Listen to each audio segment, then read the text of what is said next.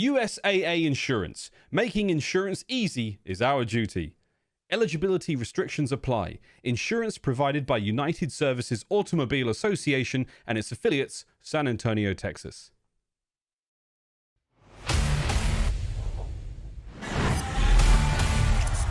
The major is around the corner. Here it comes. The Giants, the Titans. The best player in the world. It is going to be one hell of a tournament. This was just absolutely insane. This is the COD League. One of the craziest sequences I've ever seen in my life. Looking unbeatable. Oh my God! What is this? They're flawless. I can't wait. This is going to be a blast. The honeymoon period is over. They continue on. This is just disgusting.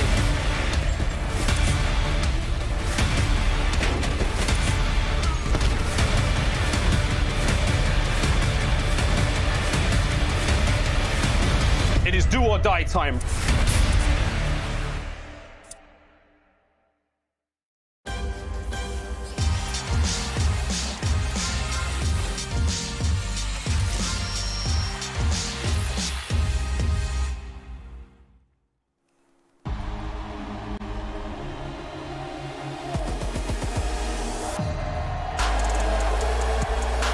The final day of the final major is here. The house is packed and the excitement in the arena is tangible.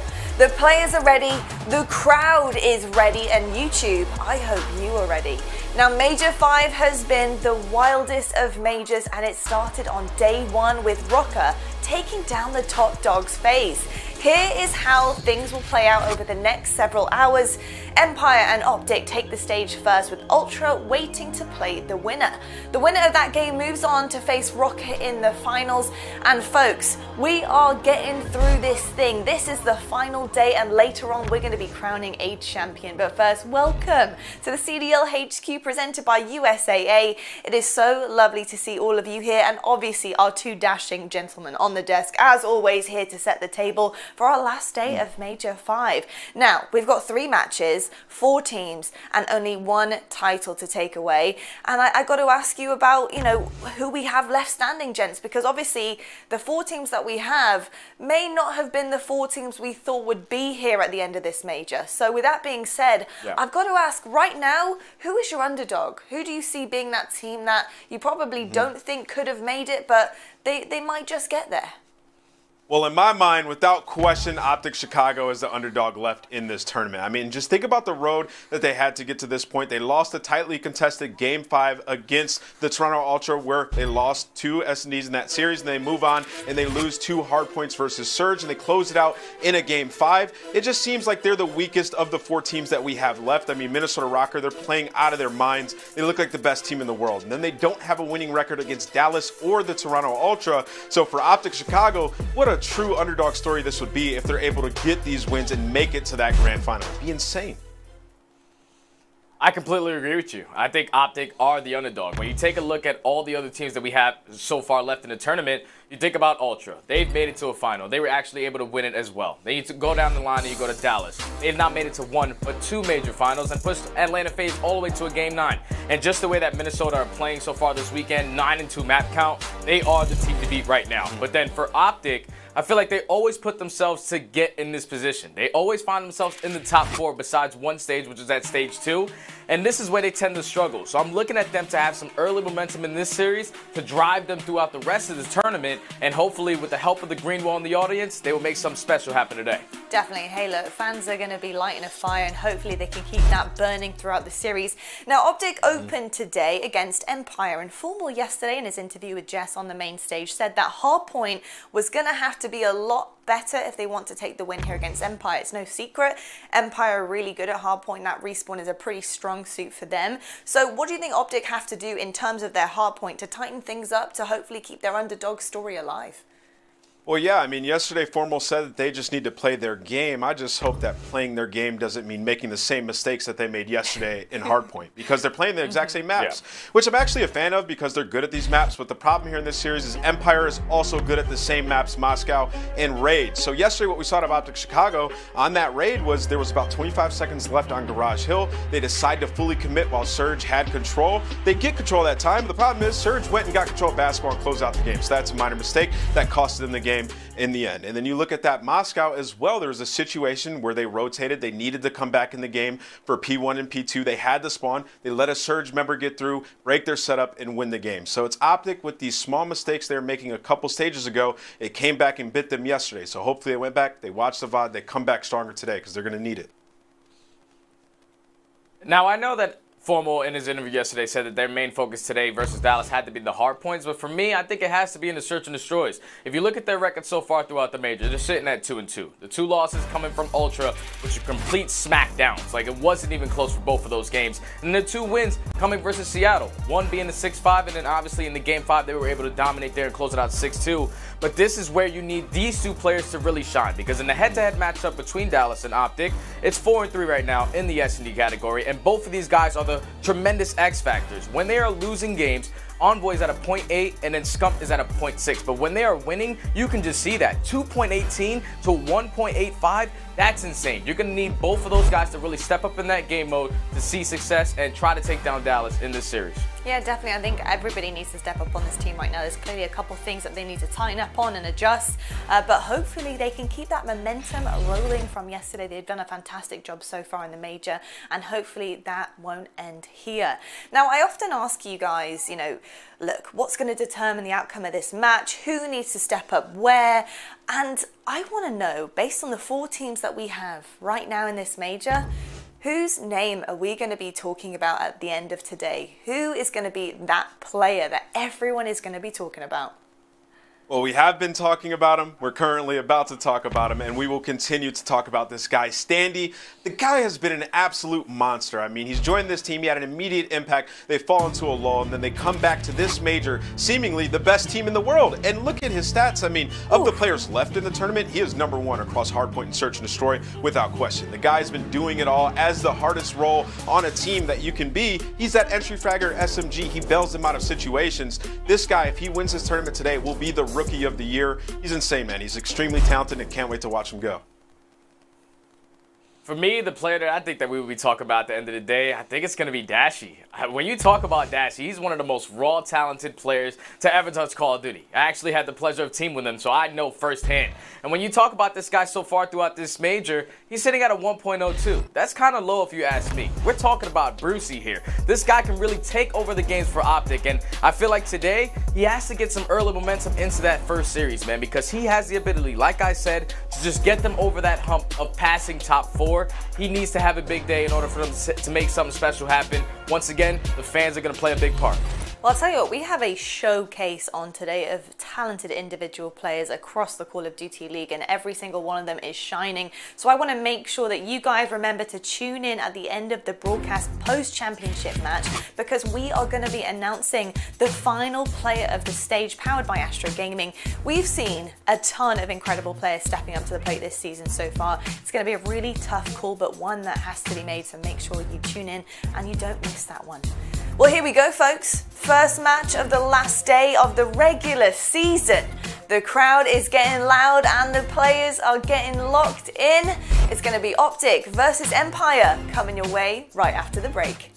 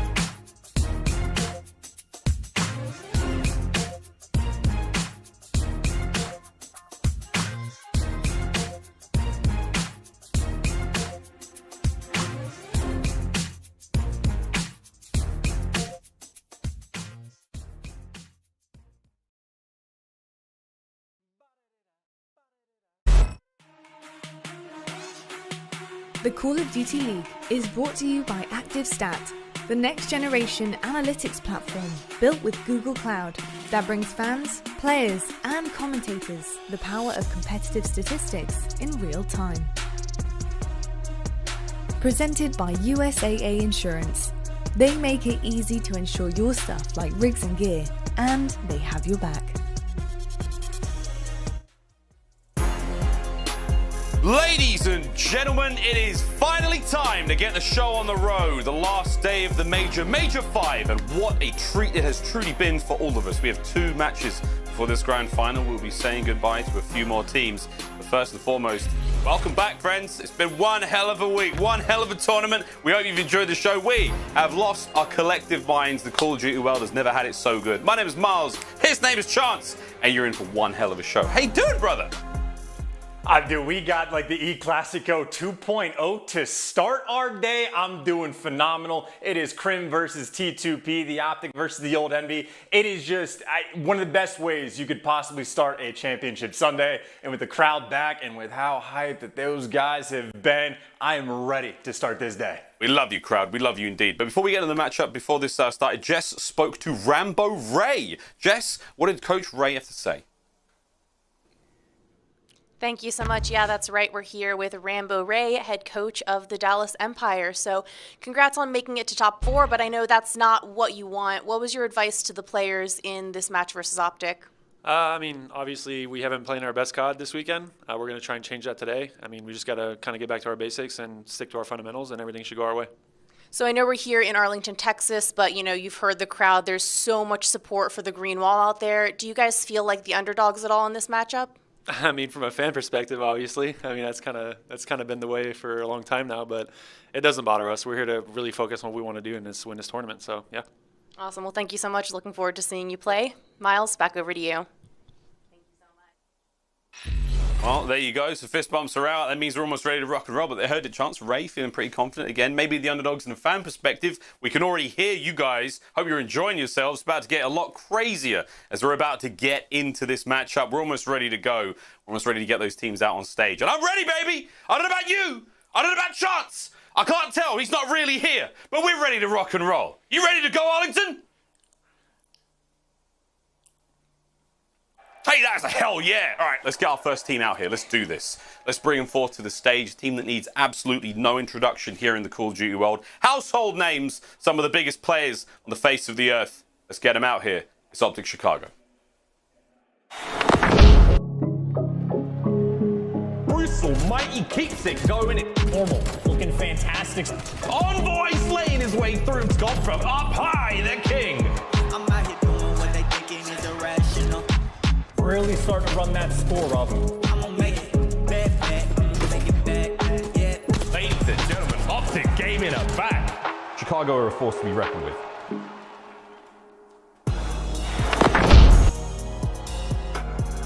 Optic have made one hell of a dent in this tournament, making the run so far, and now coming onto the stage, 4 players with a lot of love in that crowd, looking to take the turns once more to Dallas. Scump, Dashi, Envoy, and Formal. Chance, tell me a little bit about the team and going into this matchup. I think this is just a team with like a redemption arc cooking right now. The 3 teams left in this tournament are 3 teams that at different majors have beaten Optic in those Game 5, Round 11 situations, occasionally in just heartbreaking fashion. So they have those dominoes set up one by one that they can try to just knock down and end their Stage 5 and get ready for playoffs in the best way possible. The team as good as it can be when they are on point. These guys are ferocious. We've seen the analysis from the desk prior to this, and of course talking about those X-Factor players. Dashi's been really important so far. Envoy a massive impact there as well. And T2P looking fantastic so far in the tournament, has to be said. But their opponents, they're going to be no pushovers, friends. Again, a lot of good blood, bad blood, nice rivalries. What is this? E Clasico 2.0. You know, we are building Call of Duty history one series at a time. And the stage has changed color, friends. That can only mean one thing, and that it is time to now bring out our second team. Their opponents, the hometown heroes, hailing from Dallas, the current reigning world champions, looking to find more success here in Major 5. They were so close last time. Time to meet them, the Dallas Empire. Dallas Empire have smashed the gates open. Vivid! What a brilliant three-piece! Oh, it's a shot punch! Oh no! Once again, they saved the day. Another team that has managed to find their peak at a wonderful time throughout the year has been sort of tragedy at times for Dallas, but now an opportunity to right those wrongs. And it has to be said, they may have fans in the audience, but I think there are a lot more Optic fans out there today, Chance. I mean, hey, there might be, but you have to know that guys like this, Crimsix, can feed off of that energy and really use it to make them the best they can be. This is a team that kicked off their year, got second place at the first major, got hit with a ton of turbulence throughout the middle portion, but hey, they finally found that roster that they are going to stick with. They got second place at the last major. These guys have been on point, but second place is not good enough for your reigning champs until they get that victory and reclaim their spot at the top of the throne. Well, they're not going to rest until that day comes, and well, today might very well be that day, Miles. Championship Sunday, and it is a bunch of champions on this team, and Vivid, the new guy. Well, hell, if that's the fourth on your team, that is a happy team indeed, but so much Call of Duty they got to play. A lot of Call of Duty to play indeed, mate, and again, for all 8 players on the stage there, this is it. This is what they live for, Championship Sunday, but they're not out of the woods just yet. A couple of big old roadblocks in the way before they can make it to that grand final, and we're pretty pumped and ready to get into this one. Chance, I mean, as far as the tournament's gone, I mean, Optic have looked great. There's been, again, another team that has peaked at the right time. How do you feel about their chances going into today? Honestly, this is, I mean, it's been a very tried and true thing throughout this Major 5 that everything has been incredibly difficult to predict, but I think the map set that they have for Optic, it's going to be a good one. These guys have been strong on point, and really, there have just been like 1 or 2 hiccups in their gameplay. If they iron those out when they're on point, they look like the best team in the world, so I think both of these guys are going to be coming out ready to play. Well, we're going to take a look now at our Game Fuel keys to victory, see exactly what these teams need to be doing to go up for the big win here in today's lower bracket matchup. Chance, give me the goods on Dallas. Well, Dallas yesterday against LA Thieves, right? We saw that Moscow hardpoint, and you had guys like Vivid going on those long rotations and being like sort of the hero to make those big plays. That is the same type of thing that I think can have a ton of success on Optic. So make sure in hardpoints they're just basically just playing their game, making the same type of plays they have in the past. Bomb site retakes are going to be incredibly important because that has been the difference maker in series against Op Chicago. If your bomb retakes are on point, you're going to have a phenomenal time in the search and destroy. So that's going to be what I'm looking out for, that their defensive strats are going to be on point. And even for the checkmate control, that is a map that Optic love to play, but if Shotzi and Vivid, the SMGs, if they can dominate that plane and run the show on the game 3, well, that swing mode will be all theirs. We'll see if they can find it. Again, Shotzi has had an incredible tournament as an individual player. Love the work he's done so far. Vivid as well. Chance to the Game Fuel keys to victory now. We'll take a look at the other side of the stage. Again, Optic has been a good tournament so far. But again, for them, what do they need to be doing to bring home the win here today? Well, in their S&D, right, we talk about how sometimes like they end up having those situations where they get the bomb down, but they get retaken. They need to have a guy like Envoy just consistently making those plays on the map and really just cause some sort of ruckus, cause confusion, because he is one of those players that when he is in the chaos, that is when Envoy is at his best. So I think they need to take him off the leash and just let this guy go to work and search and destroy. Talk about the rotations on one side for the hard points. Well, obviously, because that has been a theme for Optic. Really just 2 examples stick out of my mind. I know the guys on the desk talked about it a little bit as well, but there's just a couple moments where Optic just make the game more difficult on themselves than they need to. Have a couple safe rotations, especially on those money hills for Moscow.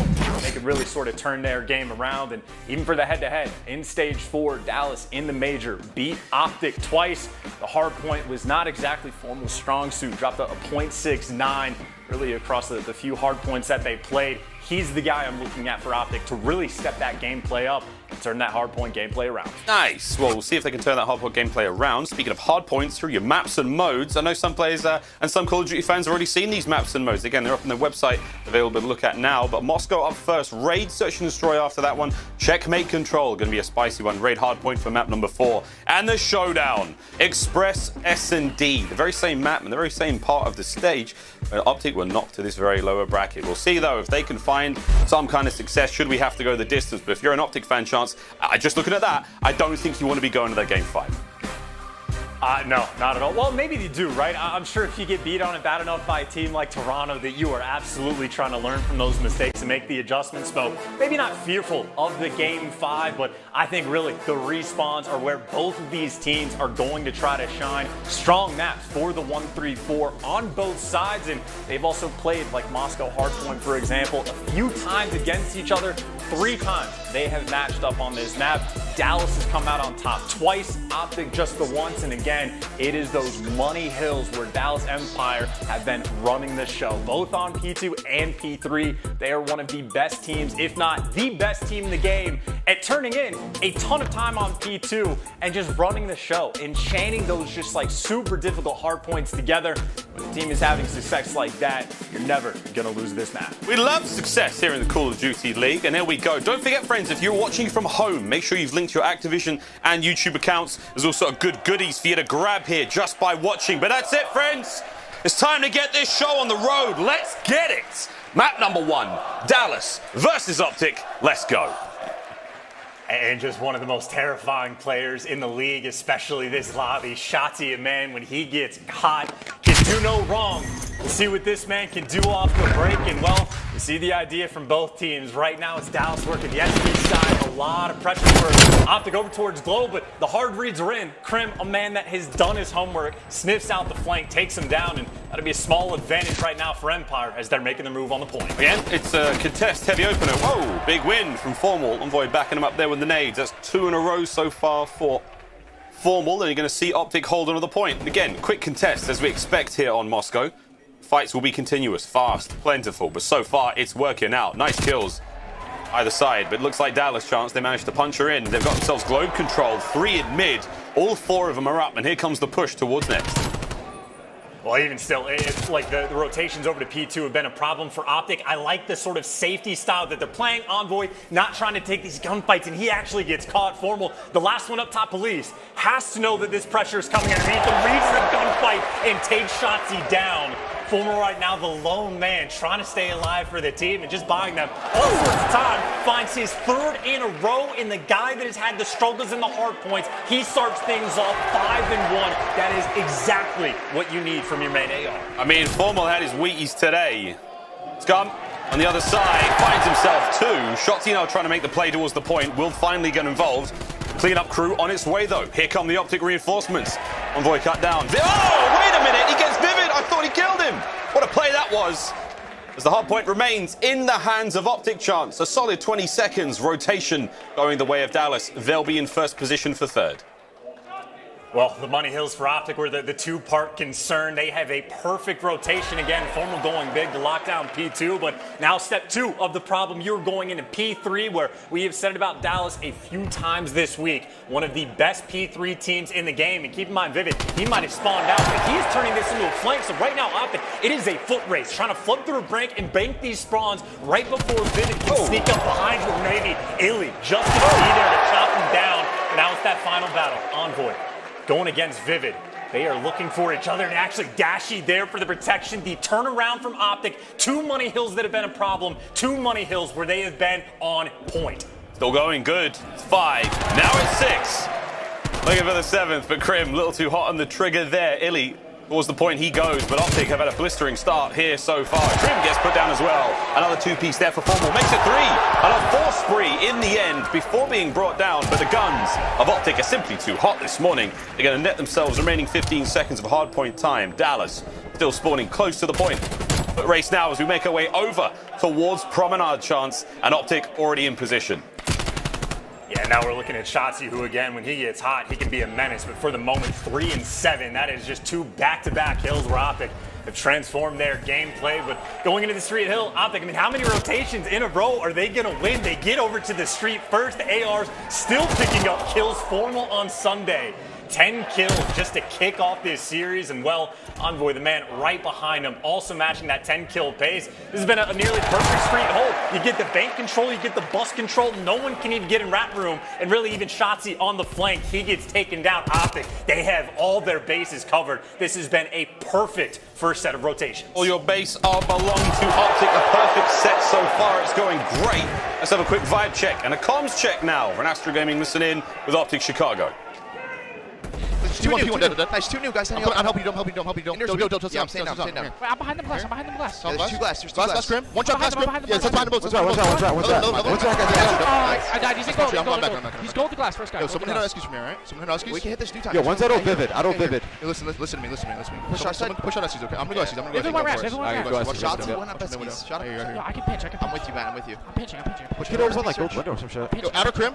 Crim, we can see. I have a kill. Crim, we can see. Another one here, shots. Back up. Someone. Yeah, back up. Outer Eskies. Outer side time. Back it up. You're chomp time. Right there. Yeah, right there, right side. Come back. Outer one pull. You're right, Rivet. One shot. Street dead. Nice. One right, Rivet. I need to left Rivet. Weak. Two side hill. Another one. Weak. Let's go. I'm gonna PT push. Yeah, get PT push. I have street now. I have push. Eskies dead. One more down. Yo, one shot time. Everyone take a deep breath. No, Eskies glass. Chill. There's two glass. We're gonna 60 the next hill. So everyone chill. Yeah, you hold front. I in front. What's that time? Yo, quarters middle, two middle. Two middle, guys. Hold your cam. I'm holding B search. Yo, one's front. I got pushing through. Yeah, he's pushing through. He's already in new Illy. It's gonna be a Chance, it is a current masterclass. Optic sounding great, looking great. Spawn still on point. Is there much to take away from that listen other than things are going great? I mean, great indeed. They just get that clean break on P2, and even the timing for some of these kills, right? Formal gets caught by Illy, but Dashy finds the kill just before Formal has to spawn, so you get the good spawn right back in police, and you get the setup you want. This is 2 money hills in a row where Formal ends up going huge. It's 2 for him in all of this P2 time. Once again, Chicago just collecting, running it up, and with 20 seconds left, Empire forced to rotate, going over towards P3, but Optic last time, it was off the back of Envoy making the big play. He was able to get this break. If that happens once again, this game may very well be done and dusted for Empire. The pressure is on. You got to turn things around right here, right now. May come down to Shotzi. Crim's got the backside of bank covered. Those players will not be making their way forward, but they're already through. Crim's down, so the defenses are starting to fall. Shotzi from the back now. I mean, he's trying to pick up the pieces, but they have been shattered right now. As Optic, once again, Scott, Dashy, kill feed, lighten up. They've got themselves the point, and this is starting to get dire. Dashy on a 7, making it 8. Full streaks now for Big Bruce, as Optic start to take over. Perfect damage, just out of control. Every single player on Optic taking their turn on some rotation, making the big plays, and it's Big Bruce in the back, finding the kills, reading the flank. Shotzi might win the gunfight, but you know the trades are actually not going to be there. Shotzi, the MVP, trying to turn things around for the team, and look at him go. Finally, maybe the opportunity to get a hot hand. 11 and 15 for the moment, but that little 3 spree, maybe a window of opportunity, but frankly, looking at that score, it does not look likely at all. Optic with a 100-point lead going into Street. They have been running the show. Yeah, they really have. Crim, though, trying to make the approach. We heard Formal in the interview yesterday say we really need to work on our hard point, and damn, they're working on their hard point. 200 leads 85 in our opening map here so far. Dallas now with the point. Dashy trying to battle his way out the back line. He's got himself 2 now in a row. Envoy joins him in the kill feed, and forward they go. Envoy with a nice cuts there from mid. Beautiful angles now from Optic. All they have to do is take care of Shotzi, and there it is. Here come the streets, and it's an open street. Dallas, nowhere to run, nowhere to hide. Here comes the cruise, and Dashy will land 2 and the 3rd. Beautiful stuff out of Optic. Just slamming it on them, just shutting them down. 20 seconds left on this hill and just a massive lead. Optic has been taking turns going on sprees. We've seen a 6 from Envoy, an 8 from Dashy, Formal kicking things off. He goes on like a 5. Everyone from Optic, the guns are hot, and Big Bruce, 25 and 15. Every single time this man spawns up, he goes on a spree. It's a 5 once again, still has the artillery, and still looking for Crimsix in this back street. Goes for the chow, can't take it down, but over towards the actual hill, it's just the contest. I mean, just look at the score. Optic in the feed. The clean 4 down is Formal find 3. And that might very well be the dagger on the game.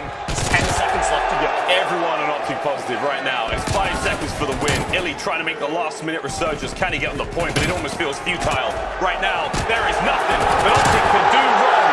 Map number 1 in the bag. And what a start that is to the competition. And welcome to the 100-point club on Championship Sunday, Dallas Empire. Optic Gaming taking them to task. It has been consistent with these two teams that Dallas Empire have been running the money hills. Literally, right from the get-go, what do we see? Formal playing it safe, going up top police, and just finding the pieces left and right. I mean, he goes on a 3 spree. Then you go to the new money hill, then it's Envoy's turn to go on a 6 spree, to break the hill. I mean, that was start to finish, damn near perfect hardpoint gameplay. And we've seen a couple series where Optic are playing like that. And this is when they dominate. And just look at those stats. Dashy could do no wrong. 4,700 damage, 27 and 16. Kid could do no wrong. No one did any wrong that map. That was a wild one. Optic starting things off with a bang. Dallas Empire, much to be desired there. They've got the opportunity to bounce back in the search and destroy, but right now, these fans don't want any of that to happen. Friends, we're going to take a very quick commercial break. Map number 1's done and dusted. When we return, we're playing search and destroy. You don't want to miss it. Plenty of action still coming here. Major 5.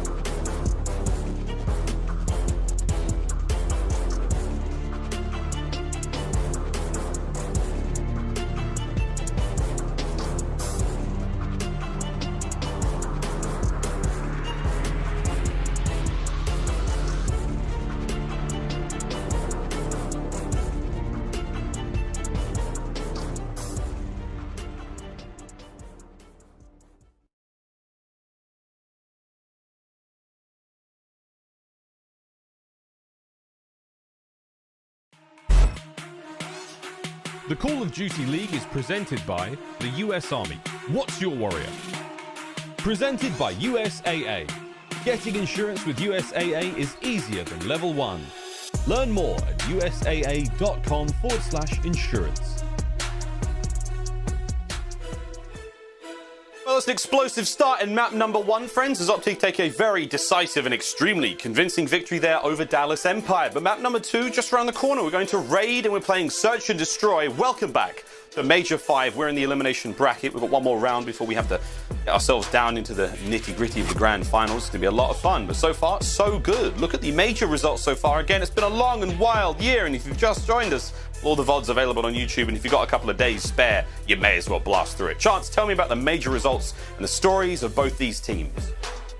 Well, for Major 4, it was Dallas Empire that knocked Optic out of the tournament and put them in 4th place. You go to Major 1, it was Dallas Empire that knocked them into losers to force them to be in the setup where they end up in 4th place. And even the Major 1, it was a Game 5, Round 11 against the Empire, where Empire obviously came out on top of it. So this is their opportunity for revenge. 2 tournaments where their problem has been Dallas, and I tell you today, at least for that first map, if you're looking for them to make up amends for their past mistakes, that was the best way they could possibly start there on Moscow. Just a phenomenal first game with genuinely perfect gameplay from all 4 players down the line. Scumpy going on streaks, Formal, all 4 players across the board putting in work. Beautiful stuff so far. We're almost ready to get into that raid, search and destroy, but very first, a quick word from our sponsors.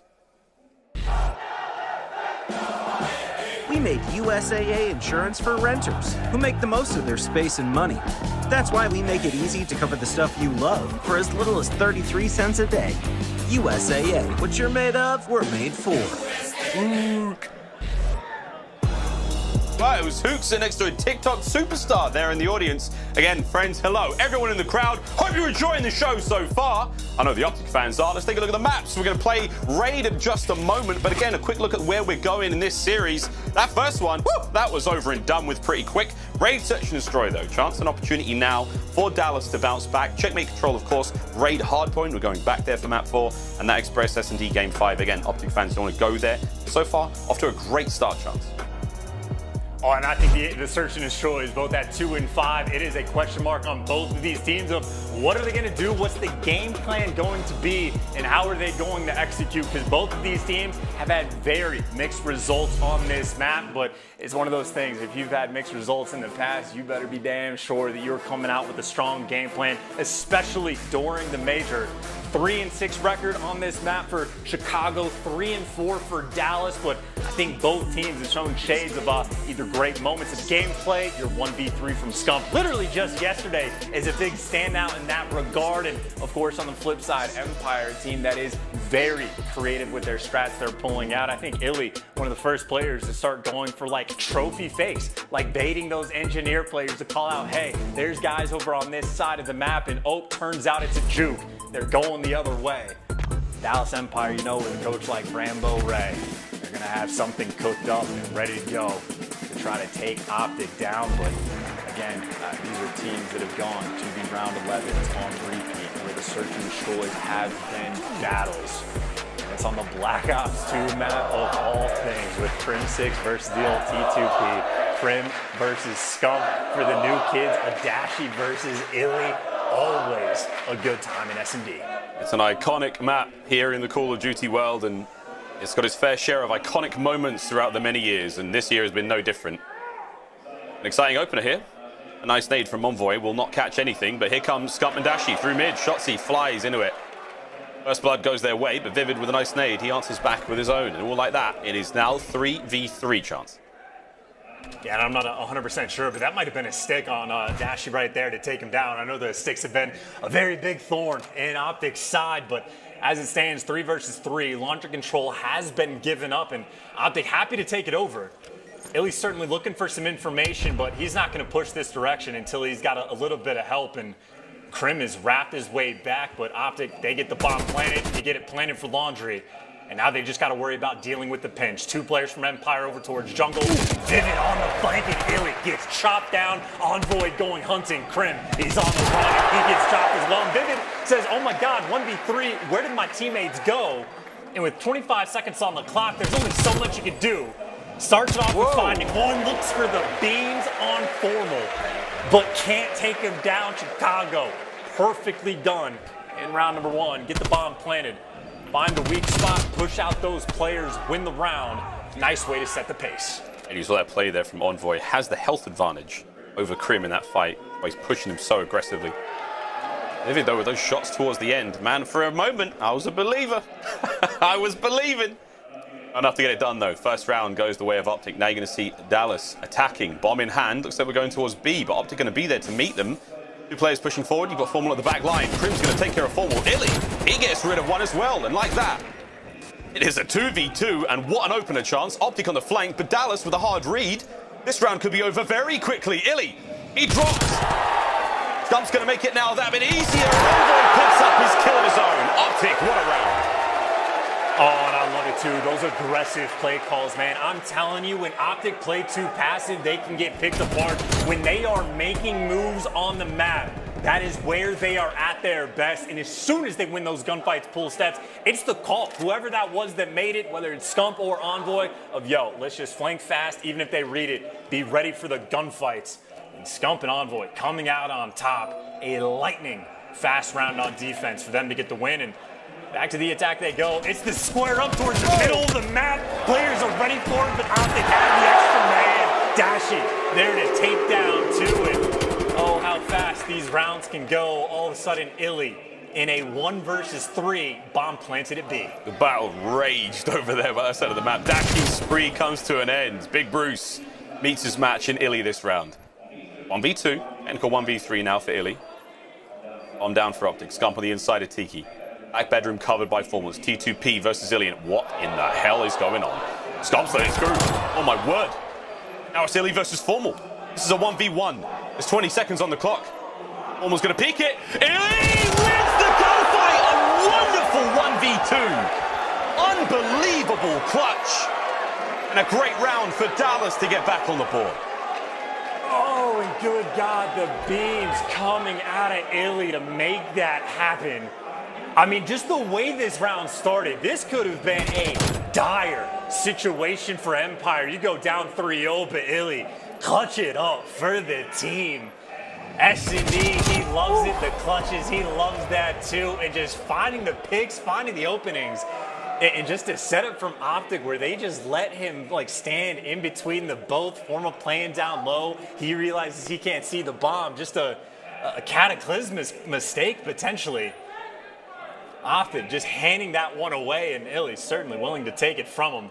Back on the attack, the Empire go, and well, Illy lead the charge. 2 players out are looking for the first bloods. He's gonna find it. And Illy should be feeling confident, and that confidence is spewed across his teammates. Krum and Shotzi win their individual fights as well, and just like that Formal, this is a very difficult 1v4 situation to be in. He is certainly pinned. Here comes the crossfire, and the man is as good as dead. Dallas, a lightning quick round of their own, and just like that, equalizer found. We're all tied up. I mean, I think that's the rule, right? If you clutch like a 1v2, 1v3, that next round, you just take the first gunfight you can. It is a guarantee you're going to win it. Illy just swinging out wide over towards driveway. Easy. First blood for him. And instead of the pace that Optic set earlier on, like they were about to be up 3-0 with dominant rounds. Now instead of the situation, you were tied up. Illy's on a 5. And the fact that they are on defense, he can play safe, play for picks, make sure you find these kills, you get score streaks on a map like Raid. You will be golden with Optic. The pressure's on, and the stick comes through before the trophy does. No more streaks for Illy. In a 3 versus 3 where, again, Optic have taken laundry control and get that bomb. And it's a situation they've been in before. The difference this time, more players for Empire working the flank. Flank is on. It's going to be Shotzi. Viv is going to lead the charge and find those openers. Now to Shotzi. In a great spot. I'm not sure if Formal has a clue. He's still playing it very carefully. We like that as well. Krum through mid. Patience pays off for Formal. Here comes the play from Shotzi. Can Formal take care of him as well? He does! It's tremendous. Now it's a 1v1. Scump versus Vivid. New school versus the old school. That bomb is down over by A. Scump looking to find that one. Less than 30 seconds now, chance remaining on the clock. Oh, and Scump didn't even go for the bomb. He's like trying to hunt this man down. Vivid, this is the type of thing you dream of before you get in the league. Going in a 1v1 against the King, and I think the 50-50 for Vivid isn't going to pay off because Scump has just now been able to get that bomb. It will be able to plant it for free, and he's planting it for Laundry's side. These are the kind of reads that Vivid's going to try to make. As soon as he figures out where the bomb is down, or maybe he's just going to spot him. I think he saw Scump's inside a ring. Saw him. Vivid now on the approach, looking for a barrel poking out. There's the opening shots. Now it's a fight. Scump repositions. There's the chow. And if you swing at the King, you better not miss. A big round from Optic and a big clutch from Scump. Oh, the instant beams. I love the play call from Scump too, right? You got the AK-74U. You are inside a ring. And that is one of Scump's homes, one of his happy places. A map that he has just been the best in the world on. Situation like that, you expect him to clutch up, and he provides. Killing the momentum, and again, the way that round started out, again, that stick on Illy to make sure he doesn't get streaks. as good of a response as Optic could possibly ask for. And Illy, well, the timing not quite there his way to try to look for that first blood again. You see Illy's making good reads, looking for the players towards the middle of the map. Question is, can you hear these players? You can hear them, but they're going for the hunt. 2 players side by side, and I think Shotzzy felt it. He's letting Illy go for the cleanup kills. 2 players are there, and he knocks them both down. Illy again. S&D Wizard, First Blood Reaper. And this is going to already be a 1 versus 4. Envoy is in. He finds the first, 3 more to go. Good luck for Envoy, the kid on the team, and he's actually playing this aggressive, but he's going to get caught and taken down. An aggressive round from Empire. Just running the show over through ring, and again, Shotzzy led that charge. Illy right behind him. No fear in their hearts, and 2 very quick kills. Taking those players down in just a back and forth game, a battle we have so far on Raid S&D. Optic Chicago back on the attack. They've certainly loved that ace site, but mixing up they're going to be. And for the moment, it looks like almost nobody's home, but Vivid is starting to wrap back. And they're also delaying the peak. It is a no-show. They've yet to make any noise. Oh, here it comes, though. Vivid very patient. Scum. Opening blood. Seemingly an easy one. Dashy, though, going to try to level this up. I'm not sure if Vivid saw him cross there. It would have been a very tight one indeed. But that, oh my God, the tension now. The angles to be found as Vivid. Slowly but surely. Meanwhile, checking in on the other side of the map. Illy winning his 1v1. It's now a 4v2. As Dashy and Formal now isolated on this side of the map. Remaining Dallas members will be able to cross now and make this that bit harder. Dashy with a 74U this round, and chance. It's going to be a hard one. Pinch now working out from Dallas. Here come the kills. And he is a player that lives for these situations, but right now Dallas again just not making any mistakes, no overcommitments on the gunfights. They just have to set up across the map, and Dashy tries to make the play, but who's there to shut him down? Of course it's Illy. Formal now left in a 1 versus 4, and this is Operation Do Not Feed Illy any sort of kill. Less than 20 seconds on the clock, and he takes down Illy, and again, making sure no scorchers come through, and he actually found the opening. Formal's out. He can get this bomb down, plant it for Laundry side. Talk about a 1v3 on the response, but Shotzzy doesn't care. Sprints across the map, knows that he can be responsible for the other fight. And this small opportunity Formal might have had, Shotzzy too quick with it. Another beautiful, dominant round from the Dallas Empire. And Shotzzy was really the insurance plan there. Like, he was back bedroom just in case, you know, Formal doesn't get killed by Krim on the other side. He's there just to make it towards A if the bomb rotation does go down. Heads up player of Dallas, fast decision making. And Illy still 10-4. Incredible individual performance. Let's watch him on the opener here and see what he can find. He's looking for the cheeks of Dashy. Nothing's going to be found just yet, and this is tense. Both teams so evenly matched here on Raid. He dodges the flash, so you don't quite have the information, but maybe throwing the stun back. Yeah, Scump just repositions, goes back to Zig. He knows there might be pressure, but Scump also, he's got to be concerned about potentially watching his own back. This bomb has worked itself towards ring, and there is 0 pressure on the ring side of the map right now from Optic, and you can see Scump, he's starting to feel some of the pressure. He might be forced to make a play, but he has 2 directions. He potentially needs to look, and Optic have not even started to wrap back. Finally, Dashy's starting to make some moves, and well, certainly with the call there, Scump's got to know the deal. He's tagged up 1 shot, but the reinforcements for Optic are through. It looks like they're going for the full wraparound, a little bit of mid-map pressure, as now that bomb, once again, being planted for Laundry side. Might be a war of attrition through the front. Here come the opening shots. Nades are in. Dashy v Krim. Envoy gets the party started over by Driveway. Formal with the jump shots. Krim's hurt. Here comes the finisher. Envoy driving forward. The tip of the spear. Formal backing him up. Big work. Shotzzy back and forth we go. But it's a 1v3 now. And Envoy looking to get his 3rd of the round. Shotzzy, the timing just a little bit off. And here come Optic. They're going to swarm him, drown him, and get the bomb defused. Another great round. And very good timing, not just on the flanks, but making sure that in the 3v1, you do not give Shotzzy a window of opportunity. Every player from Optic making sure they are coordinated well. And again, one of those moments where Optic is at their best is when Envoy is making plays, taking his time on the flank. Beautiful timing to drop Vivid. And then I think for Krim right there, he's worried about Pillars, Top Art, and Envoy as well. Finds those opening 2 kills, and again, the bounce back of a round, back and forth game we have had so far on Raid. As Optic, if I were them, in my mind, probably going back towards this A site. They have had much more success there than the one moment they went towards B, or maybe the square up towards the middle of the map. It worked once, why not try it again? This time, nobody's home, as Dallas love to stack up this laundry side of the map. Great information there from Scum. Saw two players, knows that the defenders are going to be that side. Dashi cuts down the cross. You still have options. You can still go back to A if you want. Scum does get the bomb all the way over towards that B side of the map. Oh man, he's going to cross mid, potentially. Unless Vivid catch him out. I don't think the flash landed much. That stun didn't hit. It didn't hit. Vivid pounces. Can't finish Scum. The nade may get the job done. There it is. Illy and Vivid. Huge work there to defend the B bomb site. And like that, this round is wide open. 2v3. Oh, and Krim, even on the other side of the map, finding the pick on Dashi. Empire have everything covered in the shots from Illy. From basketball, just dropping formal, but this is pretty much the moment. Actually, we don't even get to see it, but Vivid makes the play. You see Scump trying to get the information on Tiki, but the flash just does not connect. I think he might have ended up throwing it out the back door, and Vivid just times that perfectly. Stands up, plays peekaboo, finds a free 2 kills, and talk about a way to win the round. Vivid just stealing that one away. Empire now 1 round away to tie this series up.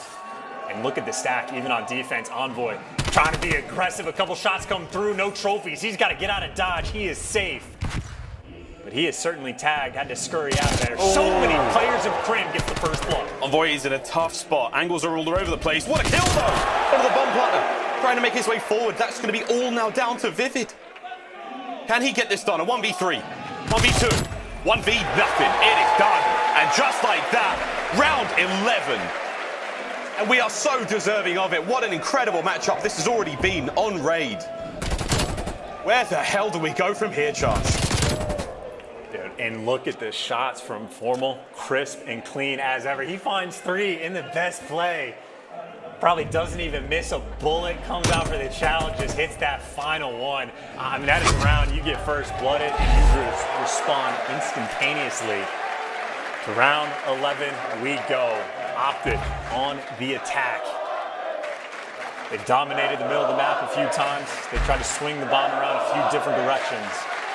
And it looks like this time it is the 4 stack towards A, Illy. The man, though, on the flip side, the only one back laundry right now defending. He's got 12 kills to his name, and he's got the information. Calling it out to his teammates. It looks like Dallas, they're wrapping back to laundry. Again, the bomb retakes. That has been the thorn in Optic's side. This is what Empire are looking to capitalize on. They're happy to give up the plant for free. They're just waiting for the moment for Empire to strike. We're already seeing so many moments now from Optic here in these exact positions. Heartbreaking task. Can they right those wrongs? Vivid with the first blood onto Envoy. An exceptional opener. They've got the flank covered as well. That's going to be Formal's job. Now the bomb's finally going down. Is it too late, though? Actually being the planter. Here comes the flank. Shotzi's on it. He cuts it wide open. Formal leaves the post for a brief moment. Now he has to deal with a few. 2v4. 2v3. Krim now getting involved. He does take down Formal. It all comes down to Scum. And the king is cut down in middle. It is regicide as Dallas. They will reign supreme here in round 11. The fuse comes through, and that is a big swing moment there.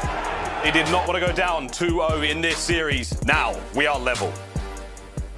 And such a simple idea from the Empire as well, right? You know about those retakes. It is like the 3-man bait and switch for the blood. And then the call after that, it is send everybody, leave the pressure over towards back laundry and go on the flanks. And well, Shotzi just gets to top art too quick. All of Optic's attention just turned the other way.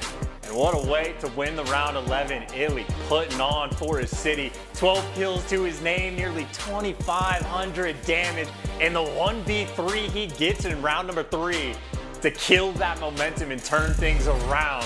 What a wonderful performance for him before that game could have gotten out of control. It got out of control a couple of times, man. That was an incredible search and destroy. Map 2 now done. We're going to take a quick look at our US Army tactical play now. Round 3, we're going to one to Illy. This is the beginning of his wild run throughout the map chance. And again, finishing double-digit kills. Huge stuff out of him all game long. And this is the type of round, especially if you're in a major, if you're losing this one, you're just going to struggle in search and destroy. I mean, 1v3, you get bombed down, Illy's on the other side of the map, and even Formal gets a couple shots in. So, like, you know where the guy is, but just catches Dashy, who I think only gets 3 kills that entire game, gets the 1v2, and then just finds some beautiful timing to get in between T2P. And again, Formal didn't exactly have Scumps back in this situation, and Scump, timing not on his side, but it was for Illy. Finds the second, and then again, it's the 50-50. Is Formal coming from up top or down low? But Formal tries from down low. Can't even see the bomb from that direction, so the Pope going big. The Pope indeed. Well, Social Soundboard powered by Astro. The Squid Pope. That says the big X factor I don't think is being talked about for the 2021 season is how loud that crowd is for Optic. They're deafening. They're bloody deafening. I need to take a break, sort my ears out, as you lot are so loud. But we'll come back in a brief moment, friends, and we're playing Checkmate. We're playing Control. We'll be right back after this.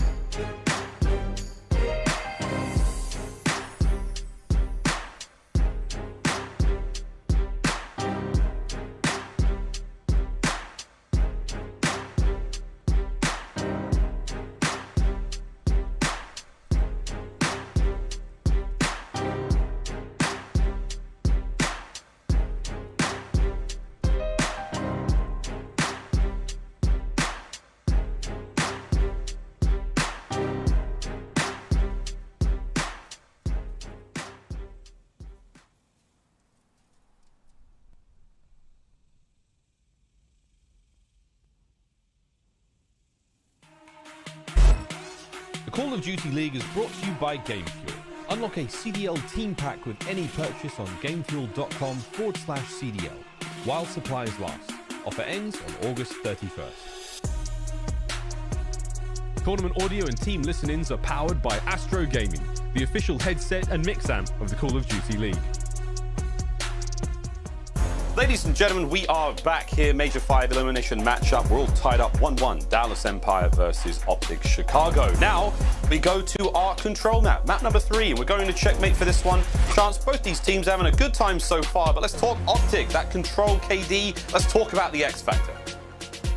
I mean, the X Factor, it's right. I mean, you can look at the stats all you want, but I think that the bigger thing that the X Factor sort of indicates, it's just those moments for Optic where they like drop the ball and just have bad performances. You would around where it is a 1v3 for Illy, where like you know where he is, you have the information, and you can just do the simple things, just stack up in bedroom and find the kills, but just moments where they end up dropping the ball. And on the flip side, again, your X Factor, maybe Vivid a little bit more inconsistent. He can either be dominant or maybe not ever present, but honestly, even when that kid's KD isn't on point, he is still just like a force on the map. One of like the most engagements any player has in the league. This is a guy that pushes pace like literally no other. So Vivid is an absolute unit on the map, and if we're going to checkmate, that is where Empire have had success on checkmate control against Optic. It's when guys like Shotzi and when guys like Vivid are having those strong performances, because on the flip side, Dashy and Formal love this map, so you need those SMGs to be able to pressure out the ARs on the flip side, or else Optic is going to have a great time.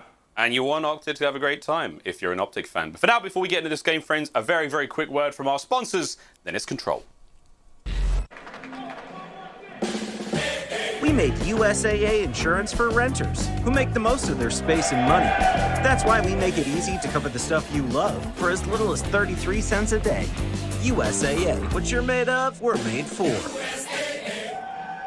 I do enjoy that jingle. It gets me going every time. Maps and Mo's now, friends. Once again, checking back in here as this saga continues. A 5-parter.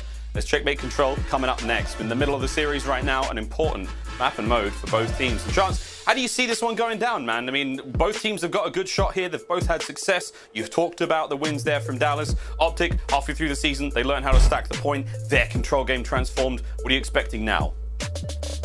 Well, I think, honestly, you could say the same things in this matchup about the Checkmate Control that you could say about the Moscow. Where for the side of Optic, great map. They love to play it. They have been strong in it all year. But Dallas has had their number. That being said, on the Moscow for game number 1, Dallas did not have their number. It was not the case in the slightest. It was a perfect game number 1 coming out of Chicago. So maybe for game 3, that is what Optic's going to be looking to replicate. But as it stands, as good as a map as this has been for them, Dallas is 2-1 against them on one of their better maps. And again, when Dallas are on point on this map, it is Shotzi especially that has been running the plane, running the show. And again, he did not have the strongest performance in game number 1, as you could expect when your team gets a 100-point club. They're looking for the bounce back out of him, and even for Illy, maybe Formal and Dashy loved the map for him to go toe-to-toe because he was lights out in game number 2. Here we go. Map 3, Checkmate Control. Let's see how we fare into this one for Dallas Empire. Optic Chicago looking to take the lead here in this elimination matchup. Again, it is a best of 5, and the loser will be going home. The winner advances further into that lower bracket final where they will play Toronto Ultra. More of that later today. Coverage continues all day here on the Call of Duty League YouTube channel. Here we go, Chance. Straight into the plate.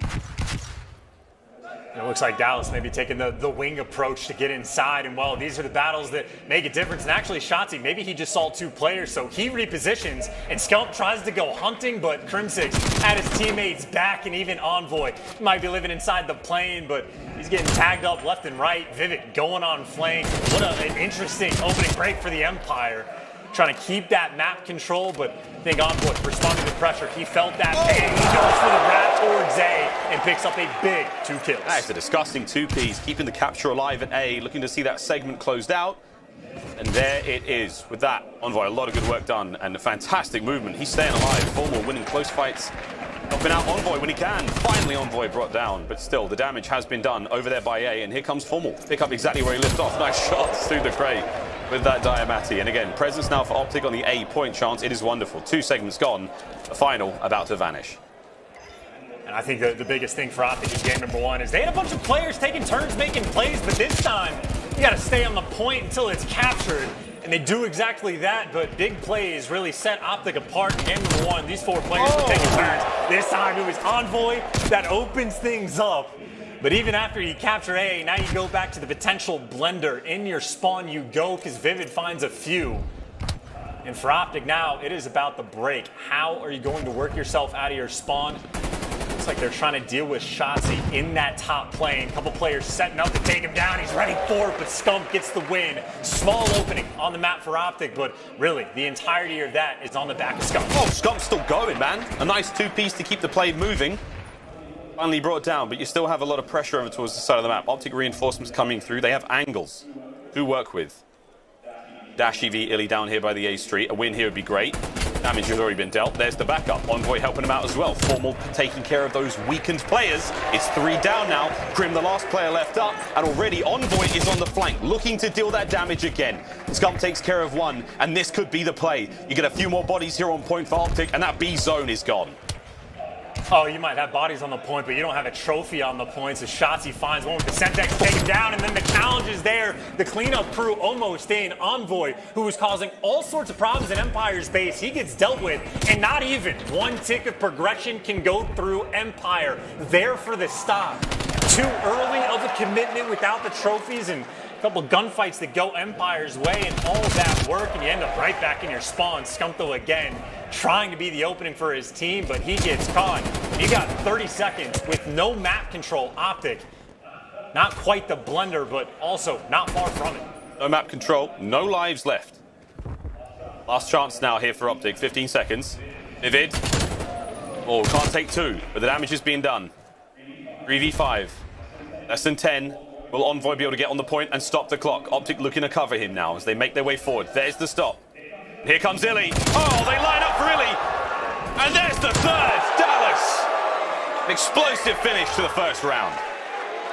And very solid work on defense. I think maybe an idea from Optic, they just had to wait for Envoy, maybe a little bit more on the flank, but instead of taking an early gunfight, a couple players lose that, then the pressure you have from Envoy on the top side of the map ends up not paying out, and even for the trophies that you didn't actually have on B. If you're trying to win offense on checkmate, there is a lot of little things that, one, you need to do right, and then two, you need to have go right for you. Doesn't pan out for Optic as Dashy, his struggles continue. I mean, like 3 and 10, 3 and 11 in the search and destroy, and round number 1 starts off 1 and 7. This is not the man you want to have a slow start on your team. You need Dashy to find all of the kills. If he can do it. 8 and 7 on a 3 spree right now is Illy. Same for Shotzzy, also on a 3. Vivid. Oof. Cleaned up on the openers here. Dallas now trying to attack their way forward. Good tags, good coverage. Shotzzy playing his way out of a very bad situation, but he's making it work. Scump, though, seen these tricks before. 3 dead. Or Dallas now. Optic should be able to buy a little bit more map control. Oh, and this is just going to be Scump's plan, or maybe Illy just with the patience looks for it. But on the flip side, Envoy, had he not ran out of ammo, maybe would be able to find 2. But even still, Dashy able to get a couple. It is all of that just to clear out your spawn. Not a ton of pressure on the map, and even Shotzzy, he's getting tagged up, naded, taken down. He might drag Scump to the grave with him, but even still, Empire, not a ton of openings on the map. And Envoy and Scump this game so far. You talk about the SMGs being important on one side, on the flip, the same is true. I mean, Envoy's got 11, Scump's got 10, and Formal's right there with them. 3 players for Chicago on point. The Dallas, they find the first 2. They get towards A. A small opening, you take down Dashy as well. Only 2 players on point for the moment, but it might be good to get this capture. The last sort of 12 seconds of gameplay from Shotzzy and Illy has been absolutely stellar. They've managed to get themselves there under the A zone. Both segments now being captured. They're looking to get it done themselves. What a play from the 2 of them. That was sensational. Shotzzy still alive, though. Point has been captured. Time added to the clock. Dashy and Formal late, but they will get the kill at the very least. And with that, trying to regain map control. Envoy.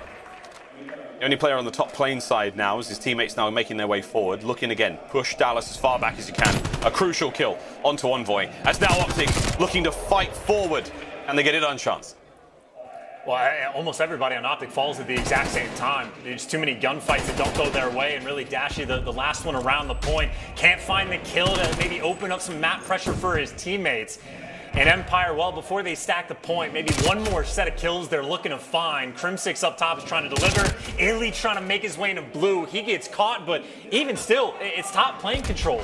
Completely in the hands of the Empire. 40 seconds for them to go, and Crim6 cannot be stopped. He takes care of T2P. Dashy, though, takes care of Crim's younglings. And with that, the fight continues. Over to B we go. Crim trying to get the capture. Brought down again by Envoy, keeping the point safe. 14-12 for Envoy. Formal wings a big one over by A Street. Once again, we're back at it. Less than 30 now on the clock. Optic just have to keep Dallas off the point. Dallas have to get themselves on there. Here comes the grab. Shots in Illy, getting closer, finding these kills. Oh, Scump wins another one. And Formal take care of Illy on the point here. As the clock continues to tick, 15 seconds. Dashy wins another. Vivid, desperately trying to keep the play alive chance. 7-7, life count, 10 seconds. Grim's going to get it. They're going to be able to get on point. Envoy, though. Landing these kills, chance it is going back and forth, and the timing could just work out.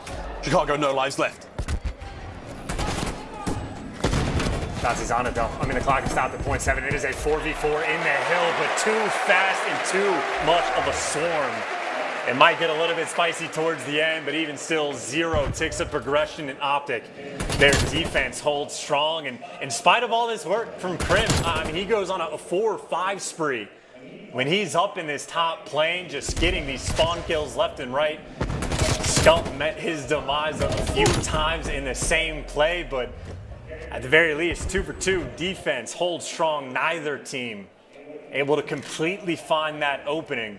Even though for both teams, there are a couple good tries, right? Optic, Envoy, getting into the opponent's space, maybe trying to open up the map a little bit. Crim putting in some work top plane, but it takes a fair bit of effort to try to get these offensive wins. And Optic, they will have their second try. Again, it's about that plane domination. That's the main thing they're looking to do, and that's the main thing, at least so far, that they've gotten. Again, Envoy and Scump have been on point all game long. They have dominated this plane control. From that top plane position, you can see how dangerous you can make things as Envoy finds his second.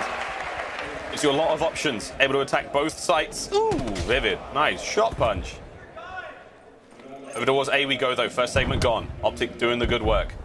It's Formal who manages to get that first segment just before being brought down. Now Vivid, we're watching him now try to eliminate the reinforcement line. Cut those supply lines out. Don't let Optic get over towards A. The only player who's actually managed to make it forward is Envoy. He's back in that plane once again, Chance. We'll see if he can find some kills and help out the boys on the front line.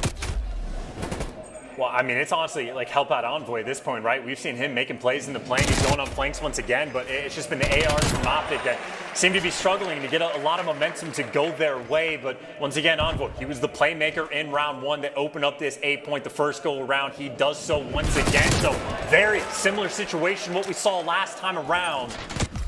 Shotzzy pouring the pressure on, and he finds the kill. Trying to stay behind enemy lines, cause a ruckus, and never let them get the point. But Optic, they got a minute and 30 seconds and a 5-life lead. The best opportunity for an offensive win we've potentially seen all game long. A lot of time, a lot of lives to work with. They're also slaying out Dallas well, so we'll see if they can keep that up. Envoy on the flank now. This is going to get dicey quickly, but it does look like Crim's aware of him at the very least. Maybe not able to find him just yet, but he knows something's up. You can see that arrow on the minimap. Number 4, looking all around the place. Envoy already his dastardly ways in the back line, causing nothing but chaos. Crim finally deals with him. An immediate trade, though. Vivid brought down as well, and with that, Scump's on the point. And that's all 4. That's going to be a foot race just to get Scump a little bit of help in the hill. You see A Street is where Empire trying to go. They're trying to get towards P2 and cut you down, and the reaction time not quite there. So Scump at least off the point. Empire, I mean, hey, you go clean 4 down and you respond with gunfight wins like that. And now Shotzzy, turns out he's in your spawn. He gets taken care of. Illy, next one on a chopping block, takes 1 down with him. And you're back to that 50-50 reset. Now it is 43 seconds Optic have to work with. But keep in mind, it is that life advantage. If you can just stop this clock, you can effectively play TDM with this type of life lead. 6 life advantage, make it 7. This is now Optic's round to lose. You called it, mate. It was the gunfights. That's what's winning Optic the map right now. 11-4. A huge life advantage. And still, they might be able to get the point captured. Crim, though, he's doing everything he can to make his way forward. And he's slaying his way as well. Scump finally puts a stop to it. Second segment of B gone. There's 1 segment remaining, and there are 3 members now of Dallas Empire left to defend. And they've just got to slow this pace down, find the picks, let them get on this point, and until then, you do not strike.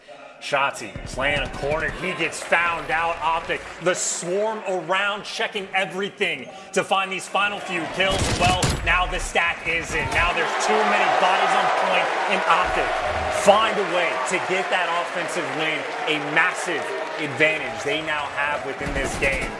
And just so much work that Envoy has been putting in on this map. I mean, what was it, 3-4 times where he's in Empire spawn taking these long routes. He opened things up for his team on the 8-point, and in spite of the fancy footwork from Crim and the clean shots, doesn't make a difference because Envoy just pumping that pace up. 23 kills to his name, and credit where credit is due, right? A slow start from Dashy in the first couple rounds. He has certainly cranked things up in that last one. Now positive, 20 kills to his name. Turned into a concentrated team effort for Optic across the board, and for Empire, well, pressure is on. You need to get this offensive win. You'd like to get it in as dominant fashion as possible. 3 players right now around A. No gunfights yet coming through. This is map point for Optic. We're taking this fight towards A very slowly. Here come the submachine guns. Led by Dashy. Envoy, clean dispatch. Take care of all the Dallas members. They clean up the trophies. And now the A zone that little bit safer. Over to B, though, we go immediately as the pendulum swings once again. Dallas continuing this aggressive run. Crim back on that left wing, finding those shots. Formal looking to counter it there from top red. Crim backs away, stays alive, still on a 3 spree. And Dallas finding the kills. Now they're about to find A. And look how far away Optic is. I was going to say you might be able to go for some of the rotations. You got Vivid and Crim6. They're just trusting their teammates. They're going to get that point for free. They're trying to get kills around the plane. And, well, Crim, he's trying to find them. He gets caught, but now this is the problem, right? What Envoy has been doing, Shotzi, now it's his turn. He's in your back spawn. He's trying to cause problems. And Scump thinking about dealing with them, but instead right now it is Dashy and Envoy worried about just Shotzi. They take care of him, get him out of your spawn. And for Optic now, you can breathe just a little bit easier. That sweet air fill the lungs, calm the nerves, and lower the heart rate. 1 minute 30. Scump now trying to find his way forward, holding down plane side. Crim's going to check that corner every day of the week, but it doesn't matter because this day, it's Scump's plane. 3 in a row now for him. Shotzi will get that trade. Back over to Dallas we go in terms of map control. Envoy with the big one. Oh my word, the snap there onto Shotzi actually forces him back. Dallas starting to hit the capture. Envoy, great position to be in. Again, under this wing, he can do everything he can, just like that, to get those defenders off it. Beautiful stuff. As Envoy almost lands it another. 1 minute left chance. Envoy, he's just so tough to take down, but now Shotzi, again, maybe not the hottest performances so far in the respawns, but an opportunity to make some big plays to open up the map. He has found quite a few on top of this plane, and he's looking for more. It is a 4 spree off of his life, and he's pushing the pace. He's hunting for these kills, finds a couple in his teammates now, able to get over towards B. He's getting all this information, and look at this. 1 tick has already come through, and Shotzi, 5 spree for him. When's the last time he's died? There's number 6. You help this man just a little bit, and Empire can find this win, but finally Shotzi dropped. Only 1 tick through, and it's back to the reset, but keep in mind, 4-life lead, 35 seconds on the clock. Scum, as his due diligence as a dutiful defender of the B zone, drains it, so now Dallas has got to get back on the point and do all that work again, and there's less than 25 now to play with. There's Scum on that 2 spree. Doesn't need to take these fights, just needs to stay alive. Life count, close enough. Right now, the clock's going to be the factor. 15 seconds to play with now. Vivid. Keeping the dream alive. Scump and Envoy getting the kills. Chicago have no lives left now. And that's a big one from Shotzi. Oh my word. The clock's starting to tick. Can they get on it? Scump's going to hold it. He gets the kill. Scump's still holding it. They've stopped it on 0. If you kill these players, the map's over. The Scump's got to find something. Here comes Envoy to back him up. Crim, he's going to be the last player up. And Dallas say first to round 5. God, dude, frame by frame, they literally got it with no time left on the clock. And in a round like that, where you're on defense and the time is on your side, they just couldn't quite find that extra man. I mean, you almost want to see a replay of whoever that hero was that slid in. I mean, literally, frame perfect. But so it goes. It is a round 5. Empire will be on offense, and hey, maybe some heroics to find another offensive win. I mean, it took so much to make that happen. Not just that final tick, but even Shotzi in the plane goes on a 6 spree to open things up. You need wizardry to try to get these rounds on offense, and Vivid looking to provide a strong opening break so far. He finds the second win on Formal as well. You got bodies on both point. The triple stack on B from Empire. They're doing the hard point first. They're on both B and A at the same time. Dashy makes A safe, but this first segment of B's gone. Big plays from Scump, trying to keep the points safe. Vivid backs off for just a moment. Here comes Formal. Wins 1. Dashy wins the other, and you make the point safe, but 2 segments have already been deleted from B.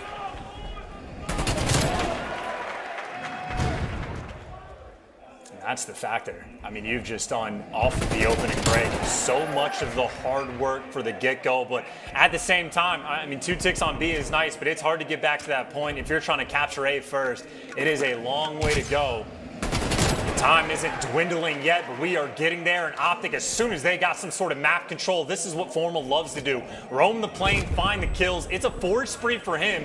You've got everything covered across the map. Dashy over by Tetris. Can't find the second, but that's just the call for Formal. Go find these cleanup kills. And Illy's still alive for just a moment, and luckily the stick does not come through. But Dallas Empire, here's the play. 3 players trying to go to A. That is where they're trying to get this clock stopped less than 20 seconds before the game is over. There's no way Lightning can strike twice for Dallas, surely. As here we go, a final push in on towards B. Less than 10 seconds on the clock. Formal, shots at range, can't get them both. Over to the point we go. Can Krim get there and contest? The answer is no. 3 seconds. Vivid from underneath. Can he stop the clock? Not this time! As Optic Chicago, they hold the line. They don't let that .00 second go. They win the control by the skin of their teeth. That near lightning in the bottle that they were able to find, but what a bounce back, man, because Empire, you talk about one of the better possible opening breaks you can have on offense on the map. I mean, you convert and get 2 ticks over towards B right from the get-go, but Optic, again, as soon as they rebounded, got that map control back, well, they never looked back. Not a dominant performance in the respawn like map number 1 was, but a map win is a map win, and even Dashi bouncing back from the slow start he had. Optic, the response is nice. The advantage in this series is what they are going to love to have, because S&D against Empire, it has been a battle. If you can get it done in the respawns, Optic's lives will be that much easier. And well, we're going to have a raid hardpoint next, going back to that Black Ops 2 map. And again, these two teams, man, have shown up today on Sunday.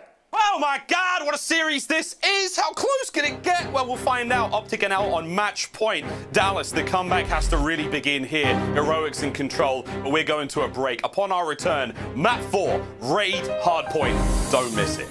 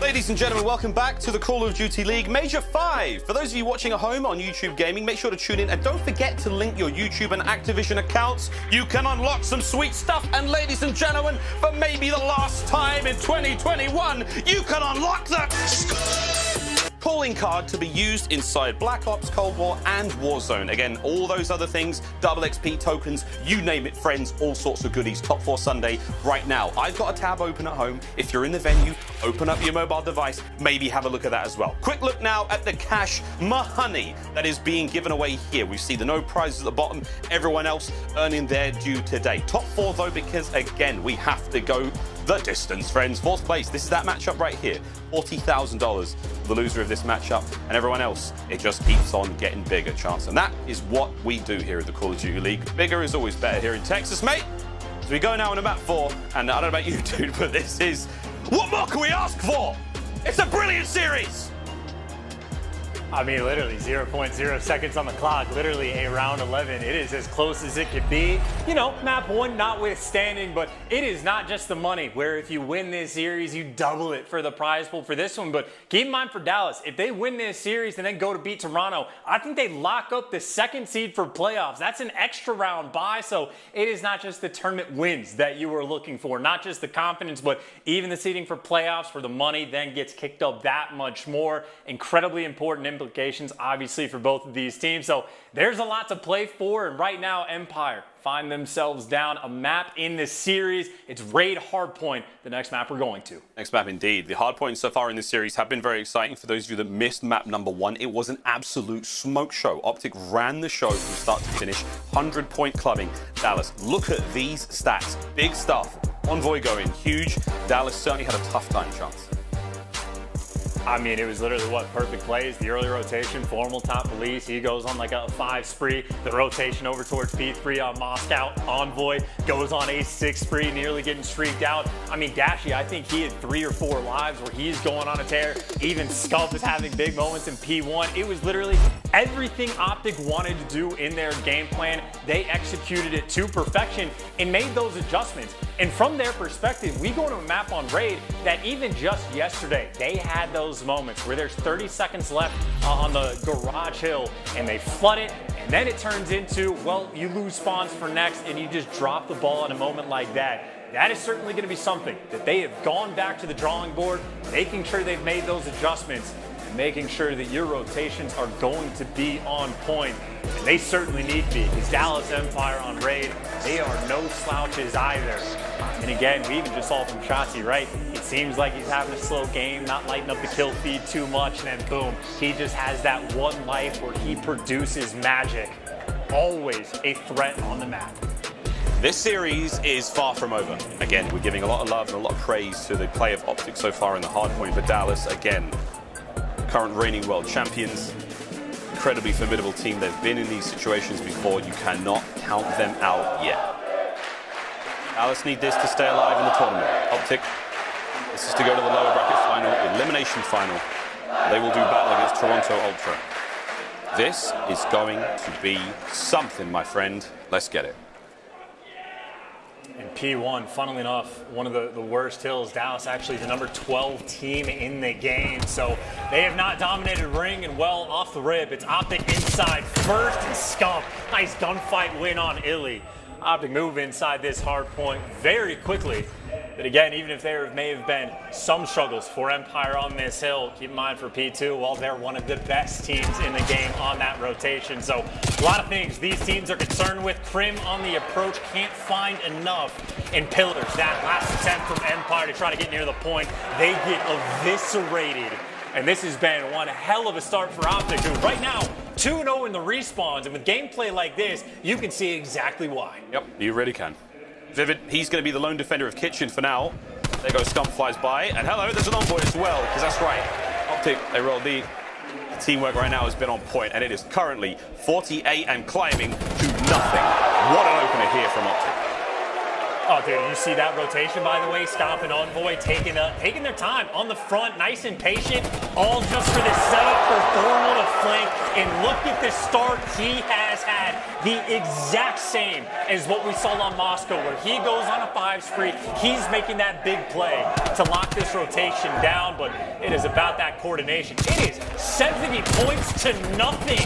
We're only halfway through the second hill. Optic, talk about setting the scene to try to open up their Sunday, but Empire finally able to get inside the hill, if but for a brief moment. It's for a brief moment. The battle's still raging. Here come the shots.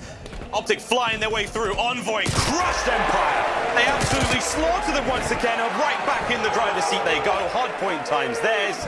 Look for the rotation now as well. This is a ridiculous opening from Optic. They are playing like machines in hardpoint. I mean, keep in mind, they put Dallas into the 100-point club, and they're trying to hold their spawns to maybe force a couple of spawns out, but instead, Empire finally, some sort of life, some semblance of control. You've got everything pushed out that you want. Vivid able to find the kill over towards Bedroom, but now Tropic, the other three coming through the arc side of the map. Crim6, good luck, because the green wall is coming. Oof. Still trying to hold it. The breaks there is good. They're in.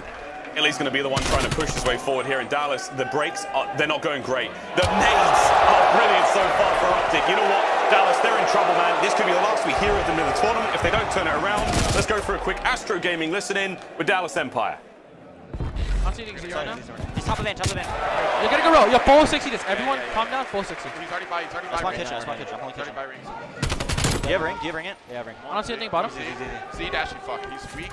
Going out. Wait a minute. I'll get the AP. Let's go. I have initial. Alright. You have initial? Flash over. Rainer, let's go. Good fucking window. Let me see. One is going down. I don't see anything. I'm looking pillars. Hold it back. I'm kitchen. They're two mid. Alright, help him kitchen now. Yo, in the back, on for her. Yo, there's 3 mid, I'm pretty sure. Take your time, Take your time. I spawn front. Kitchen on me. I'm going to back her. Yeah, nothing front. Go ahead, kitchen on me as well. Kitchen as well. Yo, play tight on hill. 2-0 behind you. 2-0. Yep. Help him hill. I need up top. Two in the left corner. Yeah, sit down. I'm stunning Reese. I need over you, Reese. He's playing slow. Shouting now. Horrible dead. I'm watching. Brandon dead. I'm one shot, Reese. Coming. I'm holding. I got a trophy for you guys. I'm going one shot, literally bullet. I'm watching L. I'm full flash. Yo, he's here. Scum. I'm one shot, Reese. I'm watching the heady. One shot. Good shit. Another guy there. Watching the heady. Right side. Sweet. Chow together if you have to. I'm taking around rank. Yeah, I'm taking around rank. Where's he? I'm trying to get money. Alright. When is it new? Outer new. Like he's front kitchen to the right. I'm waiting for you. Okay. He's front kitchen to the right still. Oh, and Z and King. Make no mistake, this game has been a problem for the Empire, but a strong hill there. And you hear the comms from Illy, right? He's reading the situation, all the pressure coming from the back, and he makes the call, play a tight setup, and everyone from Empire trusted, make the swarm. And if there's any way to turn your game around, well, they're trying to make it happen on basketball, but now it's Envoy's turn. A fourth spree on this final hill. And look at how he has been running the show. 17 kills to his name.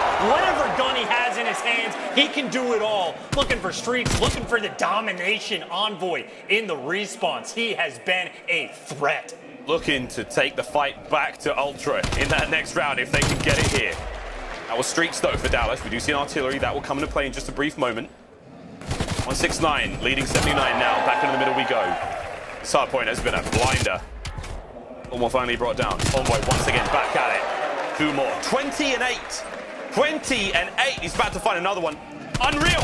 Oh, formal stolen. That's not fair. It should have been 22. Unbelievable stuff though. Still Optic. The rotation's done. And here comes Vivid with the streaks. And I like it. It's going to soften these players up. Give his boys a chance to get on there and get some time. Or only find 1 kill, and Optic still trying to keep the pressure in the hill. It's only 1 man standing. Envoy, the guy that's trying to make the big play for the team, can't do it all. And the streak usage enough for the Empire to find some sort of opening in this game. Still though on ring and still working from the backside. Empire, they need a nice section of kills and try to force Optic to turtle up, but Optic, they have no interest in turtling. They're trying to make the play. Envoy coming through pillars. The pinch is in. Trying to chop these players down. The reads are good, but everybody tags up. 1 shot. Formal is there. He picks up 2. The wipe is in. And even still, those kills just good enough to set Optic up on this rotation. 2 players they have in kitchen. You talk about being safe. You talk about being controlled on the rotos. Well, over towards P2. Optic, 80-point lead. They are set up and ready to go. Second hard point was incredibly good for Optic in the first set of rotations. Now, let's see how we go in the second.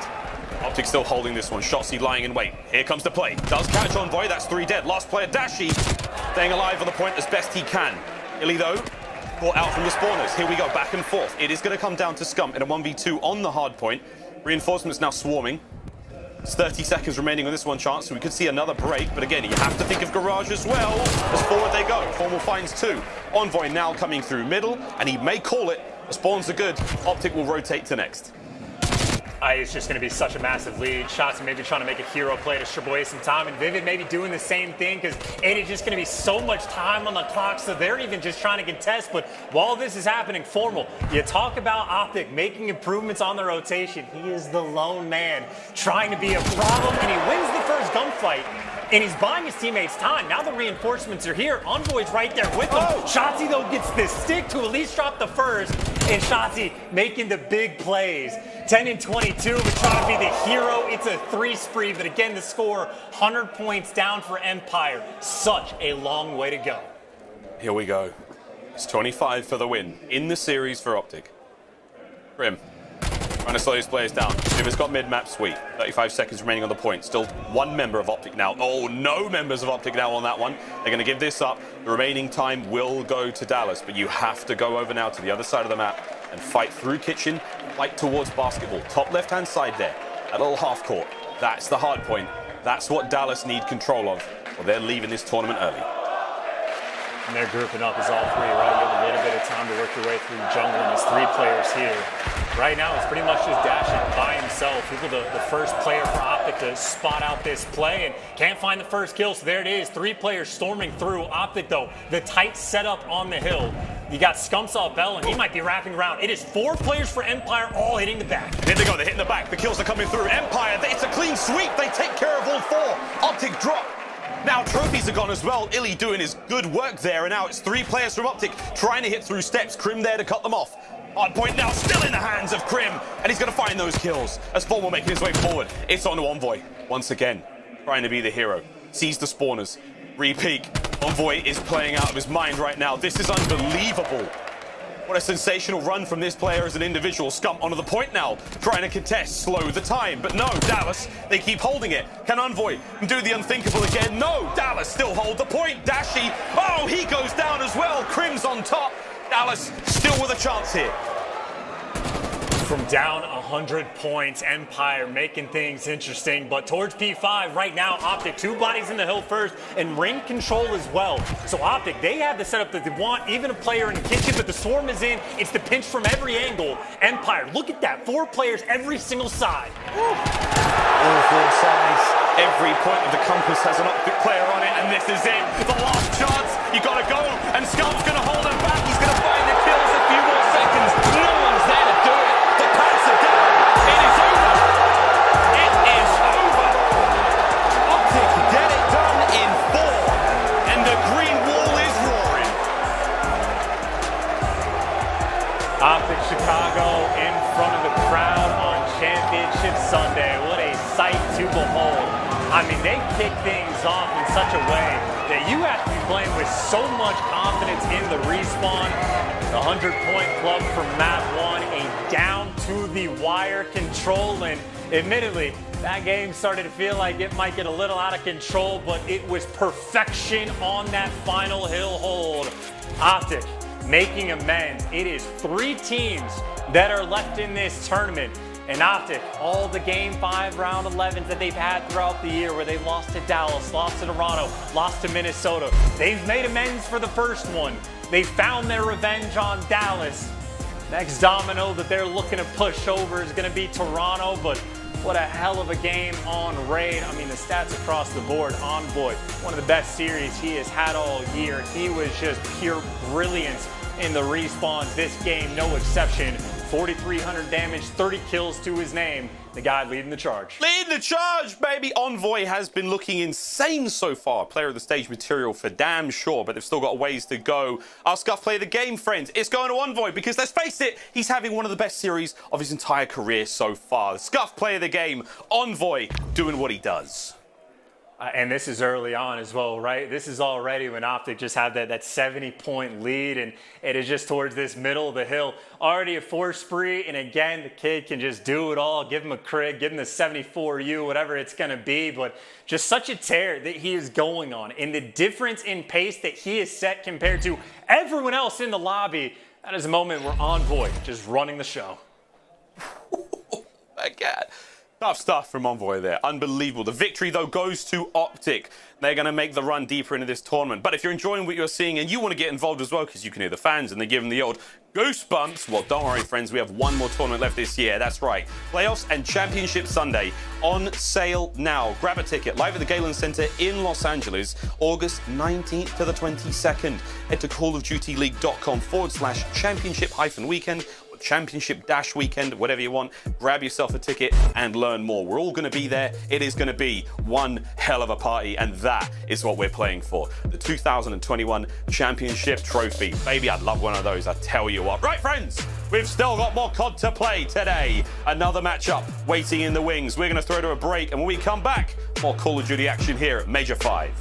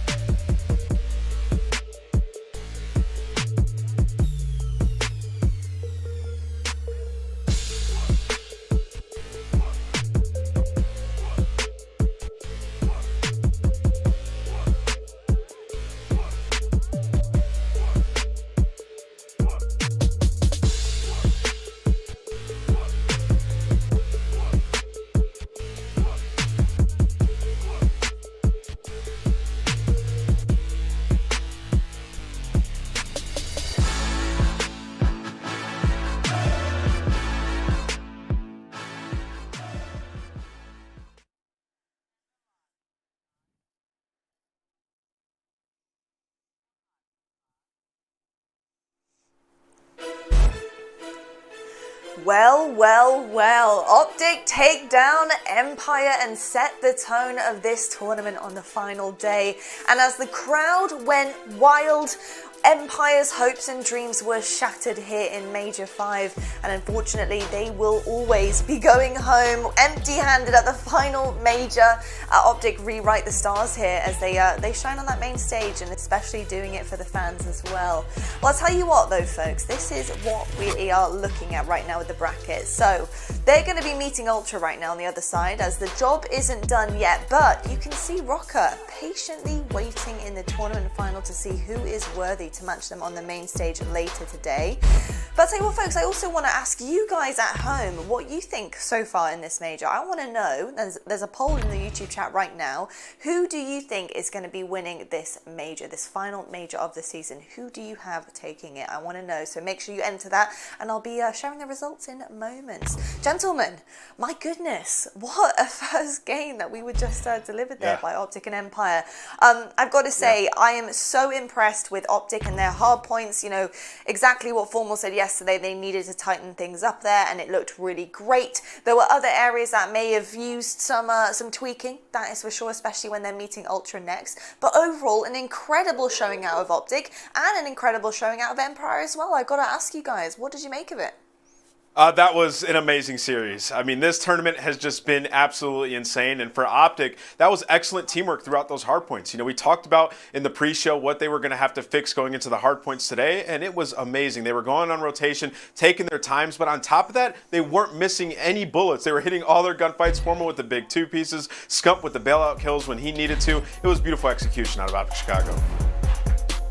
Yeah, it was a great series from both teams, man, especially from Optic and the hard points. To come out on a map like Moscow and just destroy a team like Dallas, they look really good. We heard Chance say it the entire time, especially on P3s. It's usually when Dallas see a lot of success on Moscow, but Optic had no problem breaking in. Envoy and Dashley really turned up at the beginning of that map 1. And then if you go to that map 3, 0.0 on the clock, they still get the job done. That was insane control. Yeah. Just an insane series from both teams. Congratulations to Optic. Absolutely. Now, Nameless, you know, we talked about hardpoint right at the beginning here, and you liked Optic's hardpoint right from the get-go. What did you notice?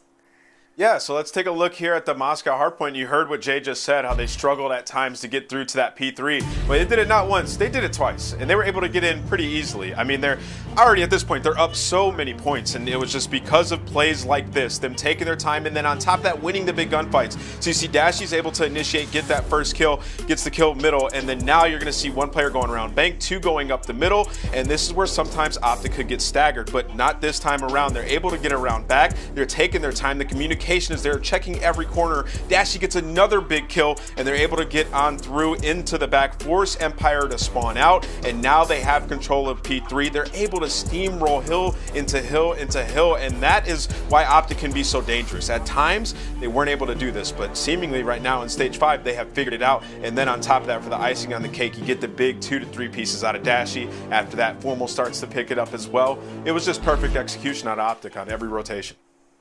Yeah, it really was, and they have picked things up for sure. They're filling in those gaps, they're filtering out those mistakes as well, and their hardpoint is looking pretty hot to trot right now.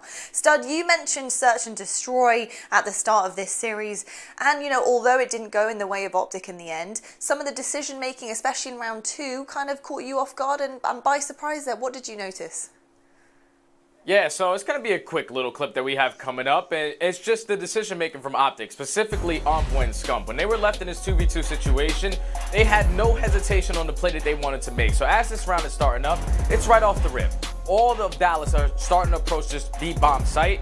Trades going back and forth. I'm pretty sure Formal gets one, or at least Dashy gets one, but eventually it turns into a 2v2. And right here, with Envoy and Scump, like I said, no hezzy. These guys just completely hit the flank and catch both of these players from Dallas Empire rotating back, and that was a good play from them. But when you go to that round 11, that was what really irked me, because Optic, they could have been able to put it away. They took control. I mean, Formal picks up all the information for players trying to go into ring.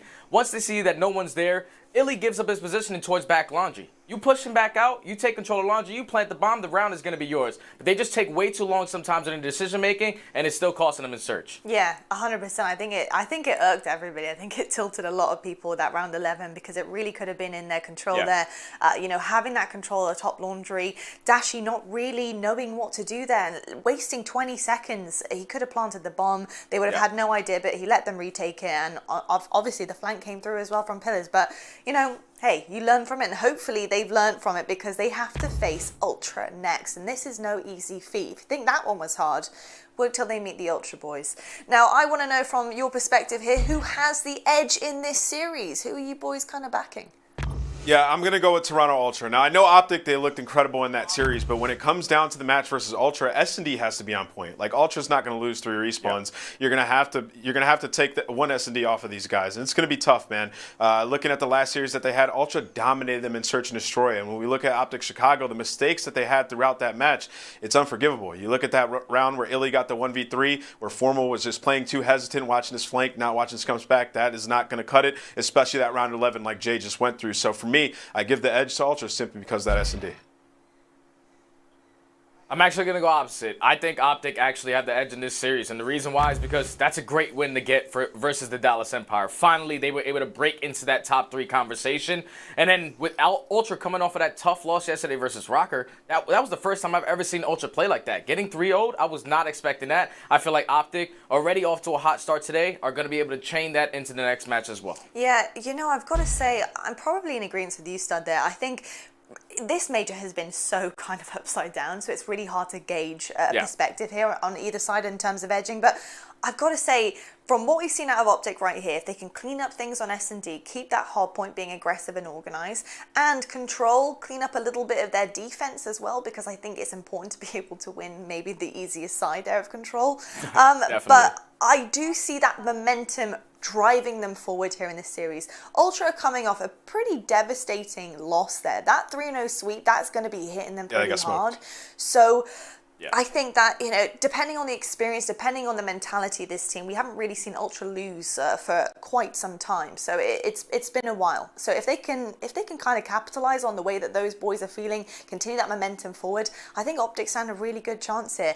I've also been told I have a little bit of time. So with that bit of extra time, I'm going to put you on the spot as usual. Boys, I want to have a pick 'em from you guys, nameless. Who is going to win this and what's the score? It's going to come down to round 11, game 5, and Ultra's going to take it at the very end. It'll be a fantastic show for all of you guys in the crowd. I know a lot of Optic fans that are looking at me like, man, Dave is such a hater. But it's just how it goes with Optic. When it comes to S&D, it's just tough for them. They're playing phenomenal. They can get it done, but Ultra has the edge. So ultimately, I choose them in the end. I'm actually going to go opposite. I think Optic are going to make something special happen today. They got all those fans in the arena just giving them that extra battery in their back to try to go make this deep run in the rest of this tournament. And I feel like they're going to be able to at least show that performance in those hard points like they did versus Dallas. They're going to be able to show up there. The biggest thing, though, for me has to be the control, because they were able to clutch up in the very ending moments on the last defense. They're going to have to try to take that versus Ultra. Bold picks, gents. I can see the timeline branching off right now. The TV is going to be in here in any second. But I tell you what, folks, we asked you guys what you thought as well. And I want to know, because I'm going to stand with whatever you guys are saying. So let's take a look right now at the poll results.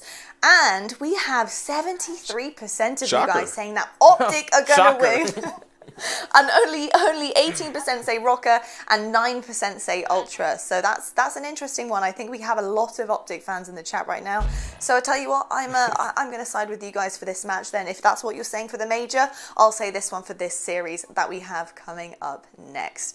And speaking of, I better throw to a break because we do have the next match ready to go. Coming up next, Miles and Chance are going to be on the mic bringing us an absolute banger. Optic, Ultra, stay tuned, folks. Get it. Anger.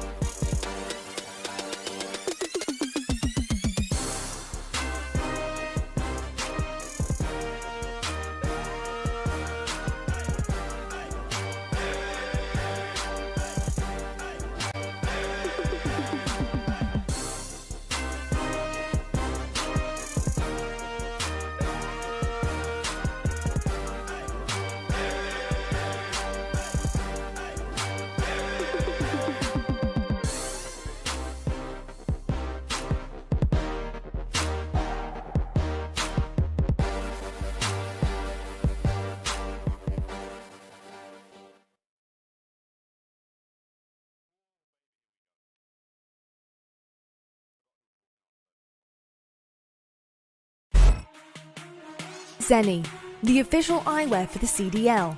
Armour your eyes with Zenni Blocks blue light protection glasses by visiting zenni.com/gaming. The Call of Duty League is brought to you by ActiveStat, the next generation analytics platform built with Google Cloud that brings fans, players, and commentators the power of competitive statistics in real time. Get insurance savings and discounts from USAA, the official insurance partner of the Call of Duty League.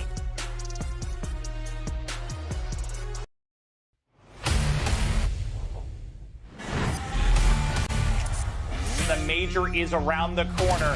Here it comes. The Giants, the Titans. The best player in the world. It is going to be one hell of a tournament. This was just absolutely insane. This is the COD League.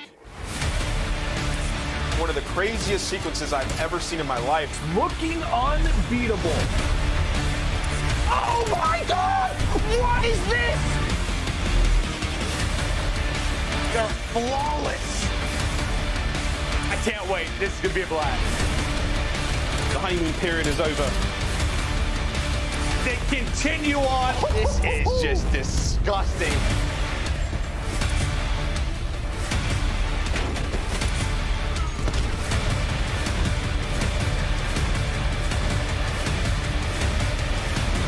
It is do or die time.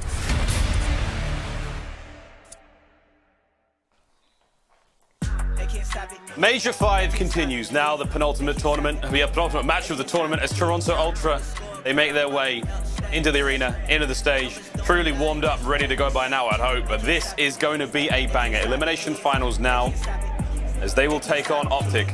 Optic with a hard-fought battle to get through Dallas Empire. They find themselves here now, and chance this is going to be a banger. We run it back from a winner's bracket matchup that they had in round 2, where Ultra sealed the deal in a 6-2 Express Game 5. But now, retribution, the opportunity for Optic to right the wrongs of that winner's matchup, or for Ultra, another shot at a grand finals, and another shot at Rocker, who sent them here on a 3-0 in that winners finals. This is going to be one hell of a contest, and as you can see, friends, Major 5 was one hell of a comp. And if you haven't caught up on it, all the VODs available on YouTube. You can catch up on those now. You can hit pause now. Here's the cool thing about YouTube. You can hit pause, don't look at social media, and you never know, you might just be able to go back, watch all those good games, and then catch up, hit play, stay off social media, and then keep watching this one out, and you're like, man, that was a crazy tournament condensed into like a day. A little bit of fast forwarding here or there. You never know. One of the beauties of working on YouTube. My name is Miles. His name is Chance. And I would definitely start with Seattle versus FaZe, by the way. I'm sorry, if there's any match that you're going to have to start to watch first, it would be there. But you're set up right. It is the revenge story for both of these teams. Toronto looking to get revenge on Minnesota, who knocked them into losers. And, well, Optic trying to get revenge on Toronto, who knocked them in losers. But from my mind, in Optic, it's twofold. The year that they've had, Game 5, Round 11s have been a thorn in their side. In Stage 1, it was Dallas that beat them in a Game 5, Round 11 that sort of messed up their Stage 1 performance. They just got revenge for that. A couple stages later, it's Toronto in Stage 3 who beat Optic in a Game 5, Round 11 to end their tournament run. So this is who Optic's trying to get revenge on. They're just trying to take them down one by one. One by one. Well, let's just get on with it, shall we? The fans are ready. We're ready. I'm sure you at home, you're ready to rock and roll as well. It's now time to welcome back onto the stage your very own Optic Chicago.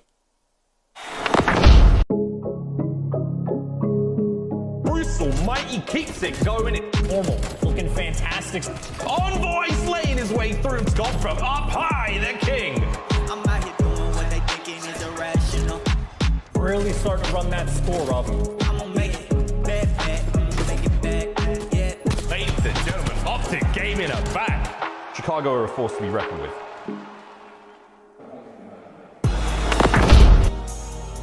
And now, your Optic Chicago! Had to do it once. Had to get it out there at least once. All right, let's get it. It's going to be one hell of a matchup, Chance. We've already seen them against Toronto so far, but look at the way they just whooped Dallas. How are we thinking about Optic? I mean, honestly, just looking at that respawns as of late, when their rotation's on point, they look unstoppable. And for what it's worth, for the series they played against Toronto the other day, it was the same story. Their respawns were still on point. It was search and destroy that was the issue against the Ultra, but also a search and destroy where the pick and ban's a little bit different this time. Optic making the adjustments, and you can just look at the intensity on their faces. They are ready for this match. It's the most intense, the most focused I think we've seen them all year long. And for everyone who watches their content online, process, and shout out to Roger and everyone on the crew works on that one. The journey this team has gone through this entire year has been that of utter heartbreak, and now they are truly peaking at a very, very important time, as this is the rematch that they've always wanted. This is the team that has knocked them out of this majors before, looking for that revenge. That team is about to walk out on the stage. Major 2 champions, looking to find another one here in the stage before we get to champs. Ladies and gentlemen, your former Kings of the North, Toronto Ultra.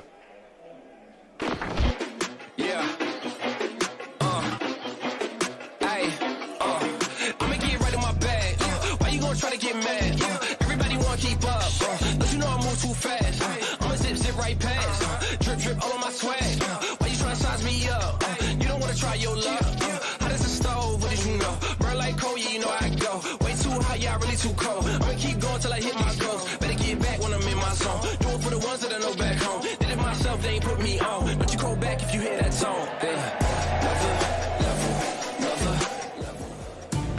It was a Game 5 thriller that got Ultra in through the winner's bracket, and they've already beaten Optic in the tournament so far. Now we welcome to the stage Toronto Ultra. What? You can't boo them. They're lovely boys. But Charles, again, a team like this may have faced their fair share of adversity. Not easy being a European Call of Duty player in a North American world, but so far, man, they've put up an incredibly consistent performance throughout the year. One of the standout teams, without a shadow of a doubt. But this, Chance, is a very, very different playing environment that Ultra are used to. I mean, at the same time, though, they're just being booed because they've had Optic's number pretty much all year long. February 24th is the last day where Optic beat Toronto, the very first time they played. And, well, one roster change gets made and everything has been different for this team since then. They won the next 3 series against Optic, and again, those search and destroys a massive reason why. But these 4 players, the only 4 outside of Atlanta FaZe that have won a tournament all year long. They're looking to reclaim that title once again at Stage 5 right before the playoffs. And that is a team, when they are on point, they are just disgustingly good. Some of the most exceptional teamwork in the league. Chance, we've touched upon it many times before, but for this, a very important series. Let's do the game for your keys to victory. Walk me through Toronto first, my friend. It should be a banger. Well, one, the fact that their respawn just haven't been great. It's not just the hard point, same thing with the control. Toronto's entire run has been off the backbone of their S&D gameplay.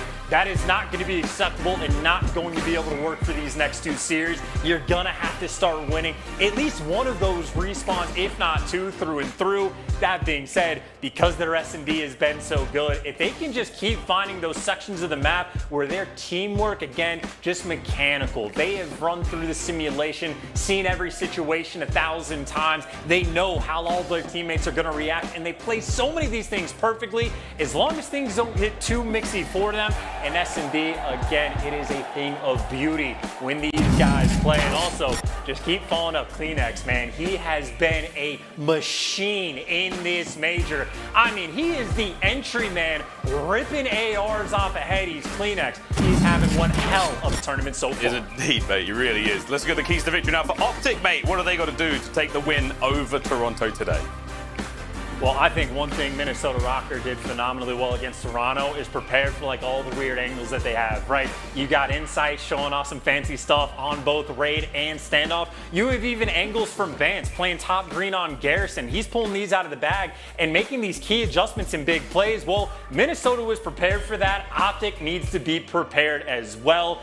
Obviously for S&D, if that has been such a strong point for the Ultra, if you lost both the S&Ds against this team just a few days ago, well, you're gonna have to change up those strats, and again, you're just trying to find the ways to knock them out of their rhythm. You never want to see Vance, for example, on Express up top maps, sitting there, Insight and Vance together. Not a fun duo to have to deal with. You've got to find ways to just not let them get set up in the situations, and well, one of the best ways to not have to deal with Express S&D at the very least, if it's not going to be picked.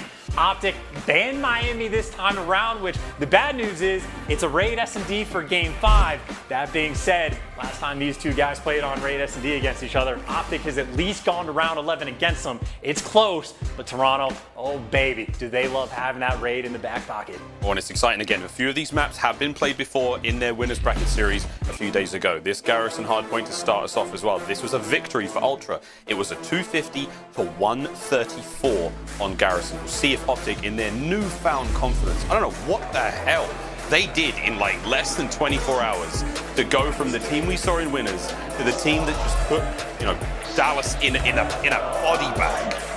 What the hell happened? We'll find out though. The only other thing to really take note of, I suppose, is that control map. Optic won that one 3-2, incredibly close in the winners game. In Miami this time, we do get treated to Moscow. And this should be a lot of fun. Moscow. Map that we will eventually see the Garrison hardpoint. Apparently to kick things off, these two guys have traded this map in the past, and keep in mind for the sort of meta strategy of the tournament, Optic obviously literally just played, you know, 15, 20-minute break, whatever it was, but they have the hot hand, Toronto. They got to get the swing of things real quick and make sure those guns get hot. But as it stands, funneling up Envoy with the Krig. We called him Mr. Do-It-All last go around, and this time the entry with the AR, he's able to find 3. Here we go. 4 now for Envoy. Oh my god. I was expecting number 5, but Dashy's going to be there to help out. Trade's now abound. Scum's going to get brought down finally, and it looks like Insight last man standing for a moment. Nays up over the top. Dashy doesn't even get hurt. So for now, Ultra, a little bit of hard point time going their way, but what exciting opener. Both teams looking hot coming into this one. Ultra may have been waiting, Chance. But they are not waiting whatsoever. Now we've got them in game. 15 seconds left here. Optic already have spawns for second. Well, this is actually a spawn out that might help them depending on what ends up happening or what Dashy does with it. And, well, he finds the first. So you're opening up this hill. Cam is completely by himself. He's taken care of. And now Toronto, to open up this P2, are just spawning so far away.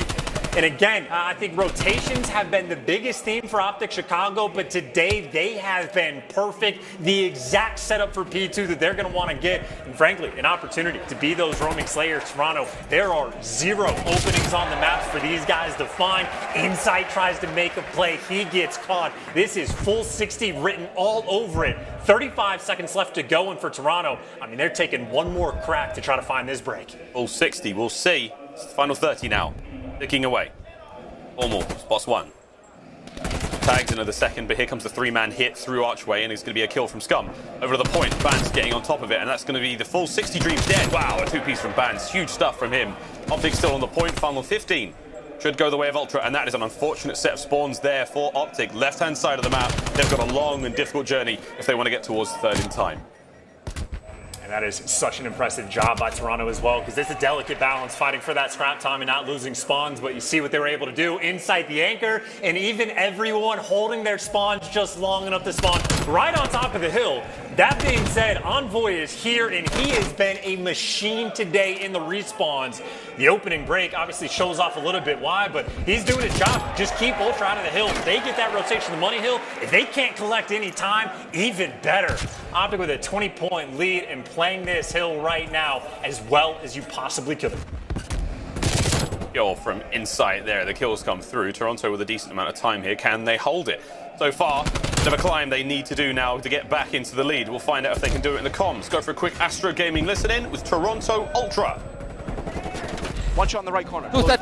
Nice, good shit. Let's go. Front. He's P1. He's cat set. Goes cat. One shot, ran away. He's ran back. One shot. Go quick. You get out. There's two. Hey, go fucking go back. Let's go. One more you, yeah? Isn't you? Hit him with an 8. Hit him with an 8.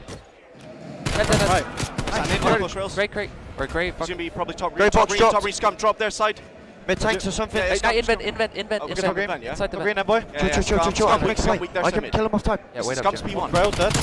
Go up. Scum P1, Scum P1. Top rails. Scum P1. On top green. I'm absolutely P1. Give me the back boost. Nice. Let's go top green. Nice.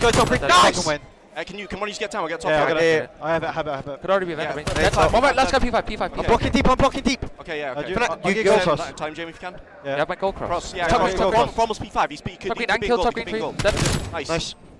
Oh my top green. Nice P5. Fury mid. What dash? Top green Envoy. He's just hold P2. Try and help us. No one mid. Thanks to me. Nice, good trade. More in time and more. Good shit.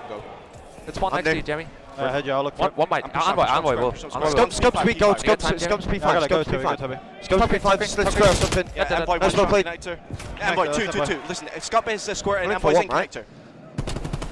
Yeah, nice. What's square? Square. Last square. It's a dash. Well, chance, not even the roar of the green wall can seem to disrupt Toronto Ultra's calm communication. I mean, this is one of the biggest questions for me, right? They have just such like an almost peaceful conversation. The occasional moments of hype when they're getting the big plays, but I'm thinking that's the online environment. If a crowd is yelling, how can they handle it? Well, so far, so good. Have a 30-point lead in this game. The comms are crisp, and so is the gameplay advance, though. Can't quite find that kill, but even still on this hill, you're trapping them in their spawn. Cammy, he's a cutoff bait. He takes down 2 with them. And right now for Optic, you're down by 30 points, which isn't the worst, especially apparently if Envoy is shooting like that. The MVP on the day right now for Chicago. The kid's putting in work, and Optic right now just trying to fight their way out of their spawn because Toronto, all of this pressure, they have constantly poured in the back, even Kleenex causing problems. And while he gets dealt with, a small stabilization for Optic is now they're looking towards that first hill. It's that team what we're talking about from Ultra. All concise attacks. Vance will be able to get at least one before being brought down by Formal there as we go back over to a fresh hard point in first. Cammy winning the big green fight there. It's going to be all him. Dashy though back over to the point. Great awareness. Out of Big Bruce. Oh, so close. Insight will win that fight, and there you go, an open hard point. And Toronto Ultra furiously fighting their way across Matt Vance with incredible footwork. That's going to be 2 kills and 30 seconds of hard point time, arguably theirs.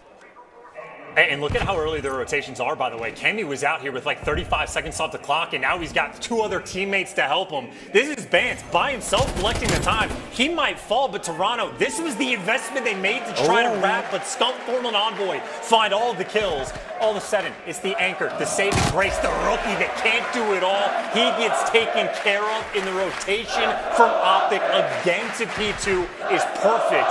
At a time like this, when they're down 35, that is exactly what they needed. How long can they hold it, though? Because, again, Ultra, a very good team at hitting those hard point breaks. Formal Envoy find their respective kills, playing this one quite deep from the defense. Kleenex forward he goes, blinded for a brief moment, and here comes the slides. Cammy, though, to help out. Oh, the snap was on, but the kill not good enough. Over now to Scump, last player alive in the point. It's been good times so far, but not enough of it, frankly, for the Optic fans, and there you go. Insight. Getting himself onto the point now, picking up some time, 30 seconds here. Optic have spawns for hardpoint number 4. Sorry, 3 on the lower right-hand side of the map. But again, I don't think you want to give up this next 25 chance.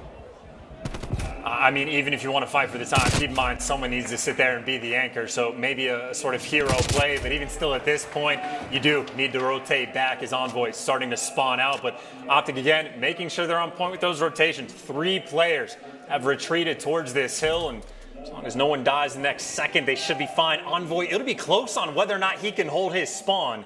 He's going to try to spawn in with the team, and he does get it in the nick of time. So 4 players for Optic on the defensive stand. Here comes the perfect setup. How many kills will Ultra be able to get? The answer is so far, nothing. Gamidashi get their kills. Beautiful hold. Scump still taking care of these players on the front line. And again, here comes a 2-man hit. Van's going to lead this one. Oh, and Envoy gets both of them. Unbelievable. Kleenex is here now to finally take care of him. But that has been a wonderful hold from Optic. Plenty of time going their way, and they still have the setup. Couple players maybe trying to go through tools, a couple opportunities, a bunch of tags, and the trades are in.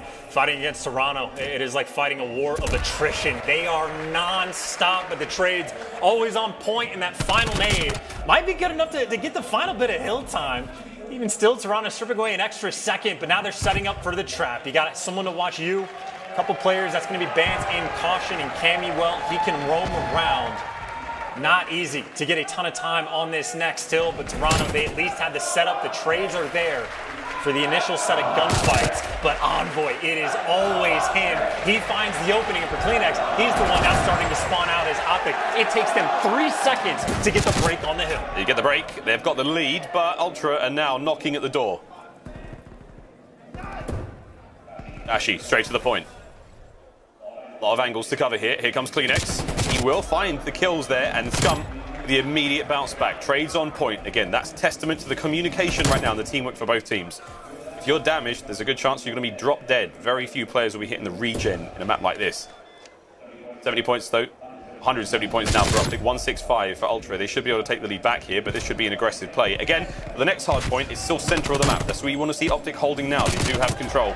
Kills keep on flowing, though, as Ultra second in the lead for now. Should see that change in a brief moment. And this is a matchup, in spite of the fact that Toronto has had the edge the entire year. When it comes to the respawns, guys like Insight and Cammy have struggled.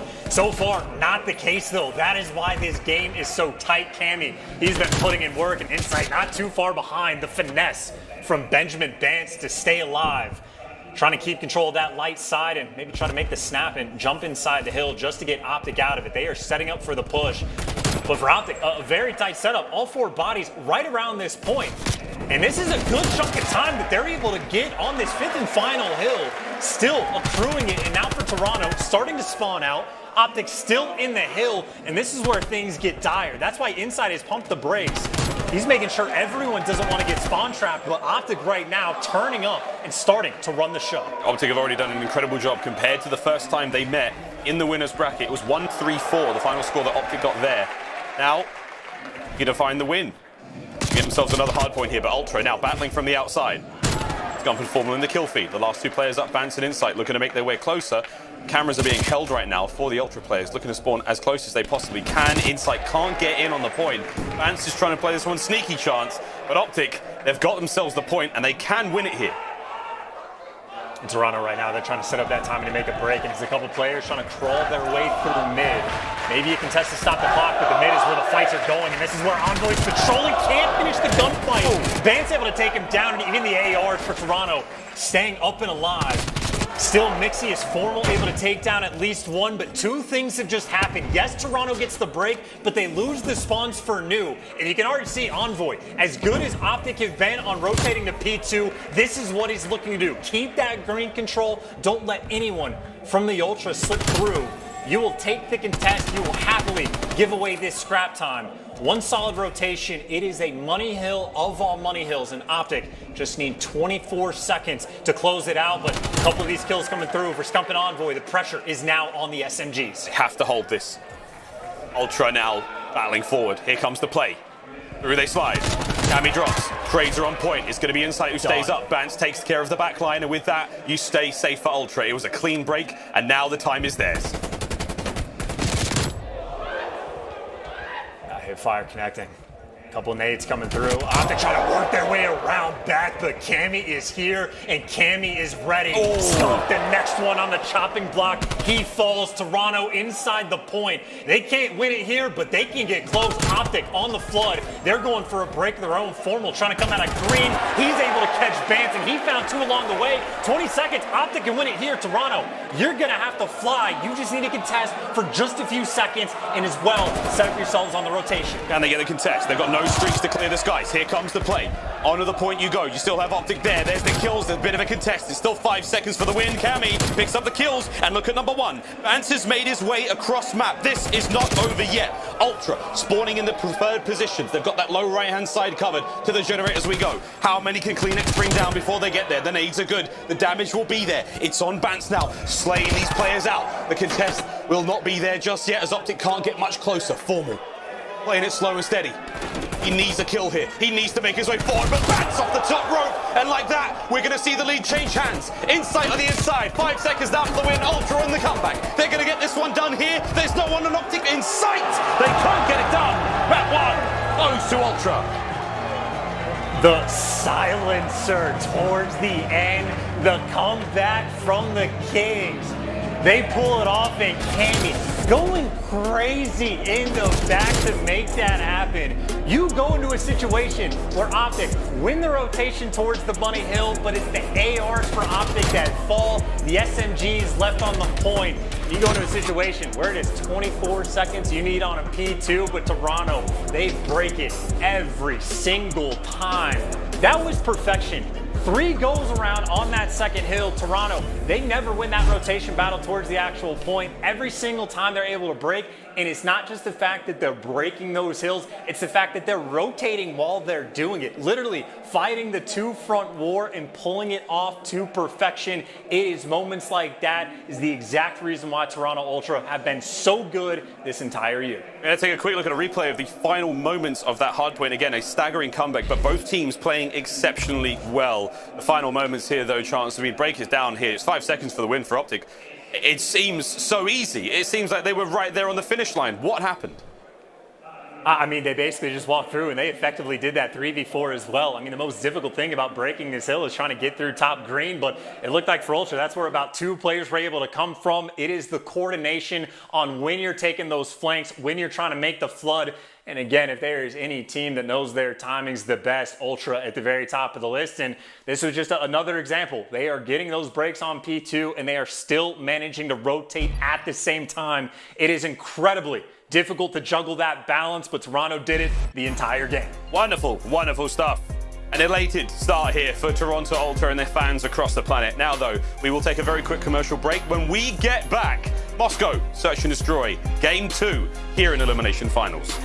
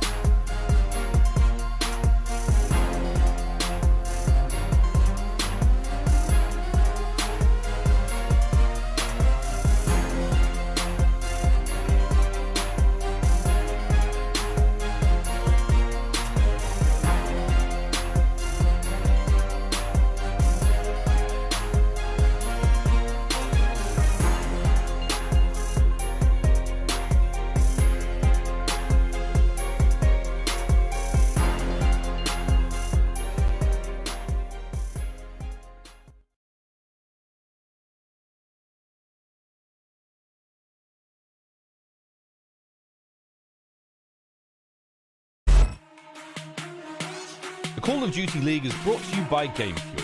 Unlock a CDL team pack with any purchase on gamefuel.com/CDL while supplies last. Offer ends on August 31st. Tournament audio and team listen-ins are powered by Astro Gaming, the official headset and mix amp of the Call of Duty League. Ladies and gentlemen, we are back here at the Call of Duty League. The Elimination Finals now underway. We're one map down, and Toronto Ultra with a spectacular comeback on Garrison to start us off. Now, though, it is Moscow Search and Destroy. It's going to be a spicy affair indeed, and May, let's talk a little bit about the Search and Destroy so far here in Major 5 Chance.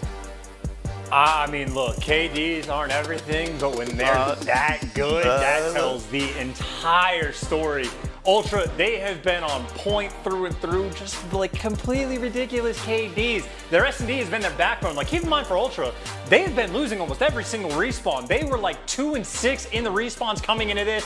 They get the game #1 out of the way. How much more comfortable these players have to be. They're Search and Destroy, the polar opposite, 4-1. Their only loss has been to the Minnesota Rocker. And that is a team that certainly has it, whatever it is, in this major. But outside of that, Ultra, near perfect. You go into Moscow, which again, a good map for both teams, certainly can be said. But thinking about the team that has the edge in Search and Destroy, they are just the rotation machines, always on point with their teamwork dance, always on point with his play calls.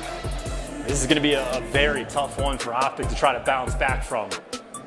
Right now, Ultra, they have just been wheeling and dealing their bread and butter game mode. Bread and butter indeed, and then feasting. The last time these two teams met in Search and Destroy, the winners, both Miami and Express, Ultra won both maps 6-2.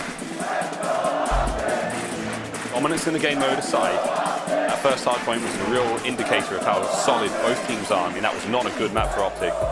This is a closely contested series, really outside of the Search. So we'll see what Optic can bring here, Chance, because this one is a must-win, has to be said. Here we go, though. Map #2. Optic versus Ultra. Let's get it.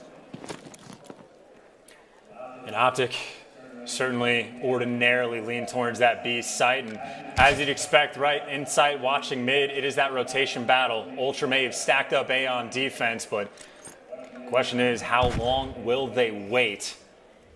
Inside, a bit of pressure on. It is risky, potentially getting caught from players mid-map. He takes the safe route, and now he's got the intel. One player spotted towards the middle of the map, and he can feel that pressure. He is the lone man towards B, but Optic, they're making the call. They're rotating to A, but straight into the trap of the Ultra. They were waiting for this. Oh, is it a trap? I don't know. It feels like a little bit the other way right now as the kills keep coming. Kleenex, the tactical retreat, but hello, Formal springs to life. Dashy finds another one. It's a 2v1. And no, my word, what a kill from Insight. 5 HP. Scump, he's scrambling to find the kill, but Insight has stayed alive. And oh my God, Insight, what a win. Ultra take round 1v3s. Bro, 1v3s and Optic. Name a better duo. There's the first, there's the second. Insight in Search and Destroy on the year has an argument to be the best in the game. Certainly a couple players in that conversation, but he delivered. He has Optic's number in this game mode in just a suffocating way to kick things off. The rookie, no fear in his heart with that clutch in Ultra. I mean, again, you talk about their S&D prowess. Even when things aren't going right, they got the bailout in the back pocket. Nice awkward gunfight to start round 2 here as Dashy not equipped for this, but that's not his job at this point in time. It's not to fight, it's more to get eyes on. Expecting the hit towards B there with a 74U out, so Ultra mid-map presence chance. Lance with that bomb, calling the shots right now, weighing up their options, making a calculated guess or attempt at either one of these bomb sites, and it looks like we're going to be. Well, you know, you can't even trust it just because it looks like that on the minimap. Even with this information, you can never be sure until it happens, but now they're inside. You'd think the full commitment will be here for Optic for the moment. It is only 2 players defending B, and I think you just saw number 4 cross. He might be crossing in front of number 5 Scump, maybe to bait the information. I don't know if he got spotted or not, but that's the idea. Oh. And there you go, Scump, he's starting to rotate. Oh. Dashy, he's starting to rotate. I think Kleenex might have just pulled the perfect bait, but Dashy, the only player for Optic that can read it. He is here, and well, the whole team for Ultra is too. They get the bomb down. 4 players around. It was a ruse.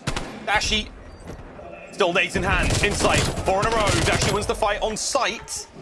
Envoy now trying to keep this one together. 2v2. 30 seconds on the bomb. Anson Insight to defend it. It's a classic spot by the bus. Envoy walks right into this one. Dashy, last player for life, wins one. Oh, Dashy! Leads them both up and gets the defuse. Bruce Almighty strikes in round 2.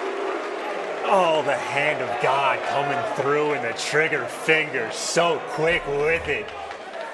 Insight the big plays in the first round. Dashy, the response for the second. Here it is. Shreds for the first, and that is pure reaction time for the second, the snapper, and the hero. Dashy putting in work, and this is a man that needs to go to work and search and destroy again. What a way to bounce back. 2 for 2 on the defensive rounds and a 3 spree for Dashy. See if they can turn things around and keep that going on this attack round. A big turnaround there. Ultra have got this set up. They want the bombs in the cheeky position. They like it. They have eyes on it. Doesn't matter. Big Bruce finds 3. What a round. Insight back over to street side. Dashy will be joining him. This on the other side, though. Slow and steady, though, in this rounders. After the excitement of that round, I think for Ultra, you just want to slow the pace down, let everyone's heart rates get back to normal. And let Dashy cool off a little bit before you start getting into those gunfights. There it is. Oh, what a win. Insight's going for the kill, though. Immediately looking to put him down. Dashy, the re-challenge. He's feeling confident. Insight, though, great awareness, but there's the teamwork once again from Optic. Patience pays off. As Envoy finds a kill as well. Can clean it too much. Oh, no, he cannot. Another good round out of Optic. And that is just so clean. Insight is not the player that you just want to one-for-one square up with. Got to find a way for the bait. Well, there's the first, and you saw what Scump was doing, right? Just poking his head out the window, get a couple pop shots, and all of that. Just to set Dashy up. And again, if there's any player you want to set up in this team for Search and Destroy, he is at the top of the list, especially when he's playing for streaks. Dashy on a 5, 6-1 for the bounce back rounds. And frankly, outside of that 1v3, or I suppose the first 2 rounds were close, but Optic, they have been on point. Even with the finesse calls that Toronto have been making on offense, I think I like the idea from Dashy, just never leave this site. Yep. Until a bomb gets planted at A, someone always needs to be over towards B. Well, that's what the B stands for, Chance. It's Bruce, right? There you go. It is his. It is all his. We're going back, though. Once again with that bomb. He's creeping. Insight with the long streak coverage. Formal, though, backing him up this time from top PD, Chance. So I think we've got a little more defense towards B this time. We're not going to leave all of it on Dashy this round. And I just see a bunch of noise potentially being made in Eskies. Toronto Ultra, again, the number of different things they do just that are incredibly difficult to play off of. Uh-oh. Well, they've taken the bomb with them. The trap is here, and Envoy's here for the kills. The trades are through. And it looks like Scump got back down. And this bomb, I was going to say, Ultra, this is the game they love to play. Make all that noise at A, bait over one player. The good news is Bruce, he stayed here the entire time. He's got the 1v1 against Insight. He wins it. That is why you stick around. And even Scump doing the same thing, sticking at his bomb site. He's feeling the pressure. He's got 2 players in front. He's ready for it, but he gets dropped. 2v2, this bomb is getting planted. Bomb's getting planted. Here comes Dashy, though. CleanX is going to try to hold him back. 2v2 retake. Almost in a bit of trouble, but here comes Dashy on the flank. Oh my word, the timing could be great here. The 74U keeps on cracking, baby. Here comes CleanX. Dashy! Dashy! 1 round! 8 in a row! Full streaks! Optic, this is a massive swing round for them. What more could you possibly want and expect from Bruce in these moments? Making the big plays time and time again. 9 kills he has in 4 rounds. What? Fully streaked out. I mean, you get 1v3'd. Is there a lack of resilience? Is there a lack of resilience after the hard point? A heartbreaking 5-point loss? Well, resilient as ever. The bounce back is strong. An 8 spree for the Dark Knight. As that sun is setting, and well, when the sun goes down, you can call in those streaks. He's got everything he wants, and now you can mix things up. You can have so many different strats once you start calling in the crews and artillery. And if I'm Cammy, this is not the man right now that you're wanting to challenge. Do your best just to stay alive. Everyone thought the scariest thing of the night were the Tiny Terrors. You forgot all about the Cape Crusader.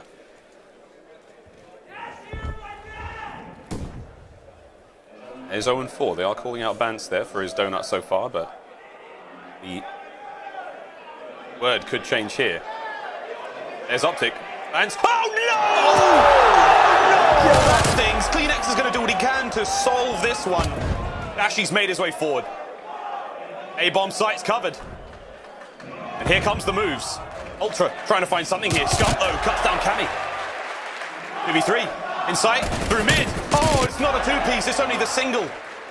It's now CleanX. There is 25 seconds remaining. He has to defend that bomb site. Can he do it alone? He can't, because Dashy, once again, too strong. 4-1 Optic. Yo, and with the Diamante, he just won that gunfight, but that is the moment where the round gets won for Optic. Bance, I mean, that is a moment where if he gets that kill on Formal, he's got 3 players to shoot in the back, and that round, it might collapse. And I mean, just look at this. I mean, S&D again, Ultra have ran the show, but now it's here.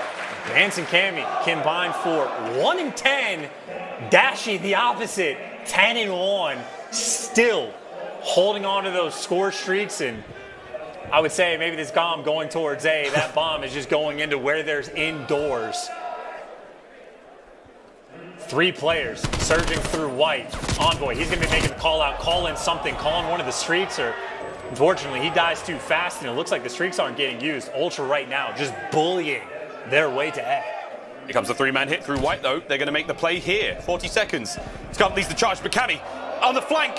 1, 2, easy reads for Cammy! What a round! Oh my word, perfect timing.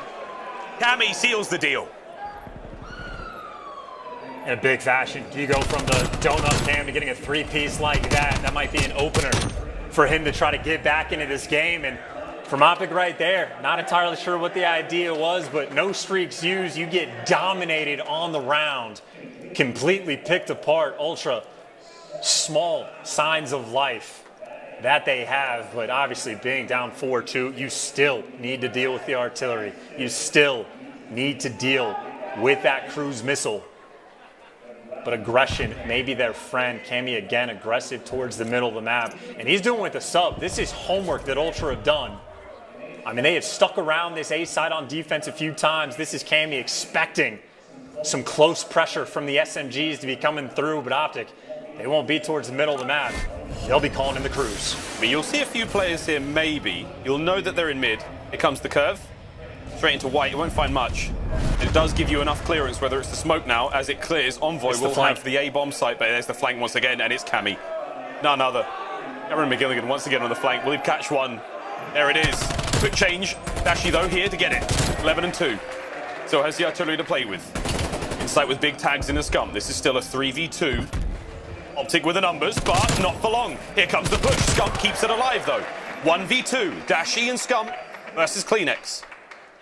What can Kleenex do, Charles? Oh, and Dashy, he just had to stay alive. He just had to stay alive, but now it's going to leave Scump in the 1 versus 1. Kleenex looking every direction, checking all the corners, but he can't win the gunfight. The King takes him down.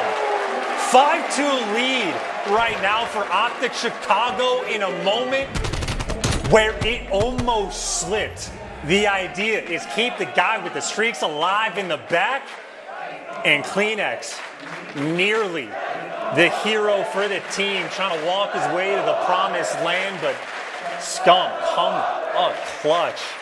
5-2 lead now for Optic. They still have the artillery. Scump certainly has the ice today. Not the first time we've seen him win a big 1v1 here in these crucial search rounds. Map point, Optic Chicago. New look now on the offense now for Toronto Ultra, slowly but surely. Maybe this time a little bit more pep in their step, trying to be more decisive, but watch out, it's formal. Not able to get the kill. Vance wins a big one. Adachi once again continues to play his absolute heart out. The guardian of the green wall still stands atop those bricks, and he's looking for a few more here, but the bomb's going down. Dashi, though. Dashi straight on the side. Oh, my word. He almost found the second, but Kleenex recovers the bomb. 2v2 now. And you have Cammy, who he has been playing with a couple of these players. He's going to be the guy looking to catch these guys on rotation. Well, there's the catch. He sees both. The nade should be good to kill Envoy. He takes care of business. And Scump, well, you are one shot stuck behind a pillar. The nades are there. Oh, wow. And Cammy, the Terminator, making sure that nothing gets away for him. Do or die moment. In Toronto, a team that has no die, no quit in them. And such big plays. And I mean, again, it can only be said so many times. This is in spite of the fact that Dashi is having a phenomenal performance. He has been doing his Sunday best to run that B site. And well, 13 and 4. You can't take anything away from him. And keep in mind, he's still, I will say it every time, still has that artillery. Plenty of time still to play with that one again for Optic. It's a lifeline that they still have to work with. Oh, wow, but there you go. Beams. Edinburgh's very own John Wick finding the shots again. Cammy's having a wonderful resurgence here in the Search and Destroy to keep Ultra's hopes alive. This Bance being extremely aggressive. Oh, my, and it pays off. The hit and run from Bance gets his second kill of the game, and a great one at that. Keep in mind, Dashi, one of the first players taken out, right? No streaks. This is a 2v4. Pressure's on. Ultra still need to make sure they take care of business. Don't let any mistakes happen. Let nothing slip through and inside. He's the guy checking the full wrap, watching over mid. Ultra patient, waiting for this bomb potentially to come back towards this A site. Well, formal Makes a bit of noise, but inside his job is not take gunfights. There you go. No, he didn't spot two. He didn't spot Scump, so Scump at least finds one. Now with 2 versus 3, Cammy is here though. Cammy's here on Outer Street. Formal trying to take him down and can't quite do it. 20 seconds on the clock. Scump getting the bomb down. Burrito, Formal finds one. Scump now to Laundry. Shots are in. He's a little hurt, but it's going to be fine for now. Less than 10 seconds on it. You have to make the play. Formal's here. Trying to provide that close range coverage. Bans to the flank. Here he goes. 1v2. On top of the bomb we go. Kleenex on the defuse. Here comes the defense. And Bans is there. The defenders, they will get it. The bomb will be defused. And Ultra are 1 round away from equalizing. And Benjamin Bance getting out of all of these engagements. 1 HP by the hair of his chinny chin chin. And look at the plays, man. He goes down to 18 HP. And Kleenex, he stuck the bomb through this entire thing. You don't win this gunfight, you might lose the game, but he comes up clutch, not just for that one, but even the pick on Envoy. This is a 5-2 comeback in Search and Destroy Ultra are working on. Keep in mind, Dashy still has that artillery. He does not have the ping for it. But Ultra, they know the game. They have been here before, and still, I can't imagine the amount of pressure Dashy has had in these situations, constantly the lone man, dealing with so many of the players on Ultra, and finally, he's just wrapping out. And honestly, if you force yourself, if he's backing down this far with a sub to call in the artillery, everyone should be safe. I don't even know where you put the pings. I mean, you have to wait for your boys to get in a position to pick up on the players who are flushed by it. So here we go. Optic should be forcing their way inside to B now. Ultra are going to have to move. They're all stacked up. Every single member of Ultra is in the front window. They're all in there now. Now they'll disperse. 25 on the clock. Optic on the retake. This is for the map. Scump, back onto the bomb site he goes. Envoy's on the defuse. Is anyone looking at it? Is anyone looking at it? Formal's got first blood. You sneaky buggers! You sneaky devils! The kills come through, and the whole time they were on the bomb. Optic, what a clinical move. What a brave, bold play, and it pays off. We are all tied up 1-1. They give up the bomb site that is indoors to use the artillery, but it was about the control. It is about forcing them in spots where you know where to look, and we have seen that play call. If it's down on B, hop it as soon as you can, and then just get the clearance. It is 3 doorways to watch. Optic had all of them covered. What a phenomenal bounce back in the Search and Destroy off the back of Dashy, man. Look at him go, and Scump not too far behind. You got Dashy dropping 14, but even just the straight up output and the clutch against Kleenex that Scump is winning. Those two going at it for the bounce back, flipping this series on its head. Superstar moments indeed there from Optic, and incredible resolve. Melons, massive melons, tremendous plums. All the melons to really make that play in the end. And a clean 4 down, unbelievable. US Army tactical play though, goes to Dashy, round 2. Whether it was any of his exceptional kills, big brain plays, Bruce had it all here on Moscow. I mean, literally just the pep in his step. This is 1 round after Insight clutches a 1v3. Envoy, nice job to make it a 2v2, but this is just pure gun skill, pure reaction time coming out of Dashy to win these gunfights. And even with the little cheeky spots, right? He's there for the trades on Insight, and just this snap with the sub and the movement as well. That is the start of the run that Dashy goes on. This turned into score streaks. How clutch he was. Social soundboard powered by Astro, and you bet we're all singing the same praise right now. Cairo saying, I love watching competitive Call of Duty. The major today has been amazing to watch. You're not wrong. Charlie's there saying, holy Dashy. And of course, Emrex from Barstool saying, Bruce. And there we go. The Search and Destroy is done. A lot of fun had there. We're all tied up 1-1. Now, a quick commercial break. Time for us all to gather our thoughts and get ready for that control. It's on Raid. It's up next.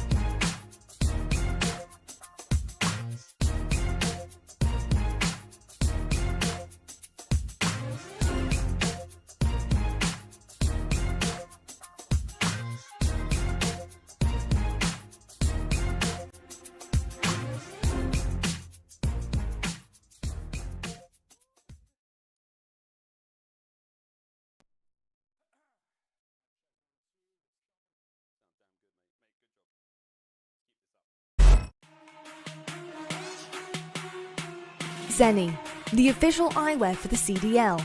Armour your eyes with Zenni Blocks blue light protection glasses by visiting zenni.com/gaming.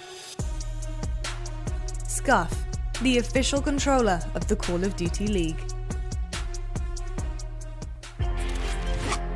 We are back, friends. Welcome back. And don't forget, if you're a fan of the Call of Duty League, there's a CDL Major 5 giveaway right now. So enter to win your choice of a CDL 2021 controller. It starts on Thursday, and the winners are picked on Monday, August 2nd. So to enter, retweet and follow at Scuff Gaming and at COD League on Twitter, tag a friend, and reply with hashtag ScuffXCDL. I'm telling you, boys and girls, I got myself one of those, and it is a treat. It is a beauty. It's an absolute beauty. Of course, I've got the League colours, because, you know, I can't have any crazy affiliations to teams, but that official Call of Duty League controller, oh, it's a thing of beauty. Whew.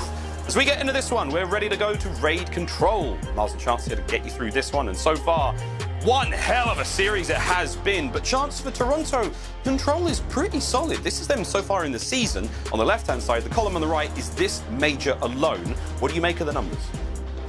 Well, I think the biggest thing in the major, I mean, they came into it basically perfect in Control, and well, they have struggled so far. Again, their respawns haven't been quite as good.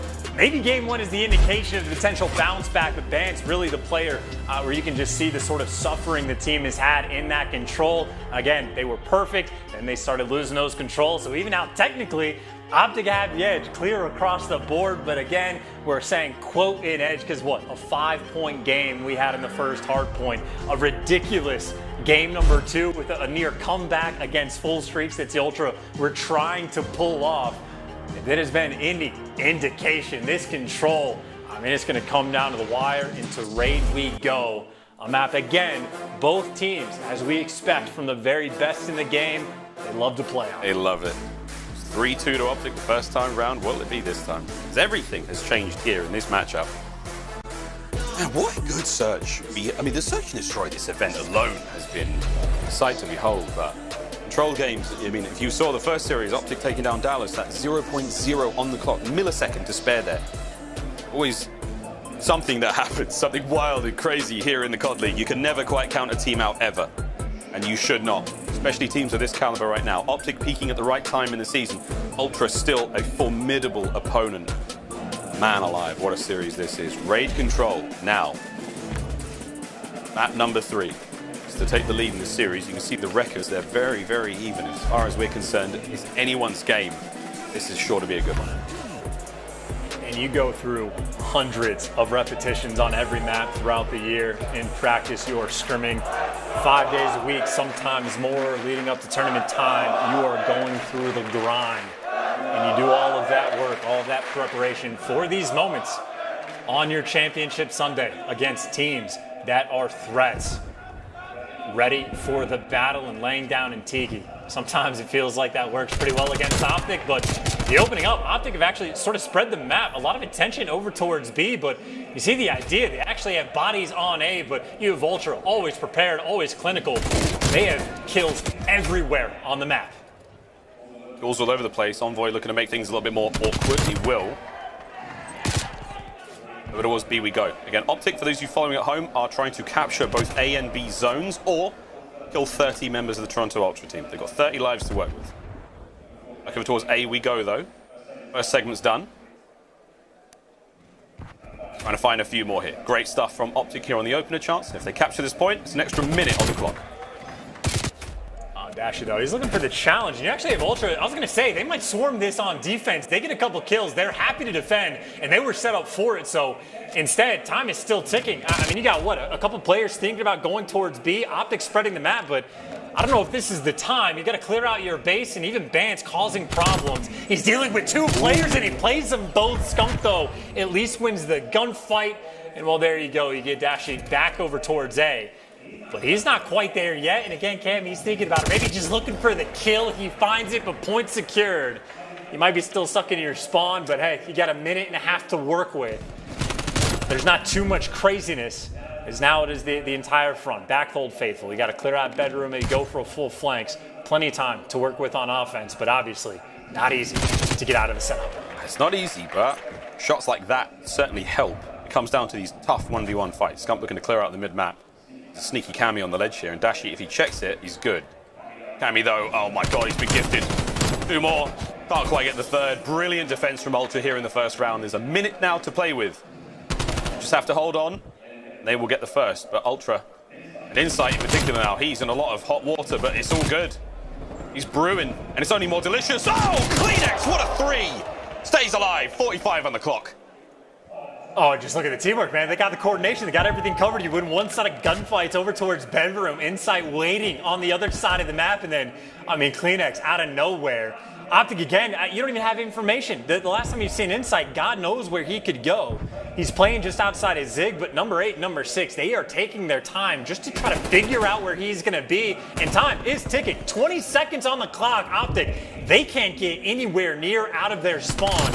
With the exception of Formal, everyone's been getting caught. He's trying to make the hero play. He's on the point. He wins the gunfight. The only opportunity for Optic to win this round is on the back of Formal. Oh, he's going to try and get it done. Scump continues to fight his way through mid. That's 4 in a row now. He's too hurt, though, to take any more fights from this situation. 7.6 on the clock. Insight versus Formal. Oh, my word. Scump drops on the mid-map. Here comes the push. Ultra. Final player goes down. They get the opening round. And just a very quick, clean, and easy round on defense. Again, even the play they made towards A earlier on, just to really stagger that pace from Optic, and of course, the best play, that helps as well. You get 3-pieced on bedroom, spawn up, and have to let Kleenex do that to you. Again, putting in some work is Ultra. Defending both sites as well as they possibly could in a fairly clean round. It will now be their turn to attack. Triple stack from both teams over towards A, and Cammy and Envoy with a little bit of a battle over towards B, but the opening breaks always make a difference. Scump aggressive, looking for these kills. I mean, everyone's very aggressive. A is a dangerous place to be. Actually, the last player left up there as Kleenex makes his way through mid now, not without taking a bit of damage. This should slow them. Only briefly, though, as Ultra still keeping up the pressure towards A. They're not giving up on it. They're not going over to B as a lot of other teams expect. That's a learned move. And Optic still are keeping one eye on it. Though, he and Envoy finding those kills, chance. If Dashi can take care of Insight, no need. Formal's there. It's a beautiful defense. Now over to B we go. It's a hard read from Optic, and a great one of that. Envoy on 4. He couldn't quite get out, but you saw the idea. Just swinging towards the map. And even where Envoy falls, someone's there to pick up the hole in the map, and that's going to be Formal. Waiting for the cross, but Cammy patient as ever, trying to find the kills. It's the dance around mid, and finally, they clear him out. Bands working together. You've made it past that 50-yard line, but still 0 ticks of progression really on either side. Toronto, I think they know the deal. Just make sure you get bodies on A. Try to buy yourself that extra time, but Optic, they're looking to defend. Oh, it's a nice nade, though, keeping those players back.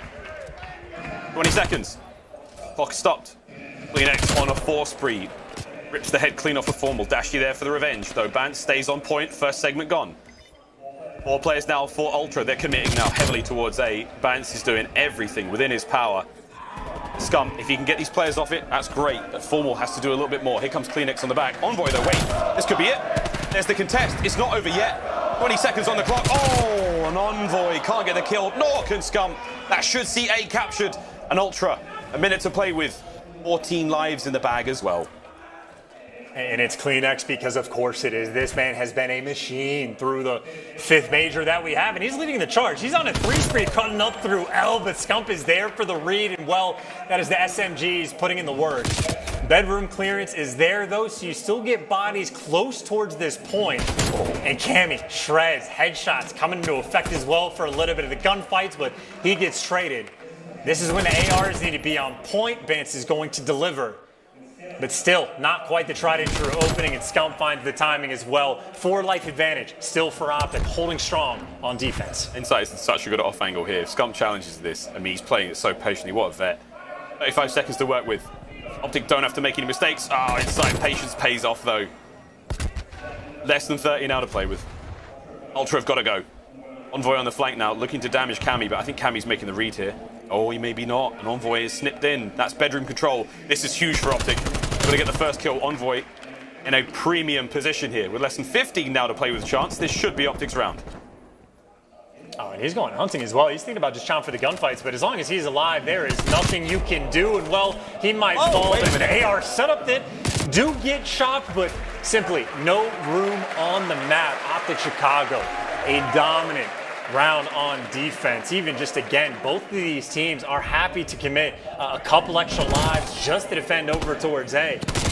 And it's really been both times around where, because of the strong defensive starts that they have had, you get that life advantage. You can just take your time and whittle them down on lives. Back and forth game, to the surprise of no one at this point. Optic now, their turn to attack again. And I think at this point we've learned to expect at some point A is going to get captured. Will they ever be able to find a way to get into spawn, get into basketball, start spawning these players out, get some clearance at B? But obviously that's going to be part 2. Yeah. 10-step plan, I think we said it was, on Thursday chance. Kleenex and Insight. Just set Optic back a few steps. Nice opening. There's the rebuttal as we get towards A. First segment gone. Vance is going to do decent work here, but no coverage there. The trophy's going to make that a lot harder for him to get involved, and that's going to be 2 segments at A gone now. The last one's about gone. He's done a beautiful job here. There you go. A's out. 2:15 on the clock to work with. A lot of lives. Optic in a good spot. And Envoy, honestly, he might have found the opening as well, because he got enough kills maybe to buy Formal some pressure over towards the outer, but not easy gunfights to win, and Cammy's there for it. So this is back to the center. This is part 2. You have done the hard thing. You have bought yourselves 2 minutes on the clock to work towards B, but unfortunately, it is now the main AR running at you with an SMG. He does get traded, but even Cammy, the next AR, ready to go for the gunfights. It is just the scattered approach, Ultra pouring on this pressure on defense. They have lived around bedroom. Oh, what a kill from Scum. I was going to say, watch for Cammy in that position. We've seen him play those ledges before. He repositions after almost every single kill. Makes it very hard to take him on. And even when you get through him, there's Insight. Scum, though, wins a big one. 1:25 on the clock. Life count still in favor of Optic at 20-18. And now a different look as we go through Kitchen. Now hoping to find something. The shadow of Kleenex was spotted there. So here comes the battle. Dashi and Scum versus Kleenex. All Kleenex has got is a couple of stacks of cash. And oh my word, it was almost all he needed.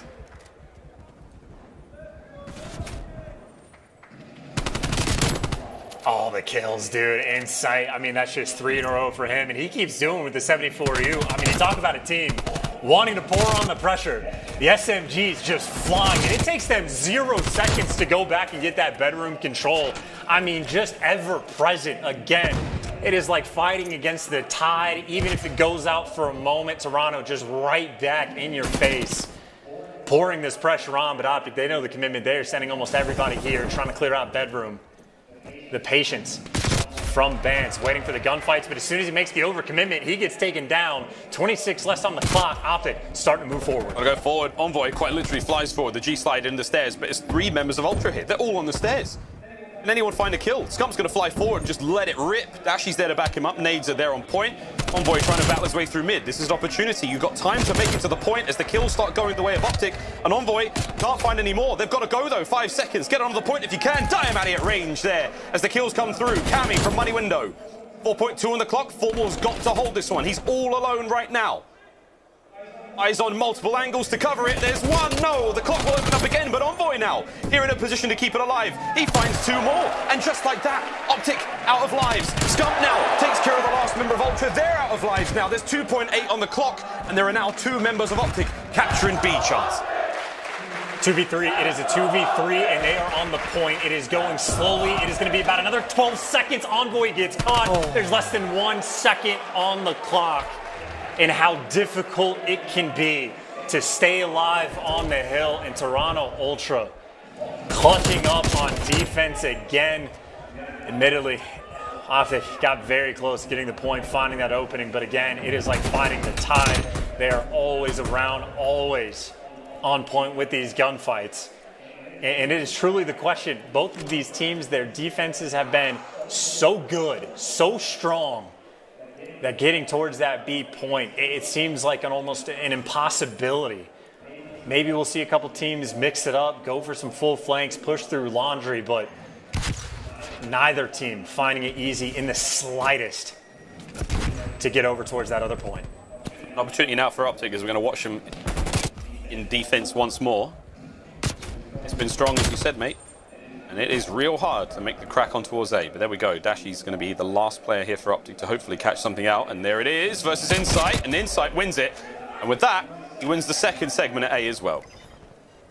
And I don't know if his ears were on point or if he's just ready for the gunfight. But nice read. And that's actually 3 down. So again, we're talking about the different ways to go to the point. The flooding through the front hasn't worked for either team. But now you've got Optic trapped in. You can start playing for kills, start playing for spawn traps. CleanX is able to find 2. You got Vance working on the full flank. It is everyone stuck in basketball for the moment. You can still defend from this position, but Toronto, at least they have the trap set up. They got the trap set. Oh my word, Vance, how more can you get? Insight now to save the day. There it is. The trap's still set. And oh my god, Optic are in a kill box. They can't get out right now. They can go to the other side. Insight's there with an easy 6 spree. Oh my word, full streaks are abound. That's a big multi-kill as he slays them out of spawn. Oh, run Insight. Keep it going. Full streaks here would be huge. What a kill! That's full streaks. And CleanX now the last player on the point as we see the push now develop. CleanX though still keeping this one alive. Call him in. Let it rain. Try to win the round here. Off spawn, right? There's no reason not to. Call him in. You got bodies on point. There's so much pressure. Optic going to be forced just to fly out and defend, but the ticks are coming through. You're getting hell rain down from the sky. Formal can find 1, but it's still bodies on point. The progression's still going through. Envoy, last-ditch effort, Insight for the reads. He gets 2 as well. Still alive on the point, looking for the cap, but the defense apparently strong enough. Optic still find the kills, and they are still alive. But they got 1 minute and 45, and they are down 11 lives. Now make it 12. It's tremendous tenacity from Optic here, but they have to hold this. 17-6. And it's Insight. What an unbelievable round he has had. Kills now from Vance. Opening towards the stairs. Waiting for the reinforcements. A dodgy nade's going to slow it down, but here comes Insight, and he's still got artillery. Here it comes. Ping coming through. That tells him that the player here on the right-hand side. But Formal, an opening now. And all back and forth we go. Can Envoy take care of Vance? No, he can't. Cammy's there. And it's all on Dashy. On Dashy. Here we go, mate. Show us what you're made of in an impossible situation. And he goes out fighting. But Ultra, 3-1. They're on control. A very different look for the first time they met in winners. And Ultra will take the lead here in Elimination Finals. And they just hit that switch, man. I mean, I think CleanX is the guy opening all of this up just to get Insight in this position and just line him up, knock him down. The best play, getting the full streaks. And again, it was the only moment, really the entire game, where there was any sort of map pressure, but CleanX inside a kitchen, opening it up with all the pieces he was getting, trapping Optic inside of basketball, and they just straight up never looked back. I mean, it was miraculous on Optic's part, just to deal with the crews, just to stay alive, but by the time the smoke clears, you're just down so many lives that it does not make a difference. The turn up from Ultra in game number 3, again, they were perfect in control for such a long time.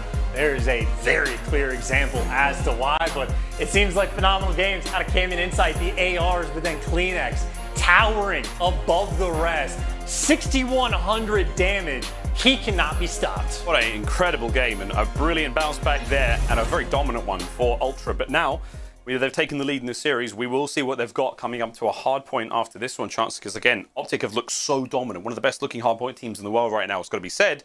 How do we go into this next one?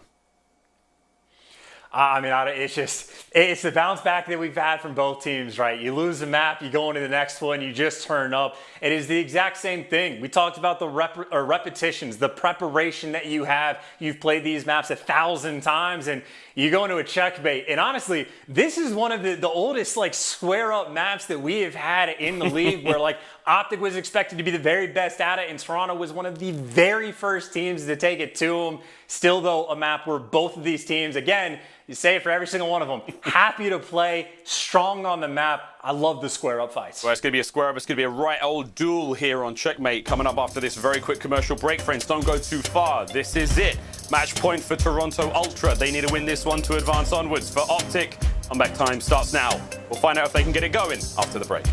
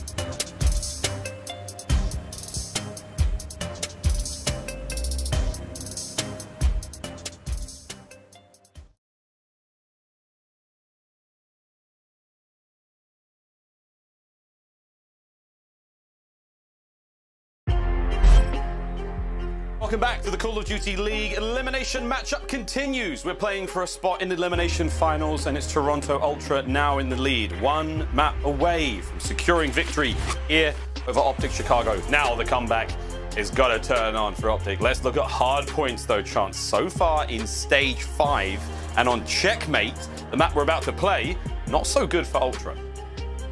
I almost can't believe that, but now that I'm thinking about it, it has been quite a few times against quite a few different teams where Toronto have almost been making the exact same mistake. It is like that side P4 hill into the rotation in P5. I mean, I don't know if you remember the call, Miles, when they were playing against LA Thieves, or even Slasher in the Astro listening where it was like, yo, they just messed up. They've made the same almost crucial mistake a few times on Checkmate.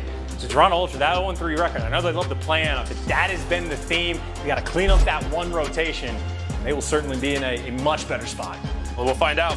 We're almost ready to get into the map, and again, you saw that for the Game 5. We have to go there. It's Raid, and it's a map that these teams have been on many, many times, and it's not been a kind one to Optic historically. Not to say it's not impossible, but all I'm saying is it's a lot of round 11s that they've lost. Not one the fans want, but we will see how this series goes. It has been an extraordinary week of Call of Duty, an extremely exciting day. One more map, and this one, Comeback City. Checkmate has fast become a fan favorite. Not maybe if you're watching it for your team, because it's by far the most stressful map to watch.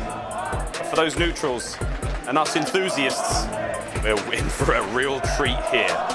Checkmate hardpoint, map 4. Match point Toronto Ultra. Here we go. Optics back, maybe against the wall, but again, we talk about how happy they are to see this one for the game number 4. They've been the best team in the game on this map. They've only fallen twice. They've won it 11 times. If there was any safety net these guys ever wanted to have, it would be here in this game number 4 on this map, but still got to execute. Still got to take care of business, because even with that 0-3 through stage 5, I guarantee you, Ultra not going to be making the same mistake again. They will clean the gameplay up. You got to make sure you take it to them. Well, we're playing for here again, a spot in the grand finals against Rocker. Optic fans going to be heard pouring their way through the esports arena there in Arlington, Texas. It's been one hell of a tournament. We thank you all for coming by. And one of these teams is going to be the end of the road. We'll see just who. As this hard point continues to develop, 15 seconds going the early way of Ultra Chance. They're looking good. The tests abound. Envoy's here, CleanX with the nades coming through, but again, not an easy hard point to accrue a lot of time on, and Optic's still favourable side of the map, all theirs. It turns out the nades are probably the biggest problem for Optic in those couple moments. A couple players getting dropped, but as it stands, not the worst thing in the world for Optic. You're down by a bit, but you still have the rotation. Of course, on the flip side, I mean, you're going to have a 30-point lead, one breakthrough P2, and you'll be kicking off this game exactly how Ultra ended the last one. They're starting to run the show over towards Tetris and Plane. That is where the swarm is coming from. Envoy and Scump, though, lighting up the feed as they always do on Checkmate. The hold so far, nice and secure. Optic working on the comeback. We should see that lead evaporate, really. Man's going to be the first player in for Ultra. Insight going to open up the angles. He's not going to make the play without the help, and the kills starting to come through, but the trades are there. Here comes Bans, CleanX lining them up. All over the shots. Great movement, good teamwork out of Ultra. Not quite enough to get the job done, though. Envoy still alive on point. Formal will spawn up top right, so Optic still in a favourable position. Ultra still have a few more shots at this hard point before they should go for it. And this could be the last one. Dashi, though, lands his first. Oh, wow, Dashi at range gets another one. And CleanX, last man up for his squad. Doing what he can to keep them off the point, and it's not going to be great. Optic, lead is theirs. Next hard point should be the way of Ultra. Kemi playing this pretty well, right? Finds the first pick, is throwing shoulders just to keep these other players at bay, and he's trying to cut off a few different parts of the map for the moment. Trying to make those reads on Envoy, but Envoy buys enough time for his teammates to find the kills, and you pick up all 4 to kick off this hill. You got the full 60 on P2, a strong rotation in this moment, and there's a lot of things happening on this map. Envoy already potentially thinking about flipping those spawns just to be the cutoff man on the map. Does Cammy make the read? He does, but Envoy gets the win, and this has been a ton of time. I mean, 30 seconds nearly coming through on one of the hardest hills to hold. Optic doing very well so far. I mean, he does get a little bit of retribution. Full plane control, a little bit of hard point time now. It's Dashi. Bit of tough stuff. Takes a lot of shots there. Map control, though, looks to be the way of Ultra for now, but Dashi's going to do what he can to soften those players up. Good moves from Kleenex, though, again, looking to secure this side of the map now for the next hard point. It's hard point number 4. A few seconds away from popping up. And chance so far, Ultra with a good rotation. Will they be able to hold on to the kills, though? And Dashi making his way towards the lane now, and it's Kleenex, Mr. Cutoff himself. And Mr. Cutoff himself, well, he's getting tagged up by his teammate. That's not fun. He might be playing for streaks. He actually gets a couple kills taken in front of him. He's on a 5. You play for these, even though it's on checkmate. You are looking for these kills. Be the roaming slayer. Trying to find these openings in the long-range gunfights. Toby looking for just one more for the Cruise. And while this has been happening, his teammates at the very least contesting the hill. You get the close-range gunfights. Who wins the plane? Is it Kleenex? It's Scub, it's Kleenex. There's the artillery. First streak through and a clean forward down. These are the mistakes they've been making where they don't get the spawns for the next hill. This time they do it perfectly. You get the streaks. You get the flip. You get that rotation. The opportunity for Ultra on this next money hill to really start to run the score up. Well, will they be able to run the score up? While this is all happening, though, again, we need to hear from Optic. We need to go for a quick listen in and see how they're faring now with their backs against the wall. Time for a quick Astro Gaming listen in with Optic Chicago. He's graffiti. You ran back. Yeah, you ran back. What's their steps? Vance absolute graffiti, and what's their steps? Drop nades on time, guys. Drop nades. Steps. One shot off is absolute Kleenex. Running back. There's one wall. Above you, Brandon. One shot. Above you, Brandon. One shot. Above you. Bomb nades. Where is it? Bomb nades. Yep. What's the plane? Kleenex. I have your help, Seth? He could be right. Left wing. He's low left wing. Looking for him. Yo, what are their steps? Exit, inside weak. What's low left for some shit? Just left. Jumped out. Inside jumped out. And one's front time. He's bottom plane again. He's challenging. Yeah, he's weak as fuck low left. He's going. Be controlled. Don't worry. They're playing steps. They're playing steps. One's probably hitting low right. Yeah, watch your low right. Low right, guys. Low right. No, one more. I'm trying to make clues or anything. I'm trying to look for it. I don't see him. I'm bottom plane right now. I've been playing. Thing here. Bant's on old. Thing right. Yeah, just play rotation. I've been playing. Be right. Yeah, one's going front tower right now. Everyone tee up right here, boy. Let's go. Yep. I'm watching a search push there. You guys have left? Yeah, I have left. Bant's dead at old. Trying to play stairs. A little left. I think they're right, dude. Exit. One more, close, so small. I dropped an 8 on him. He might be weak. He's tall. I think he's theirs. It's small. Dead. They're exit weak. Yo, go, jumping up on the thing. I drop. Watch out. Nice. Good job. Yo, they're playing the stairs. I have right. Exit inside. One shot. Absolute. Went under exit to low left. Left. Picking up left. Under exit. Pick up left. Pallet's weak. Exit. That 2 more. I got 2. One more. It's small. Yeah, watch Pallet's. Let's go weak. Kleenex. We gotta try these guys, bro. Left. Bands weak. One shot left. Absolute Bands. He's bottom plane. Absolute. Just a team that is in the throes of a difficult situation, but Optic's still sounding pretty good. What do you make of the comms?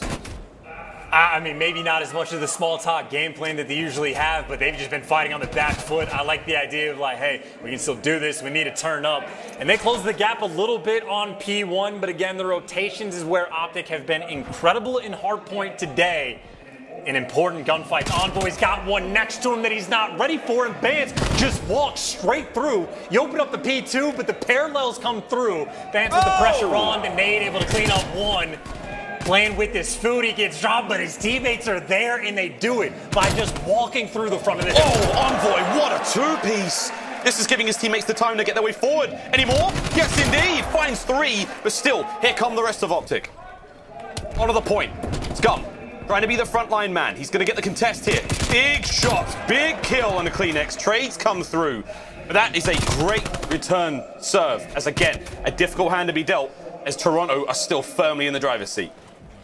I mean, you got to imagine, too, as well, like that 3-piece from Envoy. That is a 3-piece for survival, not even for a ton of time. Backs against the wall, tried and true. They're going to be down by 100 points, which admittedly on checkmate, not the largest lead, but oh my God, you are still going to have to play damn near perfectly. They had the most success really on this P3 hill. They found all the kills right before the hill pops, and they have nearly done so once again. Still going to be about these 50-50 fights. It is the ARs underneath the plane, the long lines of sight, the Dashi trying to stay alive, doing the best he can. But again, if you're thinking Ultra, it is much easier, much more comfortable. Just don't lose the spawns. You can play for picks. You can afford to trade away a little bit of hill time as long as you are keeping that control and continue to just completely shut Formal down. Gotta keep shutting him down. Right now, Formal's so difficult for him to get anything going. 5 and 17. He has been getting a stroke of bad luck from times, but it's very difficult to play against this Ultra squad. The teamwork too much. Vance taken care of there by Scum. Over to the point we go. 20 seconds remaining on this one. Not so hot in either team's hands. Phoenix is brought down. This is good time for Optic if they can get it. Again, looking towards next hard point, top side of the map. It was going to be Formal in position there, but he's first in, baited out, killed again by Insight. You've got to make the play. Across map now for Optic. It's Toronto. They are eyes on the spawns. They're doing what they can, as is Vance, and this is huge work out of Toronto. And right now, Toronto, I mean, look at the 4 players they have on the map. They are literally everywhere on the map, and they get enough kills to at least get the clearance on the point. 30 points away, and they have their spot in the grand finals. Streaks being used, and honestly, it's the information that is going to be the important thing. He finds 2. The man on the flank gets dropped, and Ultra on a tear in this game number 4, completely shutting Optic down. All of the kills going their way. Run them up, knock them down, Baines drops a few more, 5 seconds away, and they're gonna get it. The last ditch effort is Cammy, actually the last one alive. Optic have survived, but for how long? For how long? It's gonna be so hard. As Dashy's multi-kills come through, Kleenex, he goes down again, but that might be it. It's the last contest. Envoy once again holding the line. A few more seconds. You can't let them get that time, and they're not gonna have it, but no one is near the next point. Everyone has to run across. A decent spawn from Envoy. So here's the foot race now as Cammy making his way across the map. And again, you cannot let Ultra get onto that point. Cammy's going to do what he can. Envoy locking it down. Dashy backing him up. The kills start coming through. Chancellor, it has to be perfect from here on out. Can Optic do it? It was 247, 135, and already it's Kleenex because of course it is. Walks into the hill, finds one that trades a rid, and GG, run it up. Welcome to the grand finals, Toronto Ultra. Just like that, getting it done. And for a team that through the major was struggling in hardpoint, to get dominant wins like that, I mean, taking the cakewalk through so many hills. Just walking their way through the front, and Kleenex there time and time again. Ultra undefeated with this roster against Optic Chicago, and that is another notch in their cap. Is now the story for the Ultra. They get to look for revenge. They're looking to be on top once again as champions. They got Minnesota Rocker standing in their way, who beat them earlier, but good Lord, what a series. They just provided us with a 5-point game in the first hard point. Wild scenes we saw on Moscow. And even for the control, a very back and forth moment until Toronto Ultra flipped that switch, said no, completely shut Optic down in that 5th and final round. And well, they absolutely carried that into the hard point. Dominant win to find their way to the grand finals. The final score, 3-1. Toronto Ultra, stats on your screen, and what an effort it was from Optic. What an incredible run. So many good teams they brought down along the way, but Toronto continue to prove to be their bane here in these majors. Will it be the case in playoffs? We will find out in a short time, but for now, Toronto Ultra proved to be the superior team once again. Incredible teamwork from them, incredible tenacity, even when down so hard. Kleenex, what a performance from him, Chance. That 7th spree was something else. And now, an opportunity for them to go into that grand finals once again against Minnesota Rocker. Ladies and gentlemen, our scuff play of the game. Giving it to Kleenex. The man was unstoppable at times. A phenomenal run it was. The man did everything he possibly could, Chance, and the Great Dane strikes again. And look at where this spree starts, right? This is Ultra when they're down by 20 points. This was after the first 2 hills where Optic's locking down the full 60, having a nice rotation of P3. But as he is going on this spree, it is the moment where all 4 for Optic go down Toronto. I mean, it is just the perfect feed. They wipe them out as they get the streaks. And from here, they literally never looked back. They were down in the score before that moment. But my God, what a turnaround that they had. And there is one thing left for the Ultra to try and do. Starting in winners round 1, the first time they got beat, it was Rocker that knocked him down. But it is Ultra rising up from the losers to try to get that revenge. The ultimate tried and true, and it happens at stage 5, the real battle for the North. There has never been a truer battle for the North, indeed. Well, there we go. Looking at the money so far, We will see Optic third place, $80,000 richer, and a congratulations to them. Commiserations, of course, not what they wanted, but a third place finish. But here we go, friends. Speaking of the cash, again, first and second yet to be decided. It's champs, though. It's playoffs. That's what we're talking about still. Still excited for that one. Cannot wait to see what happens later on in the year. The final event of the 2021 Call of Duty League season, and man alive, cannot wait to see how that one goes down. For Ultra, again, looking to go the distance. What will they do at the Galen Center this August 19th to the 22nd? What will Optic do? And how loud will those Optic fans be in Los Angeles? Again, Anaheim has been the sort of spiritual home of Call of Duty for so many years now. We hope we can get a little bit of that magic here in LA, the playoffs and championships. Ladies and gentlemen, I'm so tempted to say it. What a day. Chance, what a day. What a tournament. What a week it's been.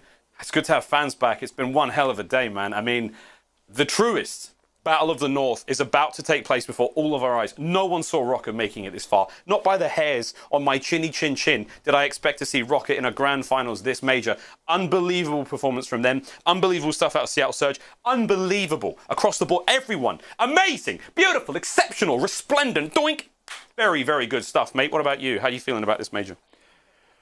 I mean, the major's been incredible, right? Again, if you're trying to watch back like every single series that's important, you start off with Atlanta versus Seattle, because what the hell? One of the best series of all time. I mean, completely nutty stuff, but I think the situation now for the grand finals, Minnesota, they have it. Whatever it is, the magic, the game plan, like the ease of play that they have had, that is the code that Toronto Ultra are going to have to crack, because it was a 3-0 the last time the guys played. It was Toronto undefeated in S&D until they met Rocker, and Rocker's over here beating them on some of their best maps. So I don't know how to expect it or explain it from the side of Minnesota, but I mean, at this point, it is a long series that we are going to have in the grand finals, that best of 9, and at least for the side of Toronto, they have the experience. They've been there before.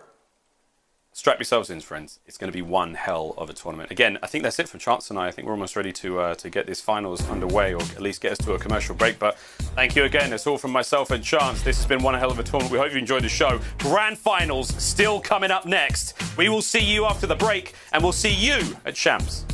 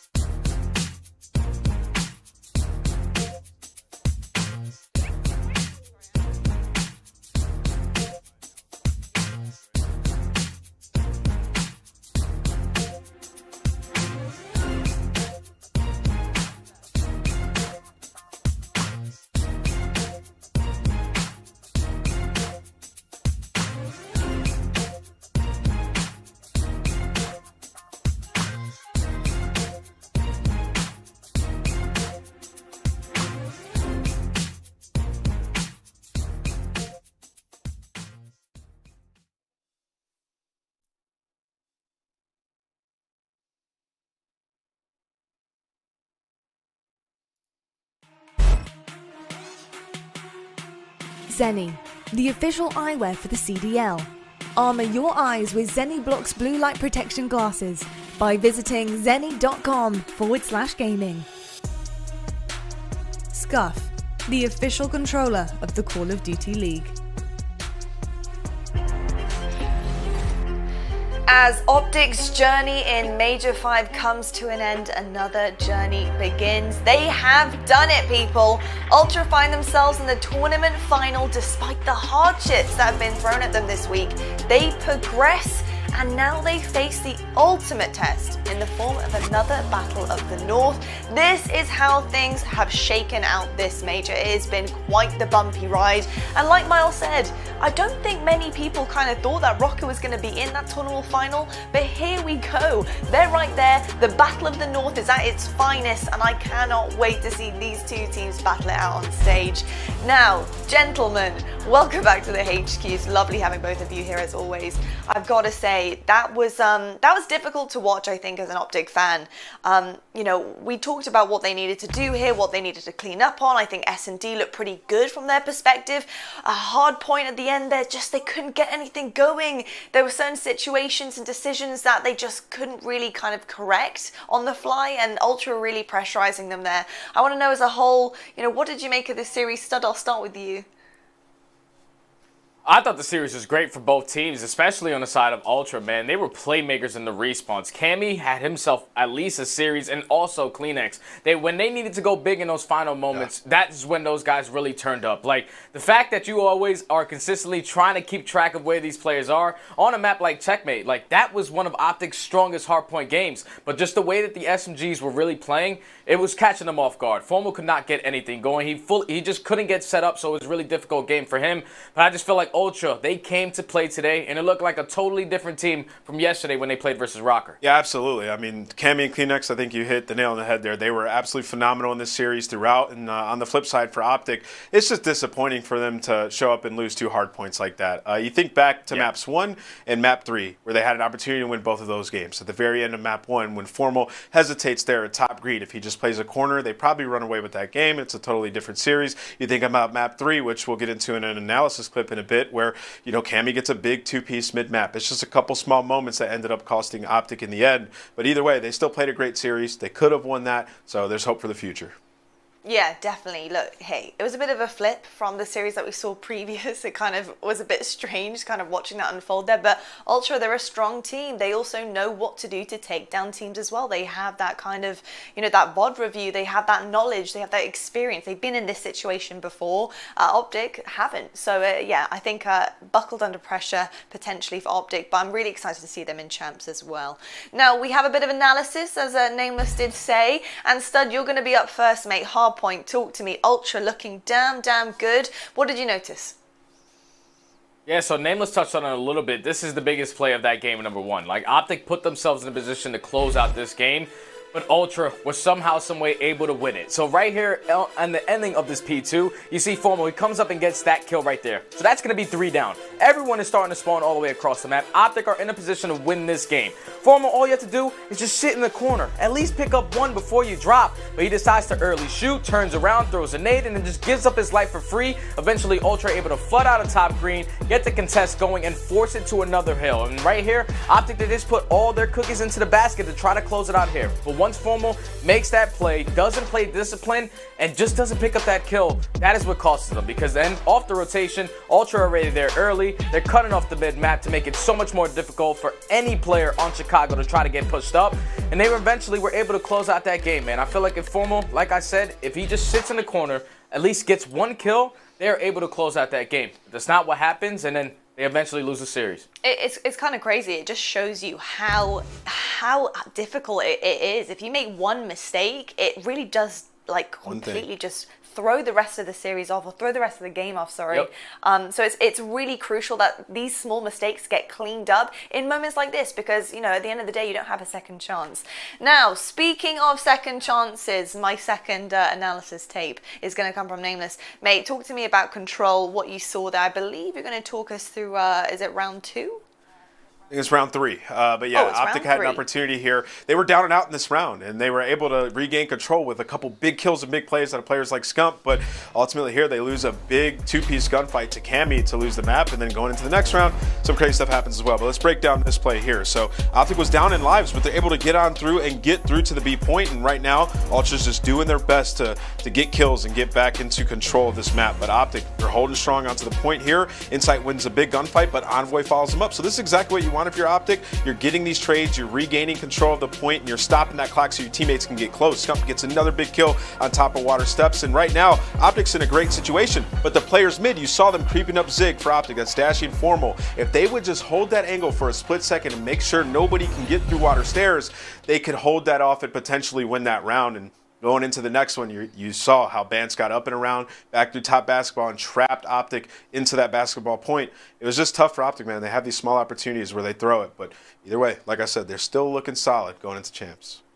Small mistakes and then 200 IQ plays coming across from Ultra as well. Ultra definitely made it very, very hard to bounce back from any of those situations there. But thank you so much for that, gentlemen. Now, I've got to ask you about our tournament final, because as you know, it's the Battle of the North yet again. And I'm very excited for this one. Rocker, Ultra, just based on the way that these two teams are playing, I'm excited for this matchup. I think it's going to be pretty good, and I hope it goes the mile. I need your pick'ems, gents. I really do need these pick'ems. So, Stud, who are you going to be going with?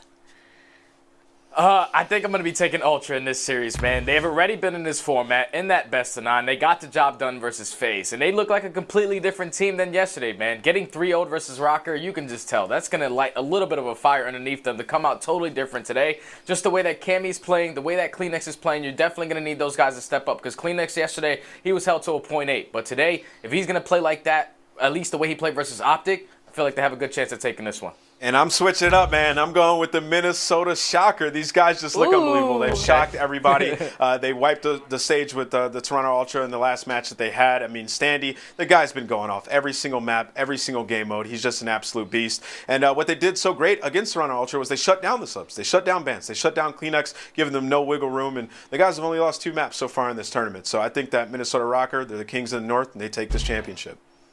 Well, you know I love it when you guys choose opposing teams, because the green room is going to be lit. We're going to get very, very excited in a moment. I hope you guys do too. Well, I'll tell you what, friends, fans, it is time to throw to our final game of the night. And it comes down to this. The stage is set for Rocker and Ultra, and they're going to be battling it out to see who is going to take the title of this major. Maven and Merca with you for the ride, and they'll see you guys right after the break.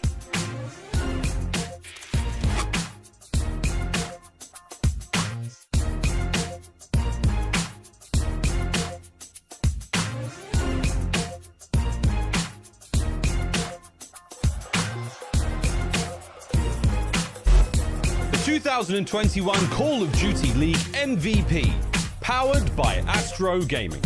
Introducing your nominees. Cammy, Toronto Ultra. Cammy has been competing in Call of Duty for a few years now, but it wasn't until his 2021 season that he really started turning heads. The Toronto Ultra firmly established themselves as one of the top dogs in the league after their Stage 2 major victory, with Cammy finally receiving the wide respect that his talents deserve. He's got style, he's got grace, he's all over the place. And you're doing it literally all himself. One of the most explosive flex players in the league, Cammy's always ready to score that clutch 2 or 3 piece to maintain his team setup. Oh my god, Cammy! What the hell was that? Abizi, Atlanta FaZe. Abizi is the perfect example of a run-and-gun type of SMG. Whenever we watch the Atlanta FaZe play, Abizi's the one we see sprinting into engagements head-on, melting his opponents 2 or 3 at a time before he pushes their spawns to do it all over again. He's gonna go for the challenge up top, and oh, baby, Abizi. Abizi does manage to land the kill. Insight's up next. Heavy tag. Bans. Oh my god, Abizi! Oh my god! Abizi! You are a freak! What the hell was that 3-piece? Abizi's scary enough in the respawns, but he's absolutely terrifying when it comes to search and destroy. He is the indisputable king of First Bloods, boasting the highest First Blood per game stat of any player in the league by a considerable margin. Abizi finds another one. It could be the full ace if he can catch Diamond Con. The shots are in. Diamond Con, run. Don't let it happen. He's coming round the corner. That's the 8th for Abizi. And what a massive round. Celium, Atlanta FaZe. From his knowledge and usage of the most obscure power positions to his slippery movement across the map, Celium's one of those players whose thousands of hours of grind time come through very clearly in his playstyle. Pushed forward, 4 now for Celium. Whoa, 5 for Celium. Oh my god, 6! Celium cannot be stopped! You can always rely on Celium to stay alive in key spots during the respawns, and when it comes to the search and destroys, very few players pull off 1vx clutches as consistently as Celium. Spotted him! He spotted him in the beams already! Cell clutches the 1v2! 30 seconds on the clock, and Celium a huge win, a huge finesse, and a little drop shot, hop, skip, do whatever you want to call it. And there you have it, your final 3 nominees for the 2021 Call of Duty League MVP, powered by Astro Gaming.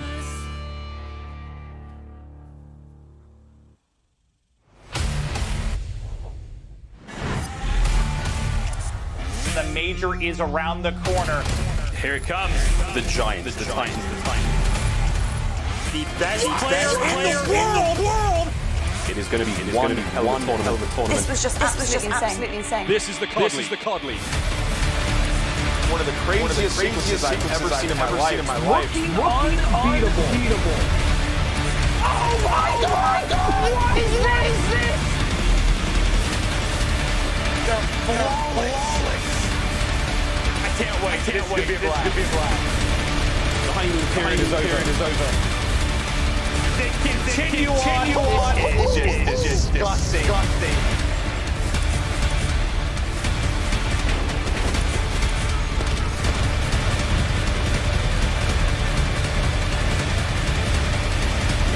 It is do or die time.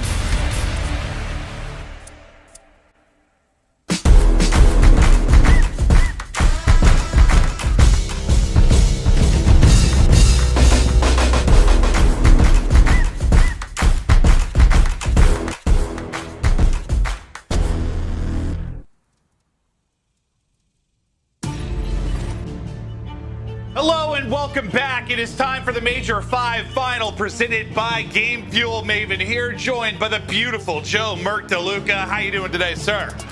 I'm doing great. Always the Sunday matches are entertaining, the top 4 teams going at it, but we are down to 2. And I was just looking to see if we were matching. Not matching today, Maeve, but you look good in another floral shirt. That is for sure.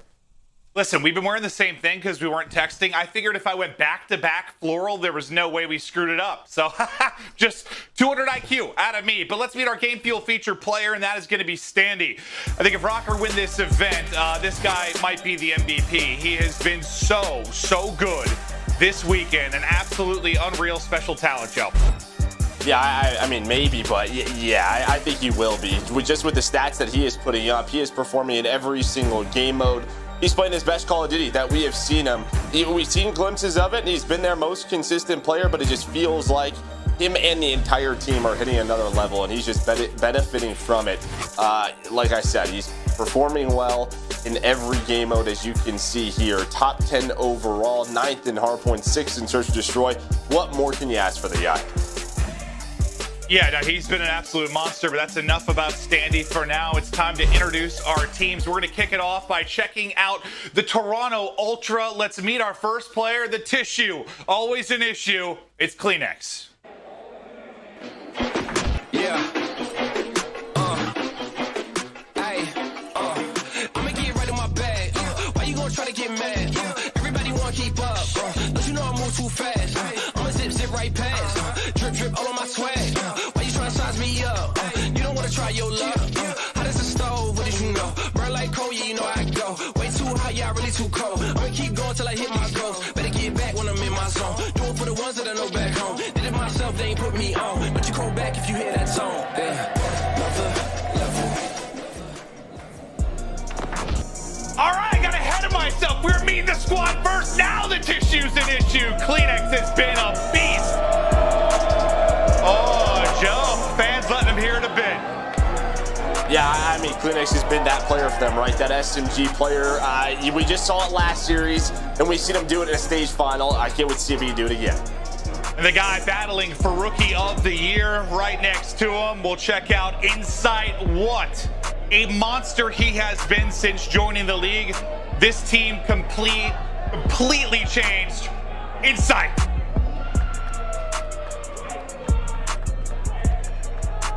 Yeah, and as you said, for Inside, I mean, this main AR and what we've seen from him.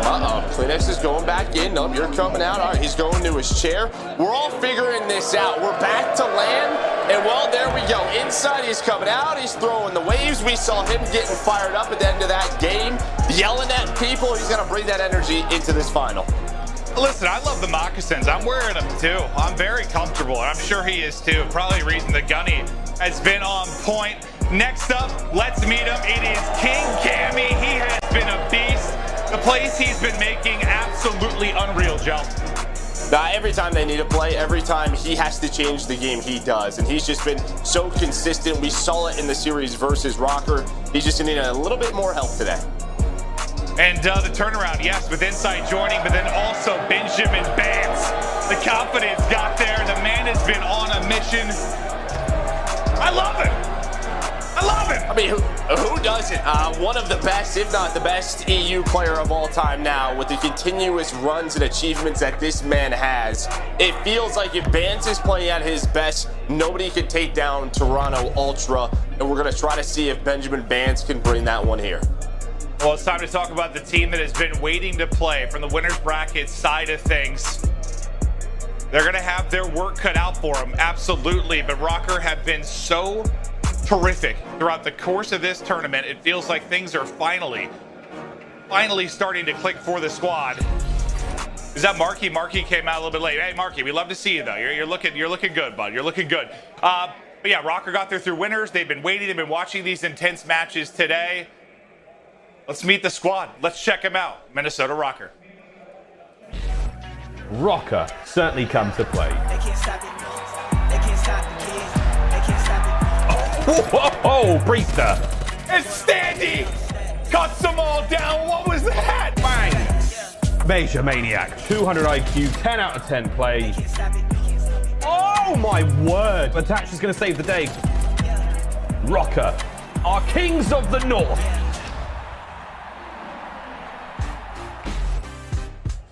First up, let's meet him. The guy making an MVP run this tournament, Standy.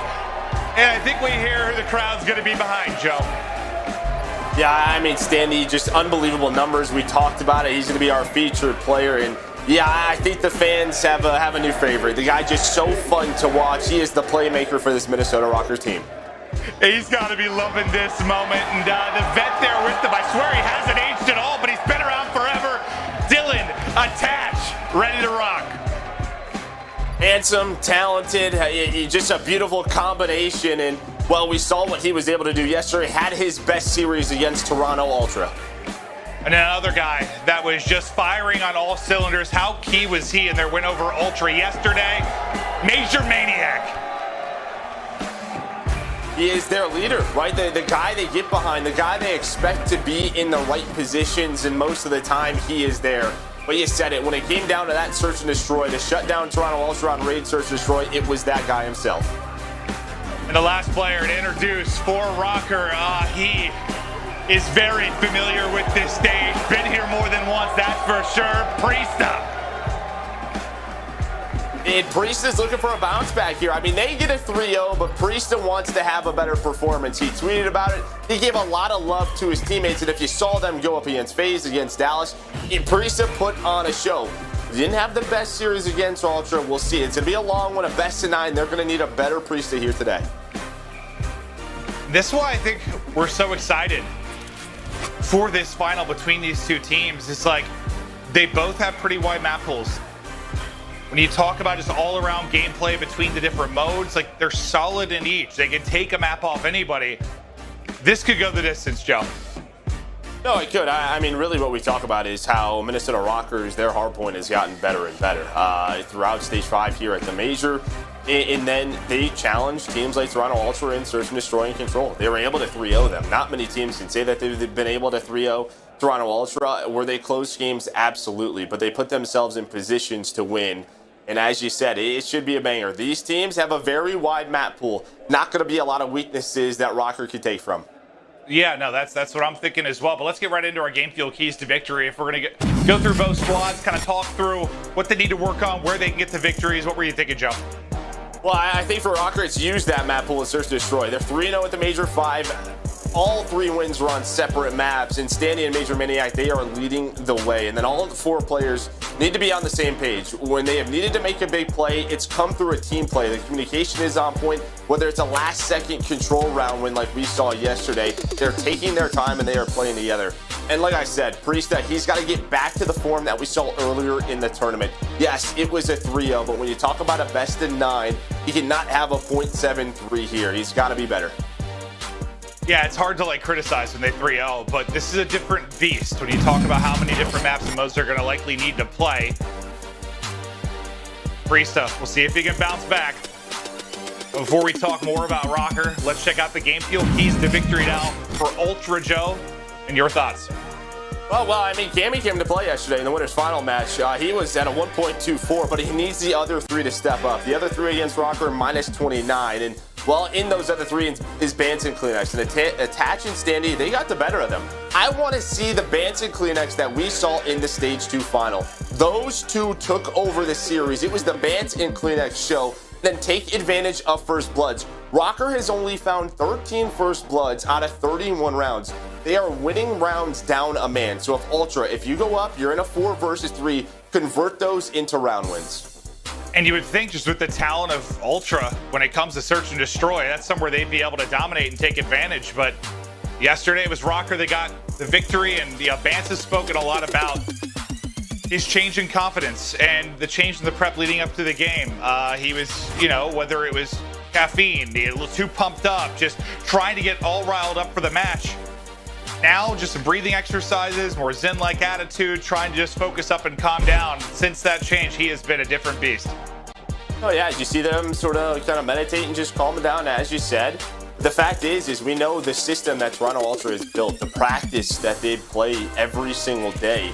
And when you get too amped up, you get away from that. So I think what you're seeing there from Vance is to make sure that they're playing their game. Well, now we look through the maps and modes, and yesterday we had Hardpoint, Checkmate, Search and Destroy, Raid, Control, Garrison. So all 3 of those, which were Rocker wins, will be in this rotation. But Joe, what really changes for you when you shift from a best-of-5 over to a best-of-9? I mean, you have to play a bit of everything. In some of the maps that you don't play are going to pop up. If we get deep, right? If you go all the way to the map 8 at Apocalypse, neither of these teams have played in Stage 5 is a hard point on Apocalypse. So you're going to be playing some maps you don't have a lot of repetitions of. You're going to be playing some maps that maybe you don't have a repetition on in, I don't know, 6 to 8 weeks in an official match. So this is where it comes to that practice. The coaches come out on stage, kind of talk about it. Hey, what did we try to work on? Because they're scrimming it, but it's a little bit different when you're playing on that stage. 100%. And when you talk about just playing on the stage and the crowd here, some players have more experience than others, and Standy relatively new to this thing. I know he's been competing a long time, but at the pro level, not really. But if there was any concern about how he was going to perform, that got shut down pretty quickly, as he has been absolutely dominant. And on the other side, same thing though with younger guys inside. I know Cammy's been in the league a couple of years, but with everything going on, not as much maybe land prep on the main stage, but just nothing seems to phase either of these teams. And maybe that goes back to just their good comms. They're able to remain calm. They have a wide map pool. They're disciplined. They've been showing it all, Joe. Well, I think also, on the side of Rocker, I mean, Standy is surrounded by 3 veterans. The Ultra side, this is where you really look at Vance, Marky B, the coaching staff, and the preparation that they put in to make sure that these players play with that same level of confidence. It's time for map 1, Major 5, presented by Game Fuel, and we'll see if this one goes the distance or if Rocker can lock it down like they did last night. You got to think about Ultra coming a little bit hot. Off of that match win, they got to be feeling themselves a bit. They dominated the map 4, which was Checkmate. So they'll leave Checkmate and go right back into it. Does that change anything for you, Joe?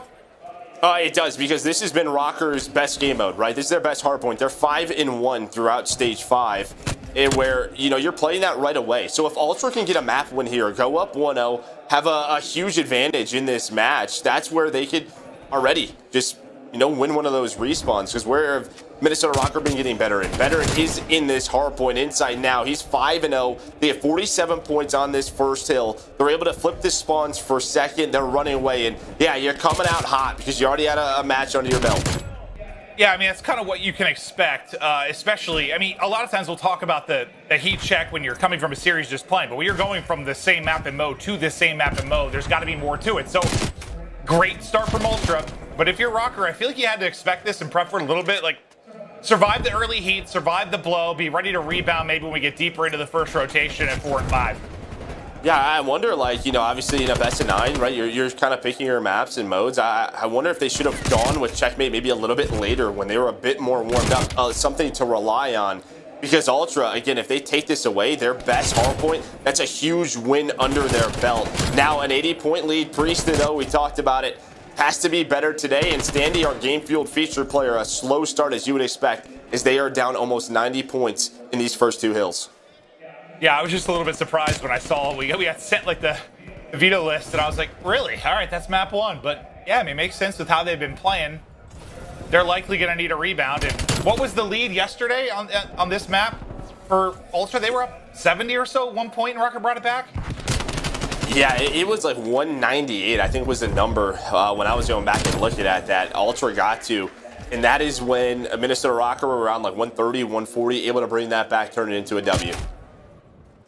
They've shown the comeback potential on this map. That said, so have Ultra. And speaking of Ultra, they're lighting it up. 3 through in the kill feed, and Kleenex is continuing to try and work around playing, but his hardpoint 3 starts to wind down in the latter half of it. Everybody fighting for spawns up top, and it's Vance and Kleenex winning big gunfights. Look at everybody popping top right now for Rocker.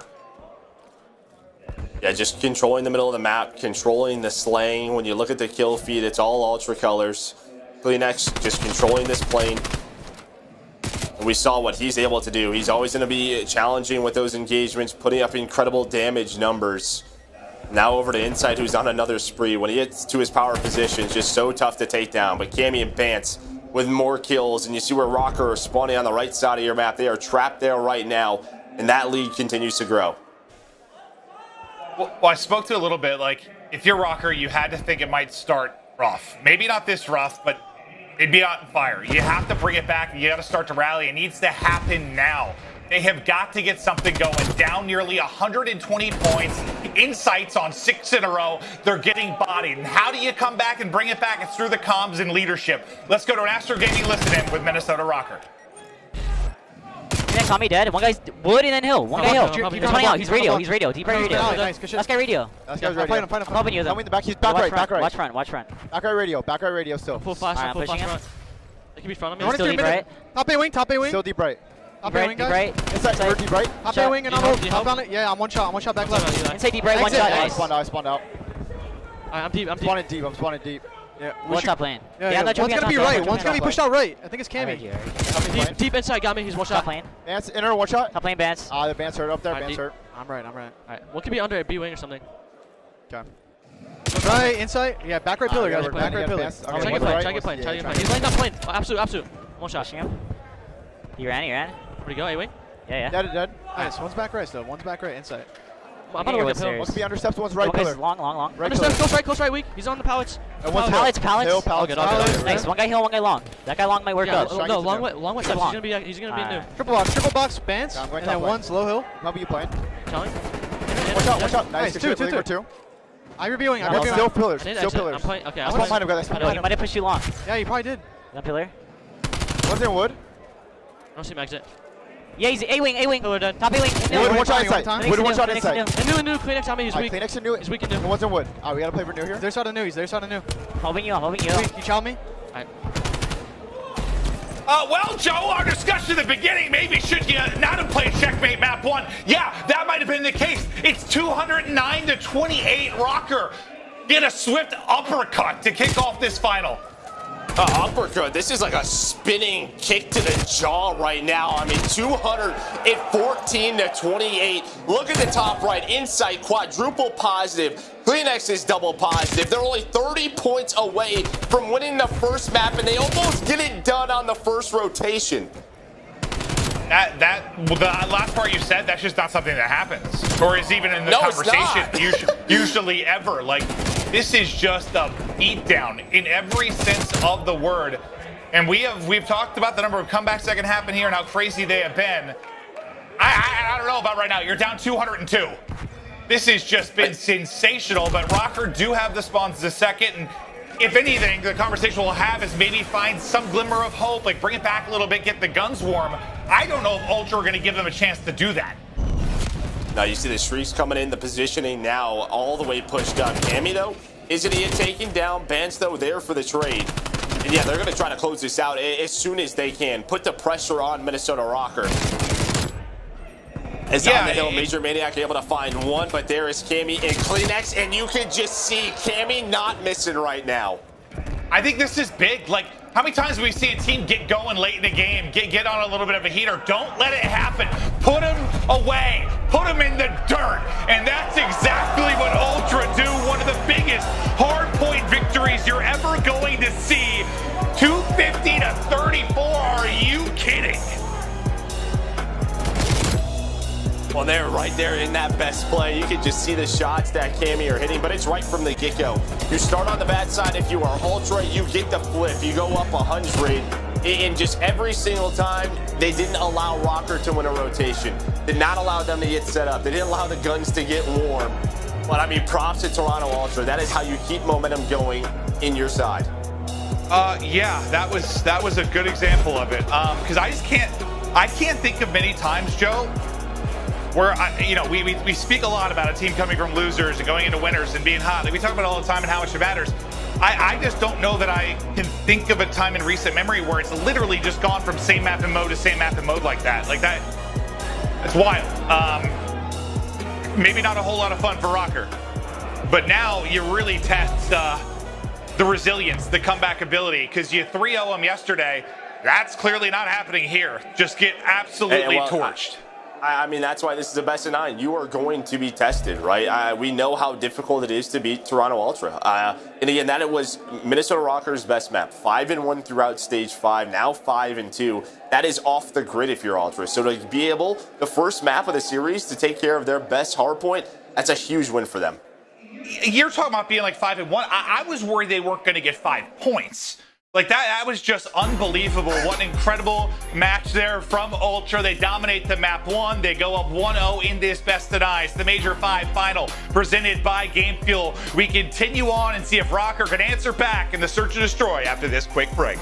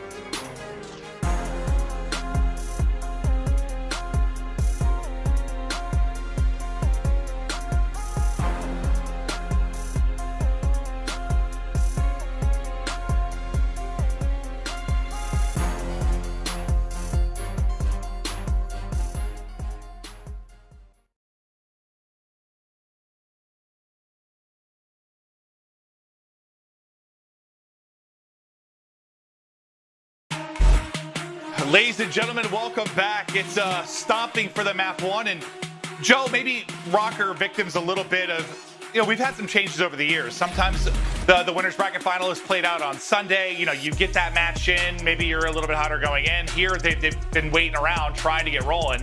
But that's also why this is a best of 9. You have plenty of maps and modes, plenty of time to answer back. Probably needs to start in this map too, though.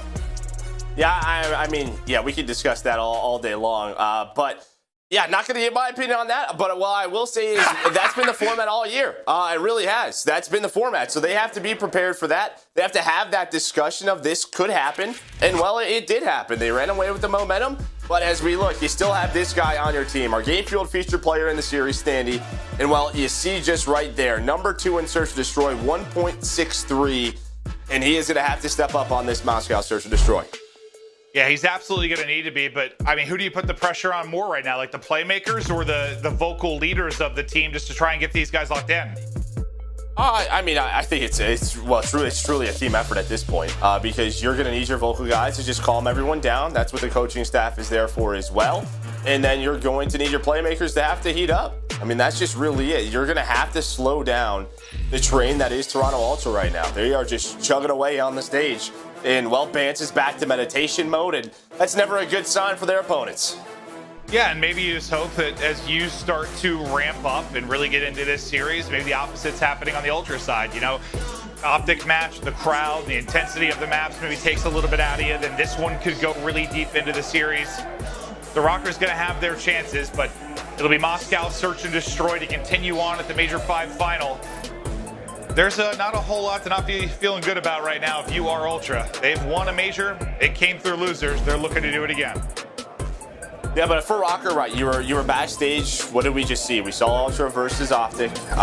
This was the map. Maybe they saw some things that Optic really did that they liked. They could take from that. What were Ultra doing? How did they succeed, right? So you still have some time to really put in those hard counters for a map like this. So we'll see if Rocker, what they do to try to stop Toronto.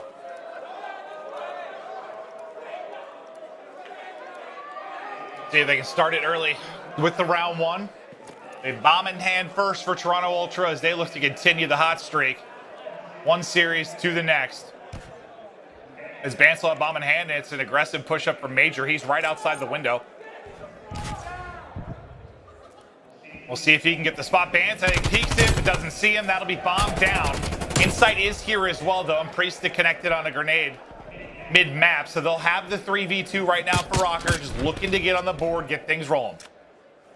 Man, Rocker are 3-0 here at Major 5. They only have 1 loss, and that 1 loss is on this map. It's on Moscow to Toronto Ultra in the group stages of Stage 5. So I think it was like a 2-6. What did you learn from that VOD? What did you learn from watching Ultra in this tournament?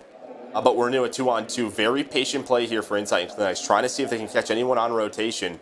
And they might. Standy and Attach are very separated right now.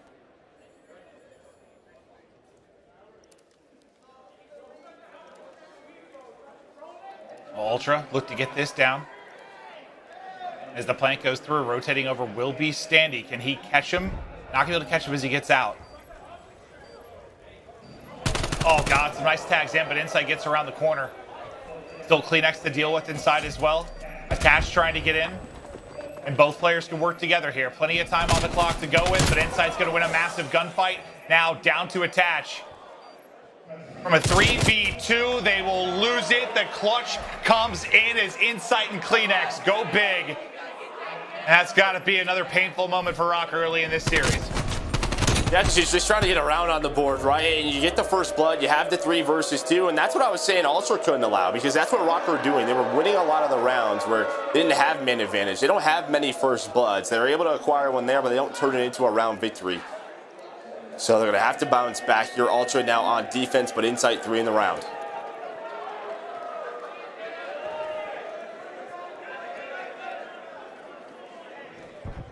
Well, based on what Insight was doing in the map 1, not too shocked. He was 20-5 at one point.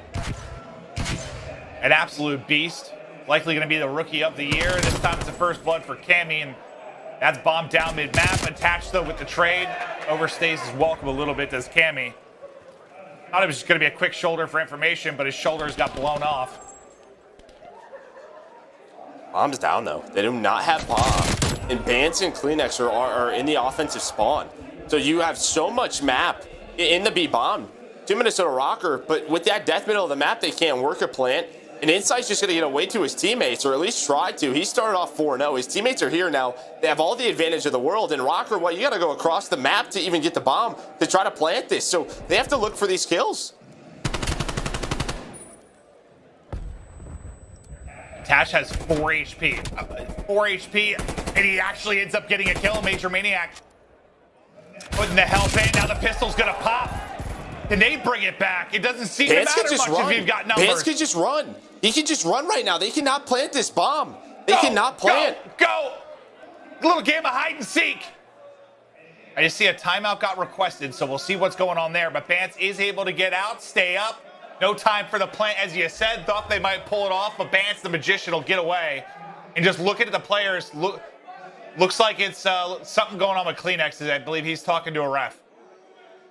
Yeah, he's got some audio issues, so we're gonna pause this game. But I mean, they do a heck of an effort to bring that 2v3 back. They do everything they can, but Bance, he just avoids the gunfights. He plays his life. He has no idea that bomb's down in the middle of the map, but he just stays alive, waits for something to happen. Nothing does, and Ultra able to clutch that round out. We'll see if he can get this issue resolved, but not sure if he's not getting any audio or is it's game side, maybe not hearing his teammates, what the case might be, but whatever he's dealing with, you're up 2-0 in the map, so things are working out despite the issues for Ultra. Well, it sounds like they're trying to work on it right now to get it fixed. Obviously, from a competitive integrity standpoint, need to make sure everything is good. Everyone's competing on an even battlefield, even though it didn't look like an even battlefield that map won. Thank God we have the timeout issue, though, so we can resolve this and get right back into the game, though, Joe. Yeah, I mean, yeah, thankfully, right? You're going to be able to keep that streak now. They're just going to try to figure this on out. But up 2-0 in Ultra. A couple of wacky rounds there to start the Moscow Search and Destroy, but they're getting a round victory, so that momentum continues to go their way. Yeah, they'll continue to cruise on, but as they look to get it fixed, we're going to head to a quick break. Want to make sure Kleenex is ready to go and everything is in the correct position and working properly. As soon as it's fixed, we'll get back into it. We'll see you after the quick break.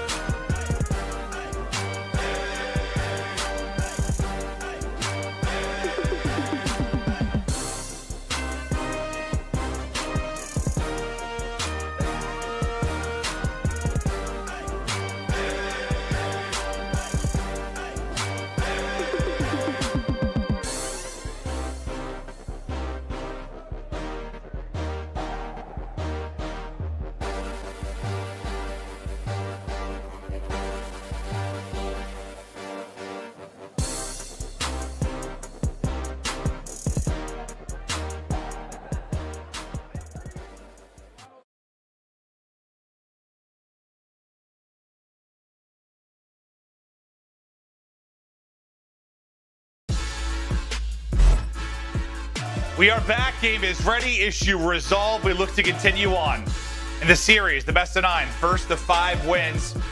It's Ultra out in front after the big map 1 victory. They're leading here in the search and destroy as well, despite the issues for Kleenex, and they'll look to add on to that. Yeah, look to add on to that. Back on the attacking side, it was a good start on defense for Rocker, but that was when Kleenex and Inside able to clutch that 2 versus 3. But you get a bit of a pause there, and maybe that helps Rocker, right? Just continue to chat with one another, go over some things, what adjustments do they want to make, but just make sure that communication is on point right now as they try to battle their way back into the series. Well, it's going to seemingly be a battle. I don't know. Just didn't see it kick it off exactly that way with how insane the map 1 was. But for Rocker, it has been the teamwork. It has been the clutch plays. You're going to need to bring that together now. Candy, the game's feature player, can he get going? He's at least able to take down 1 before CleanX gets the trade. Now into a 3 versus 3. Bance will give Ultra the numbers. It'll be Major and Priest the left, pushing up both sides of this retake. Well, Attach there, he's just not able to find one, right? Standy does, but Attach gets caught. So now you're into a 3 versus 2 and you are split. Priest trying to put some shots in. Major, though, on the flight. He might have caught a timing. Just trying to find one player. Instead, it's Inside who takes the one-on-one. So now it's down to Major Maniac. He's going up against Banton Inside, has the 74U in his hands. And they are just giving him nothing right now. He's just going to try to slide on through, does just that. But he's only got 20 seconds left to find both kills and get that defuse. Almost finds that first gunfight. But when we were watching some of the games earlier, right, we were just talking about how nobody is missing on the main stage. The players just not giving anyone an opportunity. And you can see Attach tries to run for his life, but he was hit down to 12 HP immediately, tries to back on up, just doesn't happen. Yeah, no, we were talking about that during the Empire Optics series. It's like, that's just the level you got to hit on a main stage Sunday. But, like, Illy wasn't even in a gunfight. He was just, like, trying to look at 2 different angles. And, like, just his snaps were so perfect and clean to where he was looking. I was like, all right, everybody is turret right now. Like, his centering and everything was so impressive. And that's how everyone's been playing so on point. You've got to hit that form, find a way to get to that level if you're going to take a championship. But right now, the only team there is Ultra. Rocker just desperately trying to meet it. You got to think they'll catch heat the deeper we get into this series. But for Ultra's side, you're just trying to put them away quick so they don't get there. And again, I think they're going to find some aggression. Attach is going to have a 1-on-2 here, not able to find a kill. Nancy CleanX just going to back up, and that duo has been very proactive on the map so far, just finding any openings, giving their teams information. Inside could have dodged a nade. He's going to get on out. Now we're into a 4 versus 4. You can already see you have 3 players here from Toronto. Tammy's inside on the bomb. This is what we've been seeing. The 74U's locking it down here at B. And now you are down a man, make it 2 as CleanX lock it down in the middle of the map as they try to rotate on out. And what was so impressive when we were watching, Rocket vs. Ultra yesterday, like, they were just picking them apart and controlling the map in a very Ultra-esque manner. Now it's right back to Ultra getting it done, just dominating on all fronts, up to a 4-0 advantage as they continue to roll, not looking back after the win over Optic in the map 1. Huge win. And you just saw, right? I mean, CleanX and Vance are going over. They're trying to see if there's anything towards that site. They're going through the flank.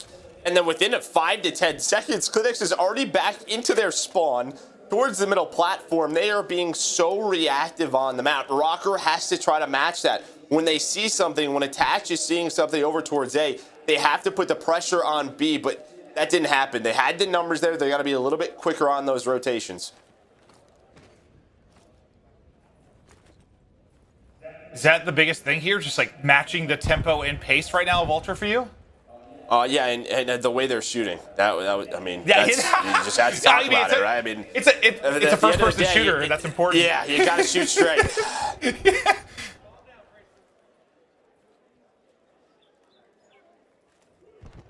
Ultra starting to work their way up. I thought Priest was going to hold that one for a sec. He takes some shots and he's able to avoid the nade step for now. Peeking and prodding, top A side. He's inside, just looking for information, decided where the hit's going to be, but as his teammates move up mid-map and the bomb is lurking towards B, the build is going to come. That's a big pick for Major Maniac. You get numbers. You've had that before, though, and you weren't able to close out the round. This time you'd love to. Priest gets one so weak, can't finish it. CleanX makes him pay, and once again, from numbers now into a 3v3. And they're out. They rotate across the map. It's on to Attach. What can he find?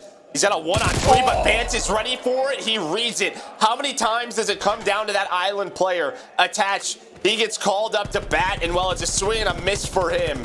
As well, now it's a 2-on-3. Standing and Major Maniac going to try and clutch on up for Rocker. Well, just try to get them on the board. But again, another round where Ultra just so fast on the rotation. Vance and CleanX. This is their round. They find all 4. Yeah, and the timing too for Attach was a bit unfortunate. If, he's holding it. The second he gets up to move, Vance comes soaring through, and from their POVs, Bance just smoked them both. Like, he's on one. Well, same with Kleenex inside of B, right?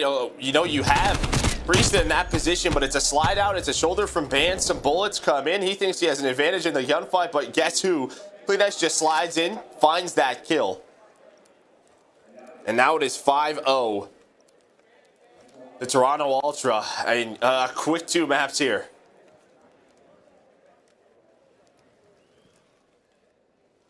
Well, I really thought we were in for one insane final.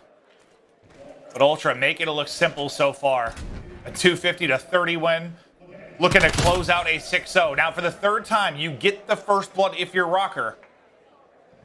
But can you win the round? Kleenex doesn't want to allow it to happen. Now on 6 in a row, 1-off streaks, jump peek and shots in. The man is twisted. Attach, I don't know if you want this fight, but he does. So go for it now to a 1v1 we go. Cammy versus Attach for the map. And Ultra close it out with the 6-0.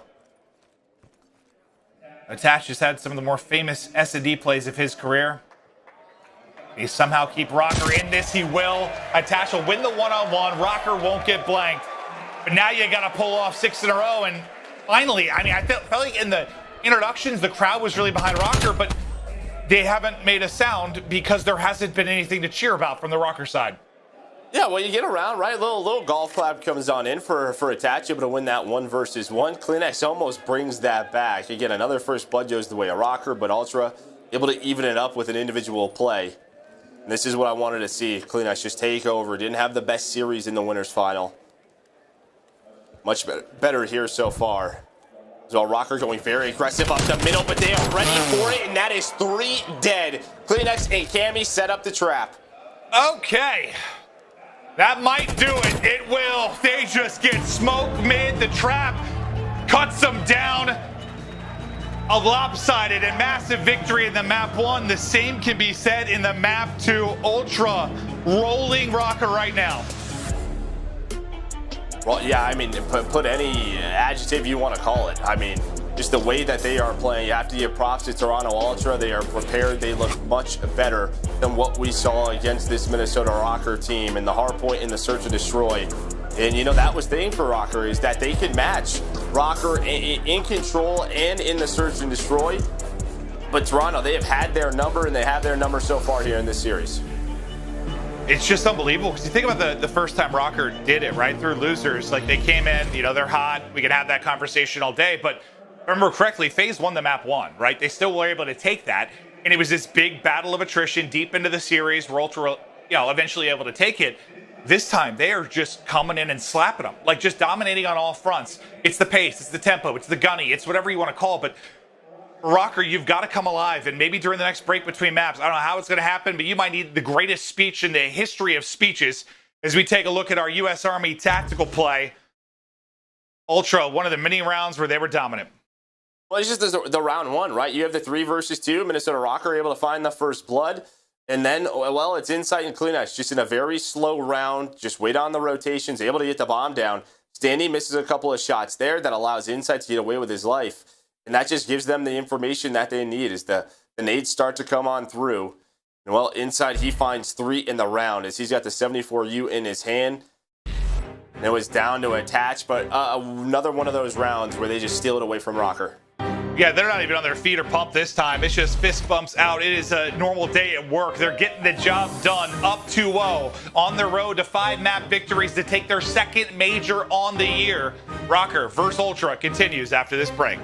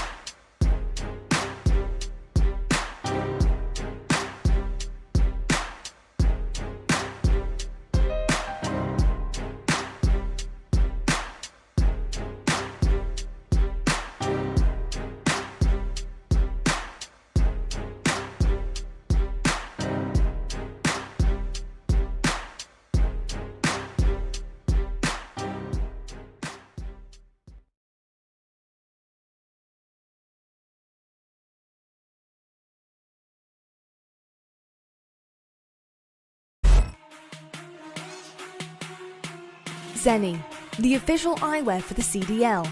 Armor your eyes with Zenni Blocks blue light protection glasses by visiting zenni.com/gaming. Scuff, the official controller of the Call of Duty League.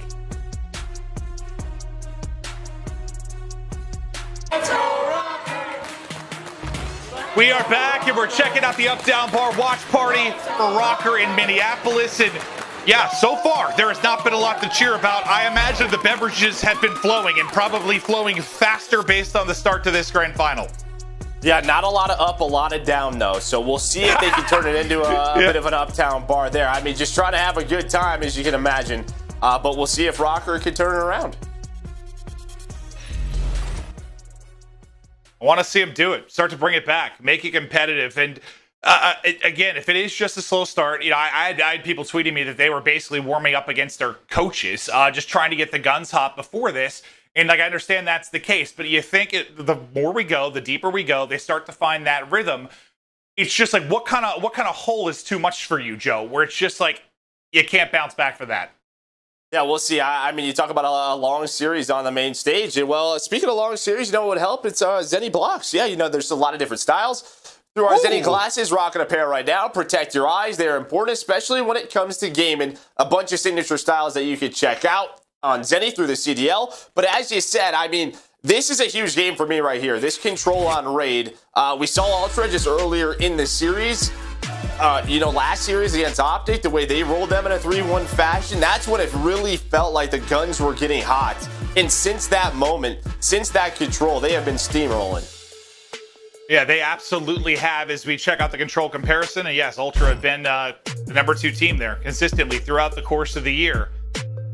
The Rocker and the respawns on this run, whether it's been, I mean, the hard point with 5-1 coming into this series, or it's been the control. I mean, they've been solid everywhere. But yeah, I think, and maybe it's just a mental thing, but like 0-2, I'm like, all right, it's best of 9. They can bring it back. You go down 0-3, that's when it really starts to get scary. You need to step up here. You need to get into that rhythm that you found over the course of the last stage of this major, where the discipline was on point. The comms and teamwork, as they've said in interviews, has gotten to a point they haven't hit all year. It's time to find that. And you know, it could be just a couple big plays, Joe, or like one individual brilliant moment where the crowd gets riled up or it gets your teammates riled up. Like, have you had that? Have you been competing and like you're off to a slow start or something? Just like one big moment is what you need? Yeah, I mean, even just one search and destroy round. I mean, I just look at that round 1 just to try to slow things down and, you know, get back into your gameplay. But absolutely, yeah, all it takes is one individual moment from one of your teammates. That gets you going, then you kind of lock in a little bit more. The intensity comes into the comms, and that adrenaline gets going, and that's what you need here from Rocker. We'll see if they can find that big play. A map win, which they so desperately need, is here at the Major 5 final with Rocker versus Ultra. We get in to the control, and Inside picking up right where he left off in the first 2 maps. He is hitting, and he is hitting early. Your game field feature player in Standy is trying to bring it back, but every time he peeks, the bullets are flying and right onto the point.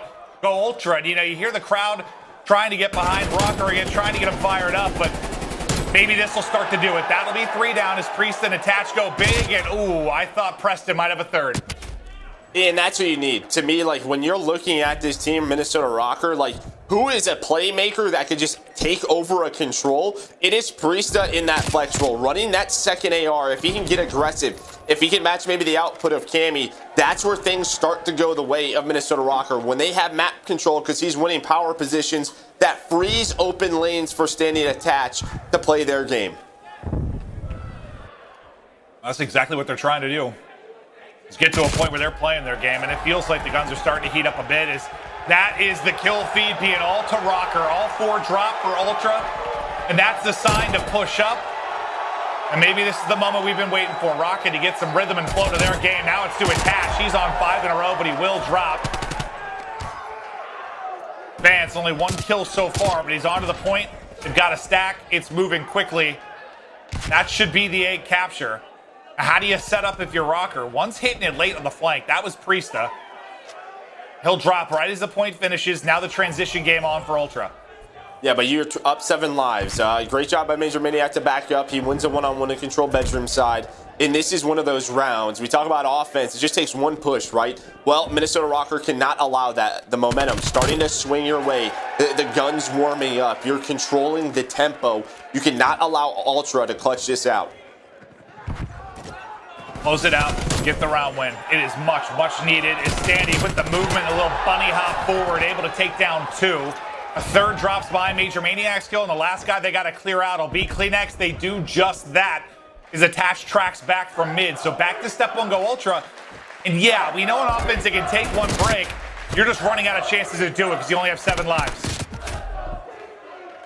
Yeah, they're going to try to get bedroom control, but Major Maniac's still there. He's on 5 in a row. He goes for the challenge. I would like to see him play a little bit more patient there, maybe try to find some streaks.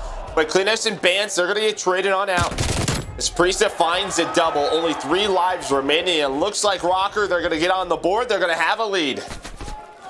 And you can hear the crowd just starting to get into it a bit as the plays and the kills start to mount up for Rocker. Just 10 seconds to go and the 3 lives to go. But Kleenex, an opener. Can they somehow pull this off? What a dagger that would be.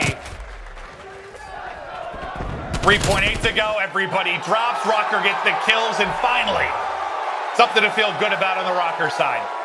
And that's just right from the break, right? When they go and retake that A side, they had 8 kills in a row. And you could see they were getting into their setups. They were playing disciplined Call of Duty. Their teamwork was on point. They had a great idea of where Ultra were always going to be. And with that life advantage, they didn't allow things to get out of hand. They didn't give Ultra an opportunity onto that zone. A nice defense there from Minnesota.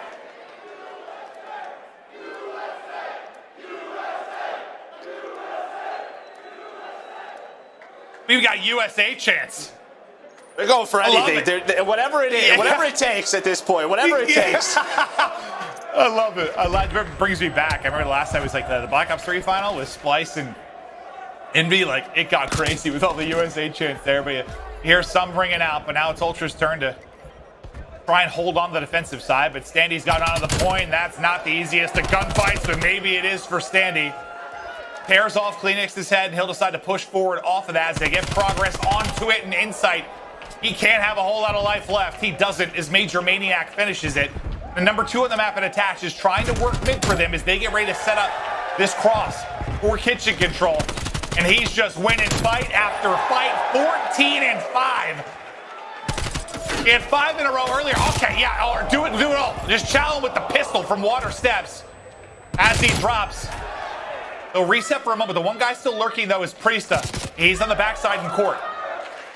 Well, they just transitioned from A to B, right? They only keep 1 player on it. That allows the other 3 players to get aggressive, and Priesta just able to sneak on through. So he's still alive. He can break up the defense for Ultra. This is going to make things messy. Again, you have the life advantage. You can play around it.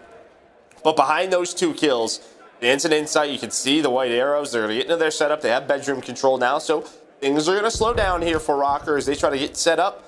Find some of those picks. You only have 1 person in Cammy trying to lock down the middle of the map, and well, he could be so dangerous there. So Major Maniac able to find that kill. You can see the way they are playing this. They're controlling middle of the stairs. They're controlling bedroom. So for Rocker, they have to fly out of money window or from court to get onto this B zone. And Priesta, I thought he was kind of dead to rights because 2 were holding one side and Cammy on the other, but for a moment, I thought maybe a timing to get through. Not going to happen, though, because it's Cammy with the snap. Now Kleenex doing the dirty work to keep kitchen and money control for Ultra. You still have a lot of time. There's 1:20 to go. The life advantage gone for Rocker, but they were only up 3 or so. Behind those 2, they'll take advantage again. And Standy still fighting from one side, but Kleenex trying to make sure the rest of the troops can't get there. Ultra still holding for now. 1 minute left to go. Yeah, but they don't have like a great setup right now. Due to Standy's position in the bedroom win by Toronto Ultra, well, there we go. Okay, so Standy, he was waiting so patiently on that flank. They knew exactly what was going on, and they react. This Inside now on 4 in a row. And Ultra, this is just when they are just so fun to watch because they're so disciplined when they get into their defensive setups. They have a great idea of where you're going to be coming from and how to react off it. If someone does get behind you like we just saw, they knew exactly what they had to do. They took middle of the map away from Rocker, and they pinched him from mid-stairs. Yeah, no, I mean, it's 2 or 3 times now that you've had someone in a good position for Rocker, but it's been one player. Like, it's happening again. Major Maniac has gotten behind, but the rest of the team hasn't allowed the other players to get there, to have any real development onto the objective and insight. My God, that'll be an artillery. 7 in a row, 13 and 11. Doing it with the Craig, doing it with the 74U, making plays on all fronts as that brings us to 1-1 in this map 3. And well, now you got a little bit of extra power if you're Ultra. You got the score streak. You still got to earn the cruise missile, but only 1 kill away there. Yeah, one of those plays, you know, Insight just watching the cross. This is what I mean. This is when Standy's behind them. They know off the spawn, maybe Priest is going to try to get ring control. He reacts with his team. All right, where is that player? Okay, his kitchen, boom, wins the next gunfight. They just have a great sense of where the attack is coming from, if there's someone behind them, and where they need to go on the map to make sure they still have control of B. Yeah, it feels like the only time they really struggle is when those, I guess, core strengths have these moments where they disappear. And it's not frequent, but the discipline maybe goes out the window. The awareness seems to be a little bit less, and they look vulnerable. But when that's not happening, Joe, they are so hard to beat. Well, I mean, that's what we were surprised when they got 3-0 yesterday by Minnesota, right? I mean, it just doesn't happen often as well. Insight still just trying to find that kill. Cammy, he's on a spree of his own as well. He's on 4 in a row. Insight looking for number 8. Maybe he can do it through the objective, and that's what will happen, is he's just going to get this progress over towards this zone. You still have attached lurking towards Laundry, just maybe trying to find a pick or two if he can to open things up for a retake, but I don't think that's going to happen. You have Cammy inside a kitchen. There's the cruise missile in. Well, for Rocker, it is going to be a long defensive hold at B. And the streaks to deal with, and that is just, how many gunfights have we gone to pretty close range where it's just a Krig from like Cammy or Insight smokes a Subsorn at him. The gun so good when you're hitting like they are. Now if you're Rocker, how do you hold and how do you deal with the streaks that are eventually going to rain on top of your head? But if you're Ultra, I mean, you're all right for now. You're up 4 in lives. Maybe take a couple hits at this. His Kleenex has done about 400 damage for 0 kills over this sequence. Yeah, you can see why this guy's always the top damage dealer. He's just putting bullets into everyone. Again, the awareness off a spawn, and then they're going to attack. It's just the pinch through the middle of the stairs with basketball, and then off a spawn, Priesta, you're going to get killed again, 5 in a row. This is what we saw versus Optic, their ability to stay alive in the defensive spawn. And when you get them spawning over towards Laundry, they have an idea of it. They're able to find those spawn kills. They're getting the objective work done. Fans trying to lock down Court as Insight right on to B. Tell you what, if you can hold on to these streaks and get the round one, what a good position that would be. Still holding for now, but as he chows through the window, attaches, able to take down 2. Kleenex Nate at least eliminates 1. Now Kleenex drops. All right, so you get the regain of control, but you need 1 bit of progress. You're up 7 lives. You have a minute 30 to work with. Ultra still in a really good position. This is going to take a monumental effort defensively from Rocker to hold on. And this is one of those rounds where we have seen them at this event clutch on up. This is when all 4 players have been on point. They're comms, they're playing together, they're not throwing away lives. This is what got them to the grand final. Can they maybe pull one more out of a hat and, you know, go up to 1, maybe force a streak out? That would be best case scenario. But down 7 lives, 50 seconds left, and when it's slow like this, the clock starts to tick. But with that kill, you can see Ultra getting aggressive towards B. They're onto the point. They've got the position. Now the retake opportunity for Rocker. His Insight just tries to help out the frontline troops with shots from Laundry. His teammates cleared out for now. Everybody off spawn close though, but no respawns remaining for Rocker, and there's still 42 seconds to work with, but they can't get toward the point. Ultra are in. They'll go up 2-1, and you don't use anything, right? You still have both streaks. Yeah, nothing. I mean, you just use your gunny that we saw out of Kleenex. So good in this area. The map plays his life. A little bait and switch backstairs. Then, okay, I'm blocking the Court spawns. They're spawning up back Laundry. This allows his teammates to work up to the point. They start to get that objective work done, and most importantly, to have the life advantage that leads to an offensive round win.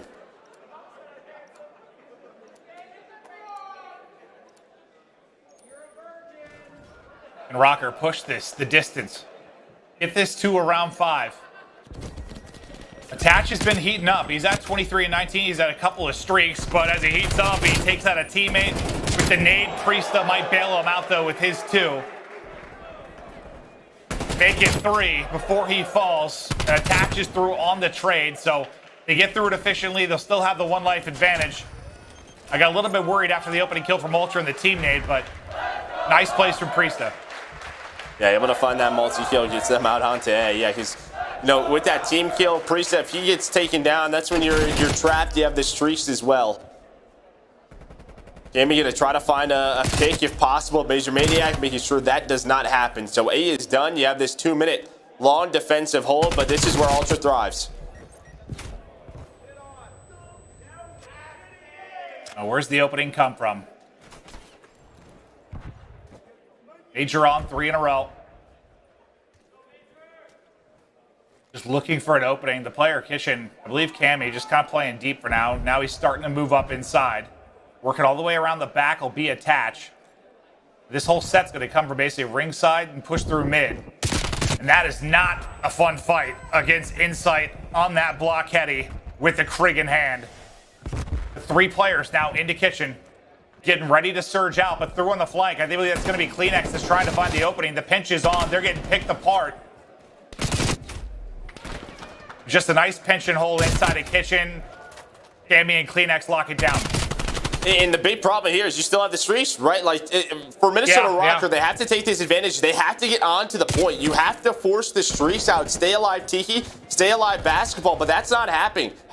So when that clock is running down and then the streaks are able to come in, that's going to delay the clock. Well, it's going to take more time off of it and put more pressure on you where you're just going to have to eat those missiles. And that hurts. And that's going to give all the momentum to Ultra. Maybe a chance here. Major Maniac able to flank on through. He's right on to the point. They find another kill. And, well, with Attach being there, maybe they're going to get on the beat, force one of them out for Insight. Yep, it's going to come out instantly. It'll be the cruise missile. Just 35 seconds to go. That'll keep ticking as they have to get off the point. Major Maniac will catch the missile. But you still have Standy and Attach here. Insight gets the other with the gun up. And Kleenex just takes a melee. Then the nade will finish him off. But the re-snap and shout from Standy can't hold. Attach still in position. Under 20 seconds to go. A big gunfight win to keep them in this. But with the closer spawn, Ultra will keep sword at this. They're able to reinforce it. Yeah, as you said, the artillery's still here, Joe. Yeah, I mean, he can just call a front, maybe win the game. That might just happen because now you have 8 seconds. That's going to be the play call. He's going to try to connect on 1, but you're going to see, watch the clock right now. They find 2 kills. That forces them in. And, well, because of that, it delays them off the objective enough. And just like that, Ultra up 3-0 in the final. You thought after Rocker get the first round, this is the time, this is the rallying call. You're watching Attach and Priesta specifically heat up early in this one, but Ultra a little too strong in the control, and the streaks ended up being huge. I mean, that's got potential to go to a round 5. You might not get out of that round if you're Ultra, but Insight, excellent job playing his life, getting the streaks, and I think the final one, the cruise, he gets through objective time as the rest of his team flying around the map. Yeah, just gets the objective time, gets the points, and while the cruise turns into 1 kill on Major and basketball, that gives them basketball control. Then also the artillery. There's only 8 seconds left. He held on to it, and, well, that just forces Minnesota Rocker off the point. But just looking at your stats, Attach, he has stepped on up. 6,000 damage for him.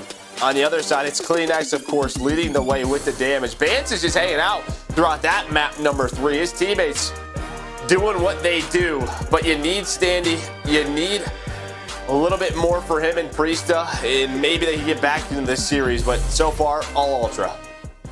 Yeah, that's been the thing. I mean, throughout the course of this weekend, like, Standy's been playing so well, and at the times maybe he wasn't, somebody else was stepping up the bat. Attach got going, and the rest of the team get it rolling.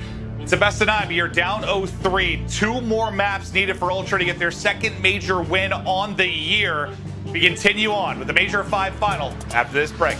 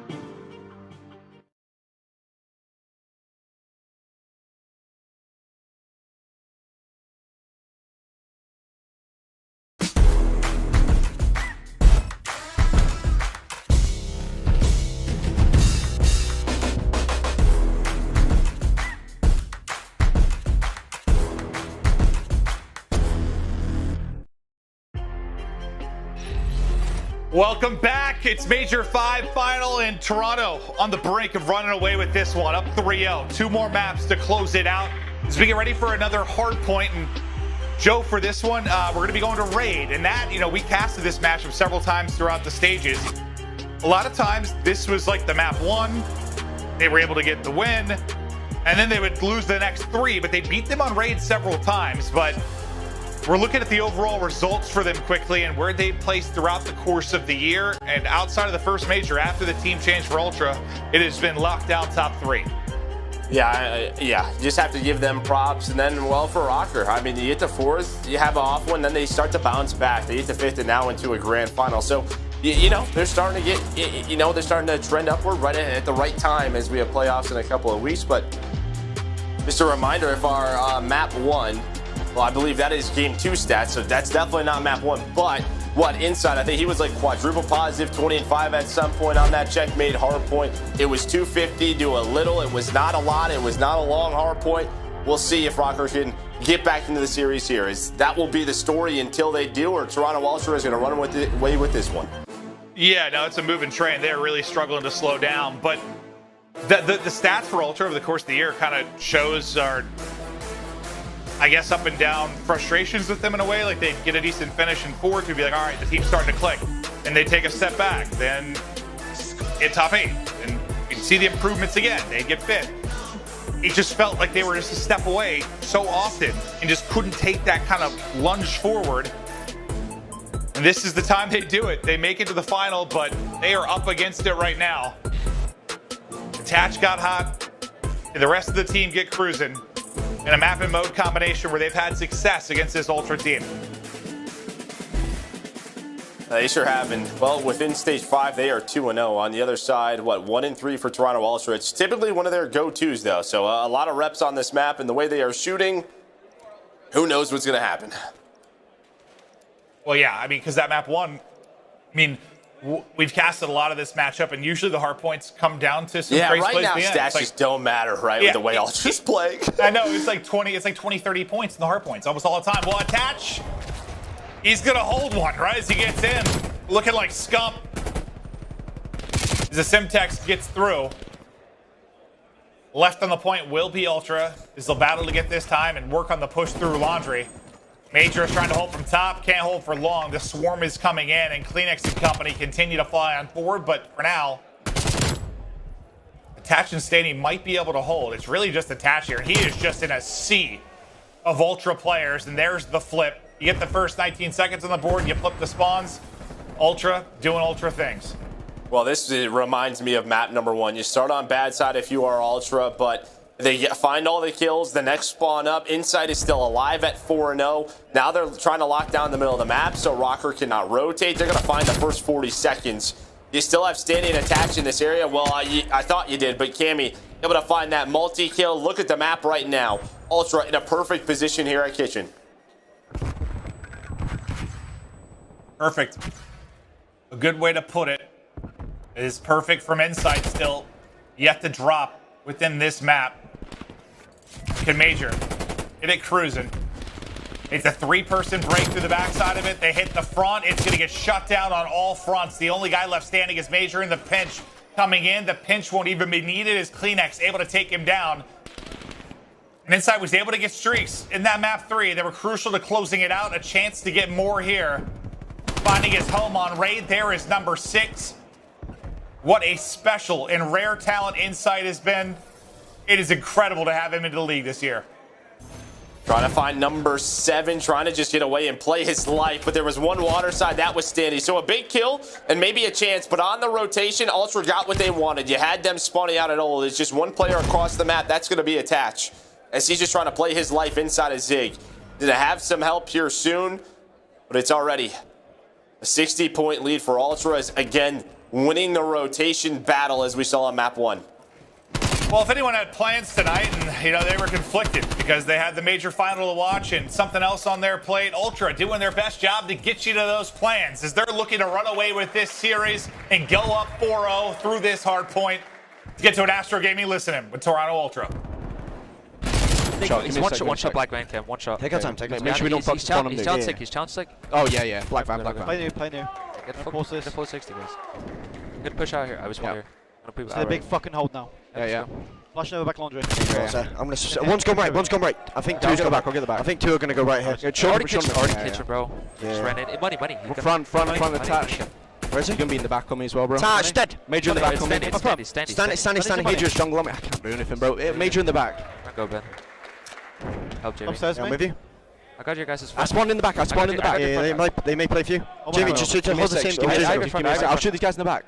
I have your front. Nice. Got two. I'm coming up. But jungle attach. Careful. Yeah, play tight, Jamie. Nice. Play tight. I'll get you front, okay? I'm laying behind the block. Yes, I've got you front, yes. I've got you front. One shot. Someone hold the same angle as I'm holding you front. I can't jet. I'm here now. Got it. Sandy L, one shot. Just play off ankles. Dead. One more. Dead. Sandy was L. He's gone to the back. I'm pretty sure. Three dead. Last guy Sandy. Keep hold. Here, laundry, right? Nice shit, Ben. Wait, I'm gonna try and get new. New spawn laundry. I'm watching pillars. They One kitchen already came. Yeah, one say Jamie. I'm trying to watch pillars. You could already gone art. He has to push me, Ben. I think it's kitchen still. Yeah, no. But yeah, listen. Okay, one's water stairs. Attach water stairs. One is top ring, Tubby. Waiting for him. Yeah, I spawned mid. I spawned fucking ring. You see water stairs? Water stairs. Okay. And what is that, Major? He said Jamie, I'm on the streets. I'll challenge. You ran? One shot, Jamie. Okay, preset. School is in session. Professor Ultra dominating. This has been so good. The comms were clean. The back and forth small talk. Everything. A work of art right now for this Ultra squad. It's been a flurry of streaks for the team. It's Bance's turn. Now a 9-5 on 5 in a row. Where Insight came up short in this map 4. We'll see if Bance can earn them. Yeah, I mean, if it tells you, I'm pretty sure Bance said, I'm going to try and get a nuke. If that gives you anything, I think what he's saying is, I'm trying to play I'm playing a pump right now. Because right now it feels that way with the score they have. And now he's able to find that artillery. He's got a streak. They're up 100 points. Again, win that rotation. Minnesota Rocker, right at the beginning of the listing, were able to break into garage. But when we got into the listing, is all right, let's just focus on the rotation. Cammy, he's able to come off a spawned, find 2 kills, makes the play. They win it basketball. They're able to lock that down, and then immediately over to P5. There is that transition. And when Rocker finally start to find maybe a little glimmer of hope, maybe you win a rotation, Cammy says no, but what I was going to say is Bance has streaks, so he's going to ruin that. And you got to think, I mean, like the only advantage you have with the format now and not being, you know, whatever, 2 best-of-5s or different matches Sunday, your big advantage is through the vetoes. And you got, if you are Rocker, you got your best hardpoint map 1. You get a good hard point for you here, which you have beat Ultra on multiple times recently. Hardpoint has carried you this weekend as you were 5-1 coming into this matchup. But the hardpoints have not been competitive. No, they have not. And well, that's the artillery that's going to be called in. That forces, Minnesota Rocker to have to basically move, right? Just avoid that. That puts them into a position where also we're able to find the kills. 3 players do spawn up back laundry, though. So an opportunity, maybe that was a bit of a waste if they could find the kills inside a kitchen, get back into this game. But the first player is going to be Bance. He gets taken down in Insight. He's just playing his life, and this is what they do so well in these respawns. Trying to play their life as attached. Lock it down the middle of the map, not allowing the reinforcements to get to Insight. Well, it was a story of sprees for Ultra. Now maybe Priest's turn. And while he was on 5 in a row, the killing spree pops up, but he drops immediately after it. But I said to you, like, is it one big play maybe for Rocker that can do it? It had a couple of nice plays, but didn't seem to be enough.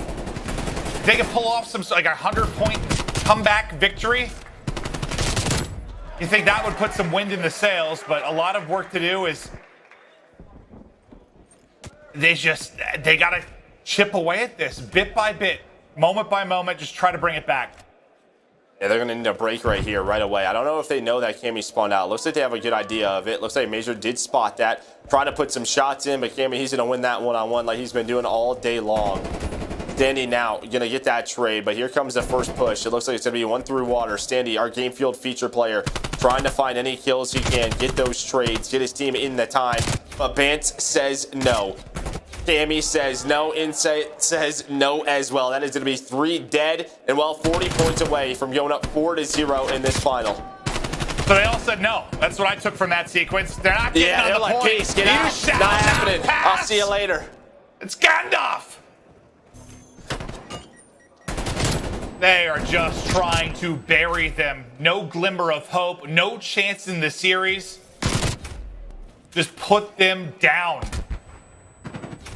As they're 15 points away from now a 4-0 edge and 1 map away from their second win on the year.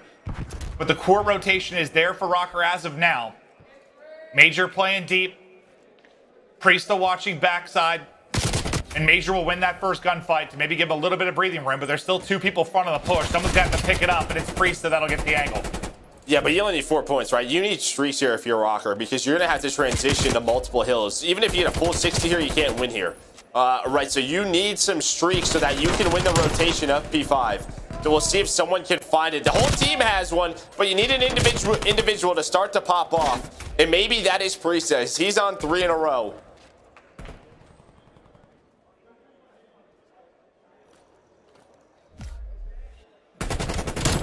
Cammy just picking them through the window.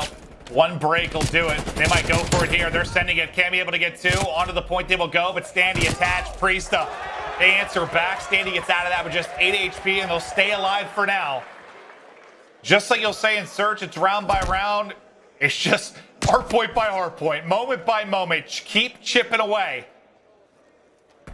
And you somehow keep them from getting 4 points. It's now another killing spree. Pops up for Priesta, up to 20 and 17. They've got mid locked down. Joe, they've got a shot in this one. They were getting smoked early. But the guns are starting to fry. It still seems such an improbable task, but you can see that glimmer of hope now. That opening to maybe get this done. No, it's but gone. It might have I just can't gone see out it the anymore. window. It might have just gone out the window. Yeah, it's Ultra out. break into courtyard. The glimmer is gone. The hope is shattered. The dreams of Rocker and their fans, you feel slipping away. Is Ultra simply too good right now? 1 step away from getting our first 5-0 victory in a major final.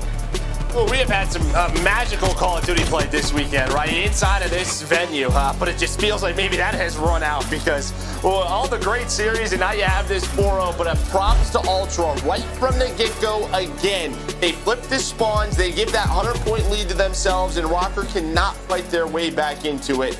And looking at the stats, with 52 engagements from Cammy, puts up 5,500 damage. Yeah, no, he's like that. I don't know. Talk about like Illy or Crim come to mind. Like he's just that guy. He like for the position he plays, the number of engagements he gets and the pace he plays with is just unbelievable. Cammy is a freak of nature, and it's hard to replicate what he does on the map. But they're smoking him, Joe. They're smoking him. They need one more map, and I think Ultra have got to be familiar with the kind of put people away mentality because they're usually on the other side of that, right? Like we're always saying when teams are playing against Ultra, put them away, don't go deep into the series, that's where they can win. They got to know that if they're usually that squad, they want to finish it here, get it done, win it in 5. Yeah, I think they know right now that they are in, they're in that spot. I think that game 3 and game 4, because if they lose the game 3, then it's back-to-back respawns and there's some momentum on Rocker's side. I think they know how important that control was, and they're having a good time. Yeah, here for a good time and apparently not a long time as they're dictating the pace of this series. But Ultra, they smell blood in the water. Rocker, they are bleeding out. Ultra look to close it out in the next map. Will Rocker do the unthinkable and win 5 straight? We'll be back after this quick break.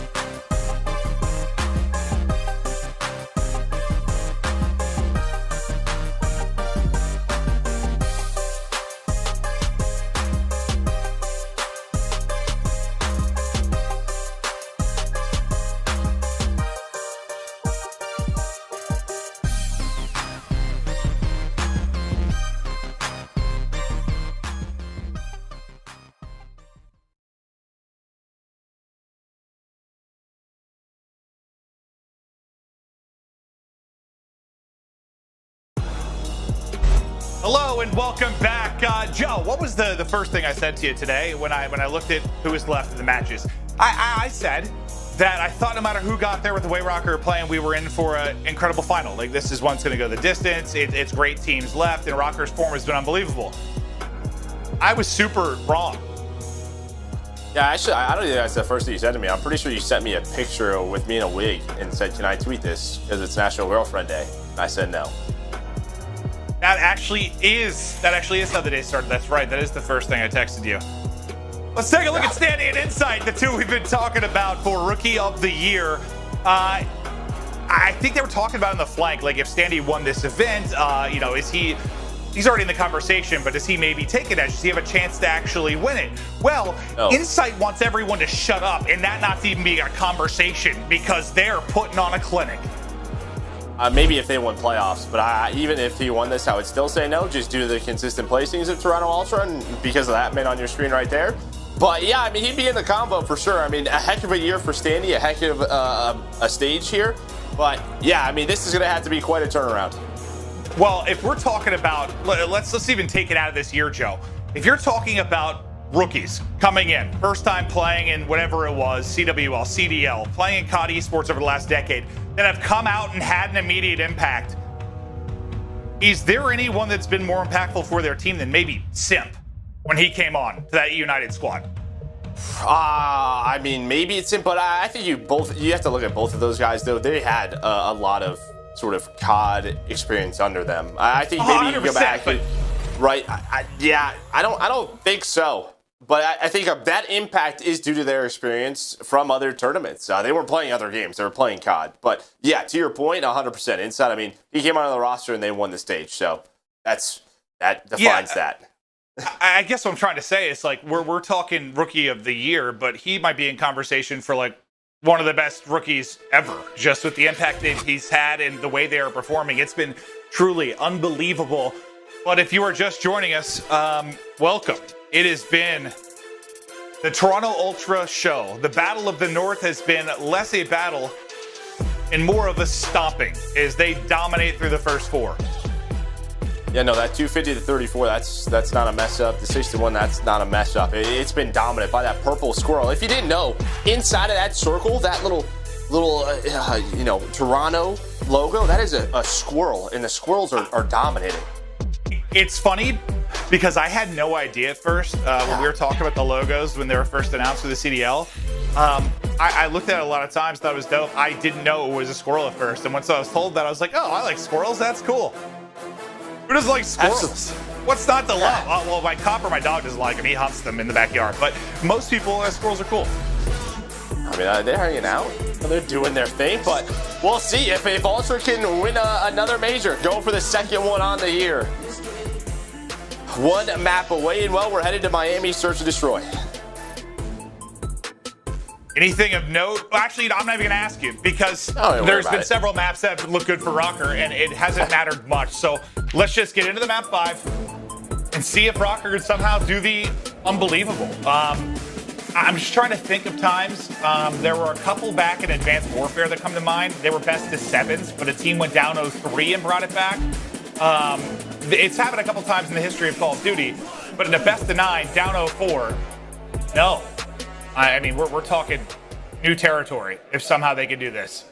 New territory, that's correct. Yeah, no is the answer. We'll see if they can do it one map at a time, one round at a time. They're veterans on that team, but it is going to take a monumental effort. And Ultra starting on defense. And well, yeah, I mean, I looked at the stats. It looks good for Rocker, but like you said, it hasn't really mattered. It's hard to imagine it happening because of how this series has gone. But again, they did beat them in a 3-0 fashion yesterday, which never really happens Ultra ever. So maybe, just maybe, will they give us some hope and make a run? As Standy will get the first blood, get the advantage over, but that was a big conversation point in map 2. They got a decent amount of first bloods. They just weren't able to capitalize in a lot of those rounds. Yeah, Bance loves to play beach on defense. Try to get to this boat where Major Maniac is right now. Major's got the spots. Attach is watching the flank. He's going to find a kill. Well, a nice round here from Rocker in round number 1 on offense. Clean XC is all alone, and that was clean. Is Rocker going to go up 1-0? And yeah, it's what you wanted. You get that first blood, you transition over to the site, and you give Insight nothing. Good job getting the first one up. You see the nice clean shots there from Priesta. It's round by round, they try to slow down. A team that is looking like the best in the world right now. They've had to do it through losers in both of their runs. But when they are on point, when they're playing as a unit, there are not many teams that have a shot to beat them. And they put Rocker away. It's for one of the few times in this series they find themselves behind. Even if it's only 1-0, you haven't really been able to say that through any of the maps. Just control, round one, right? That was it. The control, they were up 1-0, and then they won 3 straight. Well, it looks like it's going to be a B hit here in the first gunfight. Kleenex, Standy, that SMG battle going down. Both players going to back on up, and they re-enter it. Standy's going to find one attached. Looking at his arcing side as he finds the second one, and clean round so far. Well, a clean game. You've had no kills on the side of Toronto Ultra to start Miami. Rocker, maybe some life starting to form as it is a clean 4 down, 4 up situation in round 2. Fist bumps are out. Maybe starting to get fired up a bit here. These are looking so good in the first few rounds on Miami. But a lot more work to do, but Standy finally making some of the plays that have defined him over the course of this weekend.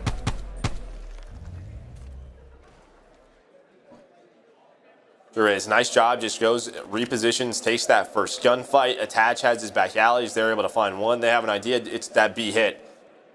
But back on defense for Ultra, and last time it was just Bans who got caught trying to get to that boat right next to A. You can see that number 5 start to work that way with Inside as they try to lock down the A side. On the other side, it's Cammy and Kleenex. They get into their setup. Well, Bance is flying, trying to get into his position. We'll see if Major Maniac can catch him once again. It's another first blood. Rocker picking him apart. Insight's kill D first for Ultra through 3 rounds. Numbers still though with Rocker as they'll get the bomb plan in, and Standy working closer and closer to streaks.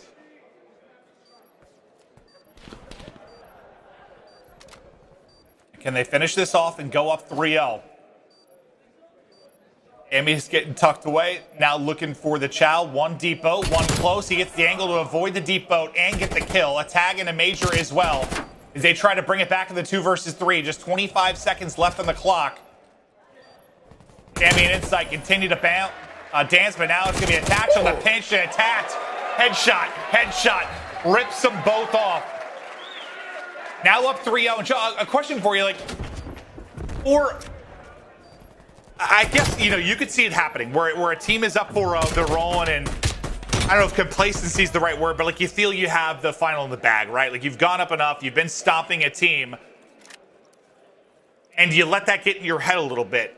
I'm sure it has happened to competitors in the past, but with this Ultra team and their strength and composition, do you think that's something that they might be lulled into? I mean, I think that's just part of being a human, isn't it? Right? I mean, true. That just happens. I mean, that just happens, but you're up 4-0. So you haven't, you don't want to let them get some momentum, but if there's a map to throw away, maybe just this is that. Miami S&D isn't one that they're known for. They're only 5-5 on the year on it. They don't have a ton of reps. Rocker have looked better, and they've looked better so far in this game, but not done yet. But Standy able to find that first blood once again, and that's been the key. Is every single round they have that first blood, they have the numbers advantage. It's a big start from Standy. Attached right there with him. 5 as 6 behind the name. Then Standy to pounce. They are dominating here. Finally, starting to take over in a map. Up 4-0. Complete opposite of what we saw in the first search and destroy. Miami has been all Rocker. This just looks like hard counters, right? I mean, offensively, they're ready for, the setup over towards Beach. They know where Bance is going to go. He tries to get aggressive a couple of rounds. Boom, he gets first blooded. On defense, they are ready for the top B hits. The setup out of Attach and Standy is they have 13 kills in this game. Just beautifully done from those two. Yeah, I mean, look at them compared to the rest of the lobby. It has just been, as much as I was saying, was the Ultra clinic, school, whatever. Here it has been Standy and attached, but finally Ultra come alive within this map 5 as they'll get the early 4-on-2 advantage. Attached, though, is still in this, and he is 1 off a streak, so might change how they play this a little bit. Not so much about the round win. Maybe it's trying to get attached free pick. You saw the adjustment there. Inside, he plays towards the middle of the map, and Vance is basically just saying, hey, when I cross to the boat, they're going to try and flank me from middle, so please watch that and hit some shots if they do. And he does just that. Vance is able to win the opener as well, so you can see number 5. He gets to the position that he's wanted to all game long. And yeah, we're just going to run this clock down because he's going to play his life. He's 6-0, 1 away from those streaks, so they're just going to try to find some picks. This is normally what you would see in like a CS, right? Just trying to kind of play around the economy, and it's kind of the same thing here. Just play around those score streaks. That's what they're doing. And there are times where you'll see teams kind of, I don't know, hunt that player down, working on streaks, but usually that's when they're last alive, and you think you can clean him up before he gets them. Not in this spot where he's got a teammate. Yeah. Usually that's like when they're on 4 or 5, not 6. Because if he hits 1, that's a streak. You don't want to give that up. 100%. You think, well, he's probably going to get one of us before it's traded. They'll just let Attach stay alive, try to deal with him in the next round. But yeah, it was this opening and the quality beams from Insight that gets them the round win, or gets them the start of the round win. You kind of see Vance, like he was being the leader a little bit, talking through stuff with his team. As they've got 4 total kills through 5 rounds, but finally a round. Now to the hit in the opening from Toronto Ultra as everyone's starting to flood towards this B zone. We'll keep an eye on that streak for Attach to see if the artillery does come in. This is going to be a mid hit. It looks like they found an opening, but they go right back to B, and Standy, he is ready in that position. He shuts that down. Priest hits it from beach side. He's able to find another one. Offensively, Ultra just doesn't have an answer. They do not have an answer, and they have been shut down. Yeah, I mean, yes, Standy has been dominating inside a lobby in purple. Just dominating. No one is getting through. Doesn't matter what side the hit comes from, and here's the crossfire and the help from Priest's POV.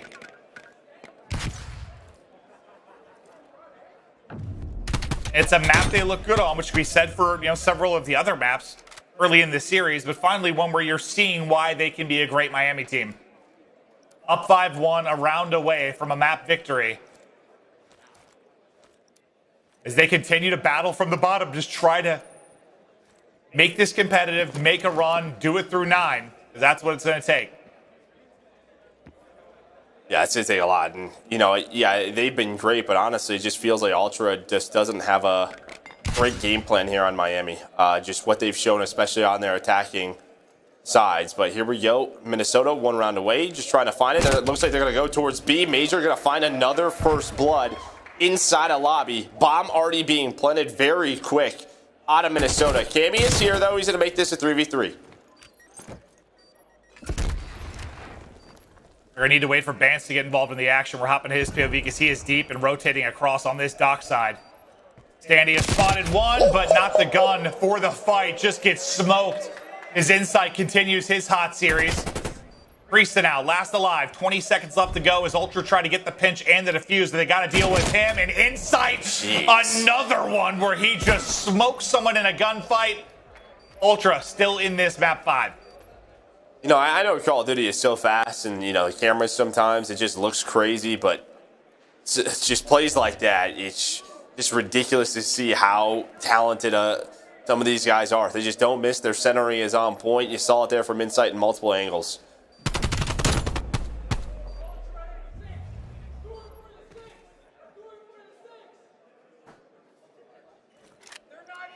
I feel like our entire round-by-round conversation, map-by-map, it's all been about Rocker, obviously bringing it back, but I guess the same can be said here in the search for Ultra. Still have a shot to close this out, put Rocker away. Be the champions here on the weekend. But this has been the struggle, right? I mean, Kleenex is 0-6. Standy has shut down every push they've tried to develop here towards B, and you've got 2 players inside, one watching the mid-cross and Major Maniac. We'll see how Ultra opt to attack this because it's just been difficult to find anything. Well, you saw the scoreboard. What, your aggressive sub in Minnesota Rocker? That's Standy. He's dominating. Your aggressive sub on Ultra, Kleenex, doesn't have a kill, 0-6. So they're going to force them to go towards A. They don't want to go back to B. You have a 3-man setup. Well, it's a 2-man, really. Major Maniac can hop that wall and be there as quickly as possible. But Priesta, he's going to reposition in number 4. He's going to be up top. Just trying to find an angle to get the information. You still have Cammy lurking B side, so it could really be on him. He's watching the flank, but he can also make a play through the defensive side. So watch that number 6, but down to 25 seconds. Bance just working the objective, bomb being planted. There goes Cammy. Cammy starting to lurk his way through. 4-on-4 retake now. It's actually Standy that's able to get the first blood. I thought it was doing Major from his POV, but Cammy will bring things back to even. Attach trying to rotate across for the help. Will get dropped. And now this pinch is opening up. As Cammy tries to get position, he's the bait. It's Insight then with the shots. Down to a 2v2 with 20 to go. Team shot again as Cammy has stayed alive and lurked. Gotten the kill or set his team up for the kill. Standy the last guy, and he will drop. Cammy making the plays all across the map. And now you're to 5-3, and what looks so good for Rocker, you may be starting to get a little bit nervous in this map 5. That's the ace. That might be the ace for Cammy. It's 3 or 4. That is for sure. But well, no, because one Insight got, I believe, when he first pushed over. Okay. Okay, but I mean, yeah, it just starts with Cammy. They get the bomb down, and then he goes. Nobody from Minnesota Rocker able to pinch, pick up that pinch. Cammy makes the play. No, it was. Yeah, that was the ace for Cammy. So he finds all 4, gets them an offensive round win. I swore Insight popped up on the kill feed when Cammy first pushed over. He got shots in, and Insight got it. But okay. It could be from the round before, but I'm going to just say he has it. Yeah, no. You might be right. He was involved in all the gunfights. I know that for sure. I just thought I saw Insight. Wish we had like an ace thing, like or something. I don't know. That'd be cool. A medal that popped up or something. Hey, ace. Yeah. I'll do the voices for it. Ace. Yeah, what? How's that? That sounds great. Sounds great. Thank you, Joe. Thank you.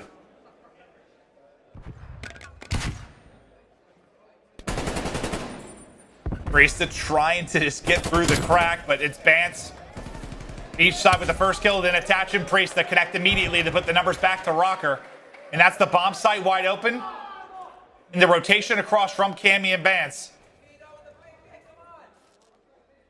Playing very patiently, though. So you have a rotation here, but Cammy, he tries to hop the wall, and yeah, they're going to hear that audio cue. So now it is down to Bance with the cricket hand, and there we go. Rocker are on the board. Oh, let's hear it. They're on the board. Maybe the final starts now. They're going to bring it back, Joe, map by map. Get it all the way to a final map. Well, we've seen it happen in best of 5s. We've seen it happen in best of 7s. Never in a best of 9, but it can happen. And Joe, I'm not going to say what you think I'm going to say. Okay. I don't know what you're going to say, honestly. I never really know. I was going to say you're very familiar with how that can happen. Thank you. I appreciate that. I love every time you bring that up. You're welcome. You're welcome. Just look up Joe's history as a competitor. You'll know what I mean. 4-1 now to Ultra, but Rocker, here we go. Here we go. Starting to make some plays. Standy, he had, if you take a look at the searches to kick it off, he had 12 in both of the first 2 searches for this team at the major. 12 again. That has been his lucky number in these search and destroys, and he was dominant in his spots. Map by map, Joe. Can they do it? Can they bring it back? Maybe. I mean, we got Garrison on control coming up next, so yeah, map by map. They won this last night. Well, the fist bumps are out, and yeah, you said it. They won it last night. Can they do it again here? Rocker, get on the board. Major 5 final continues after the commercial break.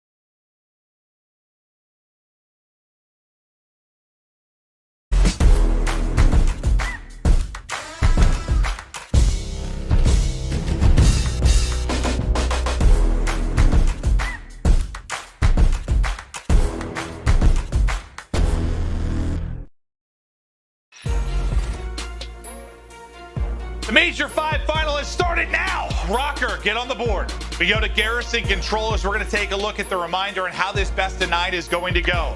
Utterly dominated by Ultra, but that was a clean search and destroy. You get the win 6-3. For the most part, you're in control at all points if you're Rocker. Maybe it just takes a map to breathe some life into this team, breathe some life into the crowd. Now you take that into the Garrison and you just keep looking forward to Standoff, Apocalypse. Try to get it to that final raid map 9 if you're able to do it. But in the game 3 control, yeah, Insight, I mean, everybody was involved, but Insight was special. He was dominating. Yeah, I mean, Kleenex has 60 engagements. He puts up a banger. But yeah, it was a great game from Toronto Ultra. You know, they lose round 1, then rip off 3 straight. But we're going to Garrison. This is where Rock were able to win last night. And just looking at that map set, I mean, it's really the next 2 that kind of scare me for Rocker because they don't have a lot of reps on Standoff. That's kind of where Ultra, they have a better record than them. Also, Garrison, one of the better maps. But if you're Rocker, you've beaten them here. The last 2 get interesting because neither team plays a lot of APOC hardpoint.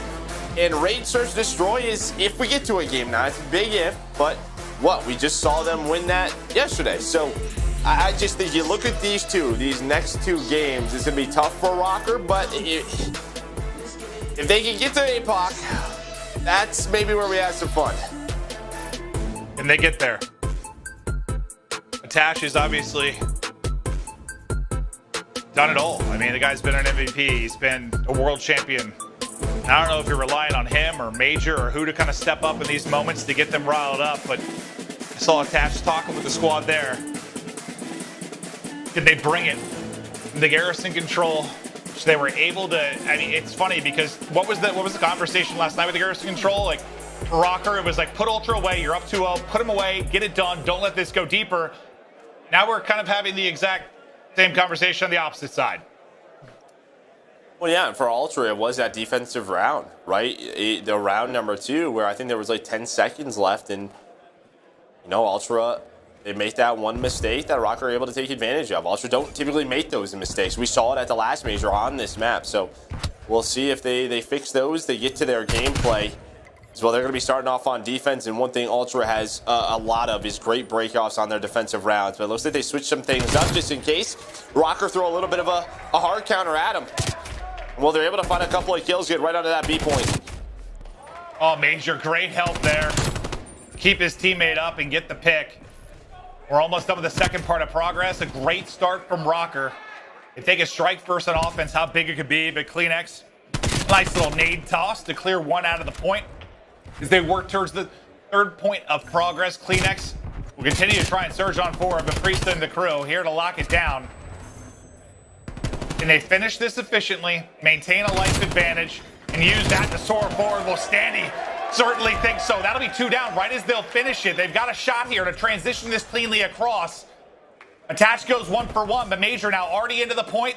Here come the rallying cry of the troops. They've got 2 here, and what a gunfight win that is from Priesta to keep the pressure towards the point. All right, carrying that momentum from Miami already early into this round. Inside, though, just trying to find a pick. The reinforcements are here now. Attached. Here we go. He flies on now, able to find a second one. Progress being made. All of the Rocker members here now. They can stack this, and it's going to go quickly. Ultra have to fly, but Priesta already there on the cuts. Fans, he's going to die to a trophy. It could be the Major 5 trophy that just blew him up, but Attached trying to hold on. 3 finds number 4 as well. As well, Attached with the pistol. Standy follows it up, and there we go. From B to A, the transition on point in round number 1. All right, what a start offensively for Rocker. And I mean, it was Standy making some plays to close out the first point. Priest here, that gunfight win to get the opening and apply pressure to the back line. He gets 2. That's a monumental moment. Then Attach at the end to make the play. And that has been what stood out about this team. They've all stepped up. It has been team wins without question. Is Attach on 4 in a row at 7-2 through the first round. And they hold defensively and take a big advantage here in our map 6. You talked about sort of, you know, in COD history, some of the crazy comebacks. Attach has been on some of those teams.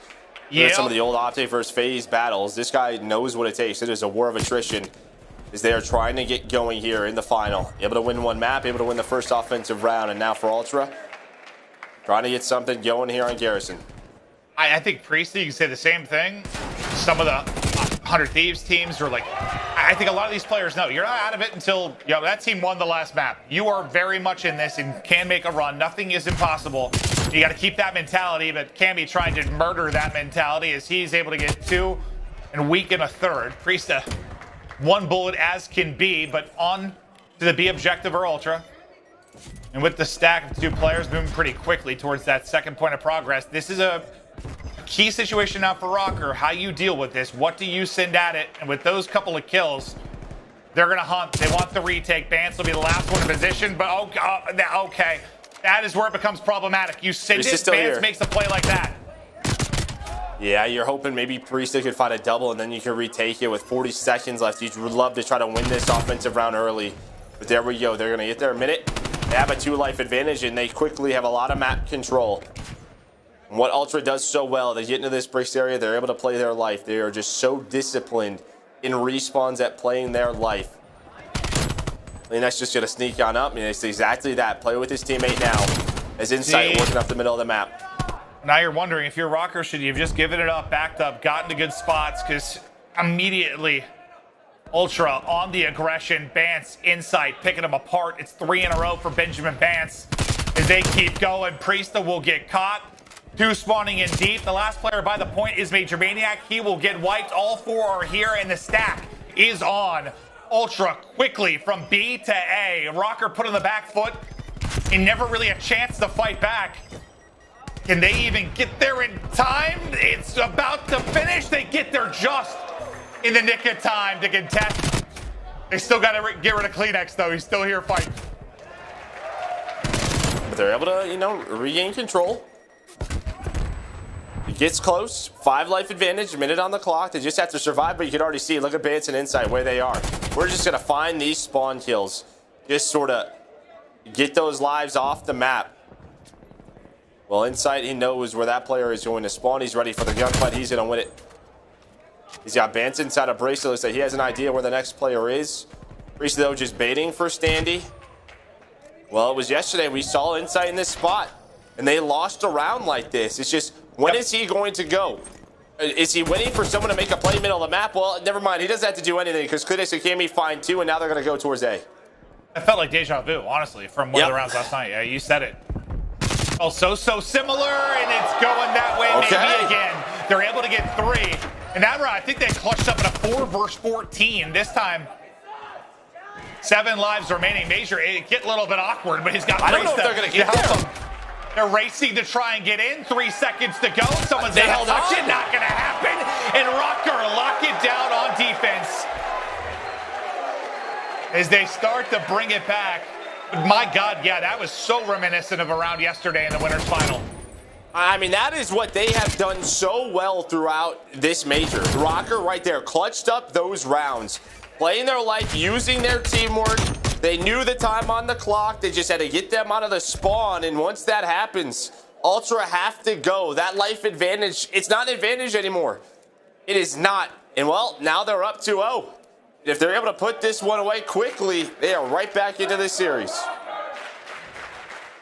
Still a ways to go. But yeah, well, you just got to win every map. There's nothing else to it. Keep winning, keep moving along. Really start to test the grit of Ultra. Is Kleenex maybe not as on fire as we saw him in a couple series this weekend? His teammates have really been the ones dropping the numbers outside of, well, you mentioned the 60 engagements he had in the map as he was really changing the tempo, but they're going to need him here if they're going to bring it back.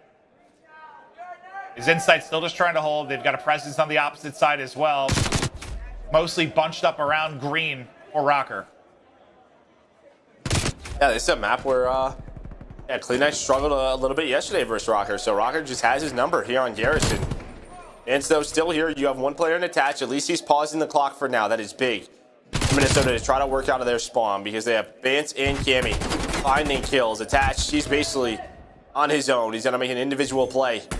But Insight's going to shut that down. Only 30 seconds left. Priesta able to get into this vent. Have to clutch up, try to get that time extension at B. And with those 2 kills, they're going to start to work to the objective. And lives-wise, I mean, considering there's been very little objective progress, you're still kept it close if you're Rocker. Can you get the extra minute? Insight is winning ludicrous gunfight after ludicrous gunfight. Just try and make sure they can't get this into green. Just focus on this power position as the rest of the gunfights go on around him. They get the clearance on the opposite point, though. Time is dwindling again, and Insight prepped and ready for the fight. Just around 10 seconds to go, and basically everybody coming off a spawn for Rocker. Ultra should be able to get around here. And if you're a Rocker, just slow it down here. Right? Do not feed streaks like we saw in the raid control earlier. There we go. Don't give them the Insight. There we go. Able to get that round. Insight's only on 3, so now it just comes down to this defense. You can be so strong here and allow Ultra to tie things up at 2.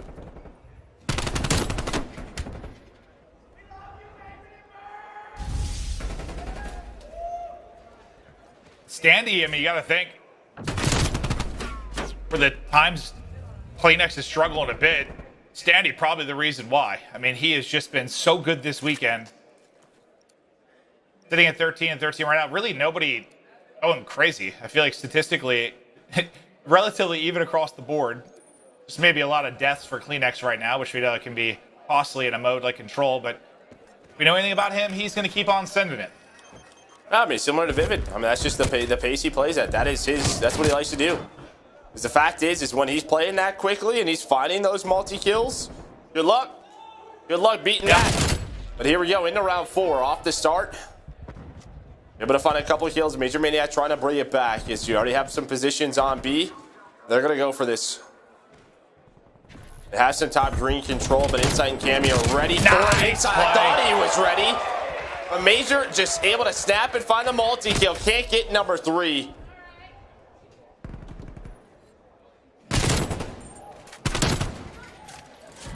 And they're finding him in flurries now. Priesta shuts down 2 to follow up. The nice play for Major Maniac. And from top green, Standy's got the angle. Back to step 1, go Ultra. They got to win the round to stay alive. And this map 6. Otherwise, there'll be a second map on the board for Rocker. But you can just kind of, it just feels a little different now, Joe, doesn't it? Like, just with a sense of the score lines and the gunfights. Rocker are awake now. I mean, they're playing with some swagger. We saw it on Miami. Just the way Standy was playing up top, the way they were reading the map. Fact is some of those gunfights, those multi-kills weren't happening earlier. Now you're just seeing the kill feed light up purple and Minnesota Rocker purple. Cammy, though, the guy they rely on at times to make a play, he's able to get on A, just pause the clock, allow his teammates to get off a spawn. I've already stumbled almost 20 times just from thinking one color is another team. There's a lot of purple and white going on. Standy, another win. Time stops at 7 seconds here for a moment. Ultra desperately trying to get back onto it. Priesta, though, there with the hold, and this is Attash's POV on the cross to help him out, but Inside just laying prone to stop it. The next gunfight is going to be huge. They go 1 for 1. Major Maniac actually has the angle. The wall bang comes through. Cammy flies out, not going to hit it. Rocker close it out. And now 2 maps in a row for Rocker on the brink of defeat. They've come to play. Teamwork was on point. What they clutched up one of those rounds that we kind of saw yesterday, right? That defense where Toronto Ultra is just trying to put it away or at least tie the map up at 1 apiece after losing that first defensive round. But look at the stats. What, Priesta with 21 running that 3rd sub, but it is a team effort. And a team effort is what they need. Yeah, you can just feel it, hear it, smell it, sense it, whatever you want to say. That they're starting to play better in some of those mixy situations where it's going back and they were losing those trade fights, and maybe the comms had to warm up a little bit too, because we talk a lot about teams gun getting hot when they haven't been playing and they're playing against another squad coming in. Sometimes, Joe, it's like the comms getting warmed up is a bigger deal. I've talked to players, those on hot mic in the past or whatever it may have been, and it's just like people don't realize that just getting the vocals going between the teammates probably even bigger than like getting the guns hot. Did you say smell it? What does that smell like? I have no idea. I was just saying things. I was trying to think of all the senses that you have. Sure. Yeah, I just wasn't sure. I don't know, because we're not even there, so we can't smell it. So you might just smell yourself. I have a very, very powerful nose, Joe. That's something you don't know about me. Sure. Yeah, but no, you're all right. I can smell Communication it. needs to be on point, and it feels like it is these last couple of maps. Thank you, Joe. That makes more sense, and I appreciate you as a commentator, a friend, and a life partner. Rocker, they get back-to-back maps. They're bringing it closer, trying to do the improbable, the impossible. Can they do it, or will Ultra close it out for their second win of the year? More to come after the break.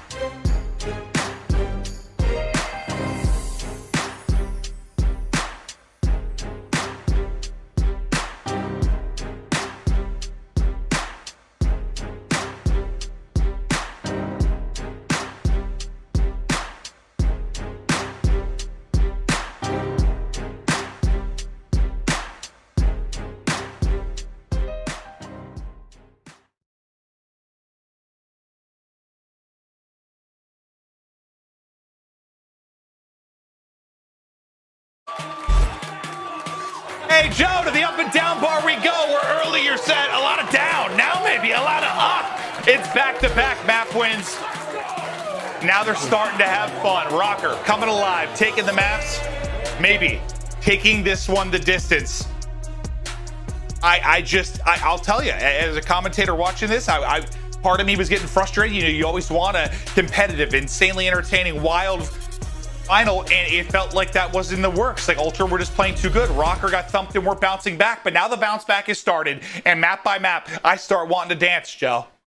Oh, I mean, oh, look at those moves. Your hips do not lie. Do not lie at all. But, I mean, you could say it as casters. We want to watch good Call of Duty. Yeah, especially for the finals. You and I, we've either had some good luck or some bad luck when it comes to those games, especially the way, you know, the matches have played out this weekend. But it was quick 4-0, but they're able to bounce back. This is the only map I'm a little bit worried about, right? You look at this standoff, search and destroy.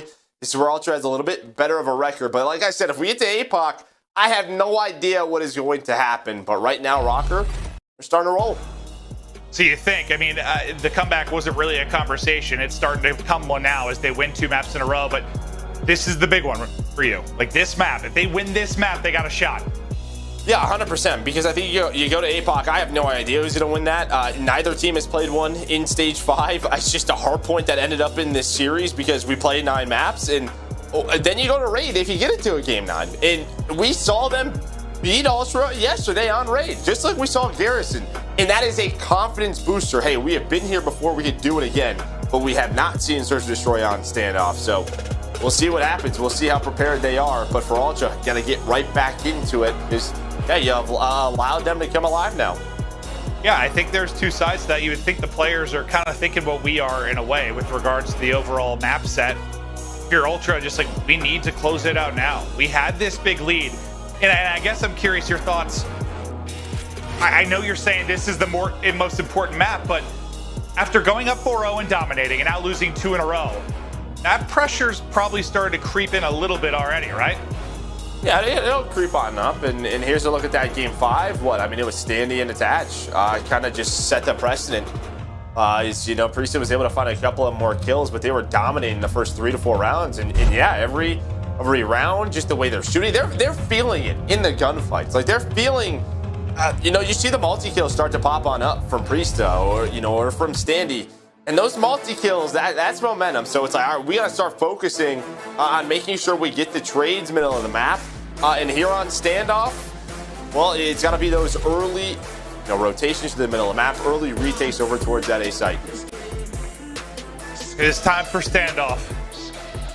The big one here and the comeback dream, the miracle run if it's going to happen for Rocker.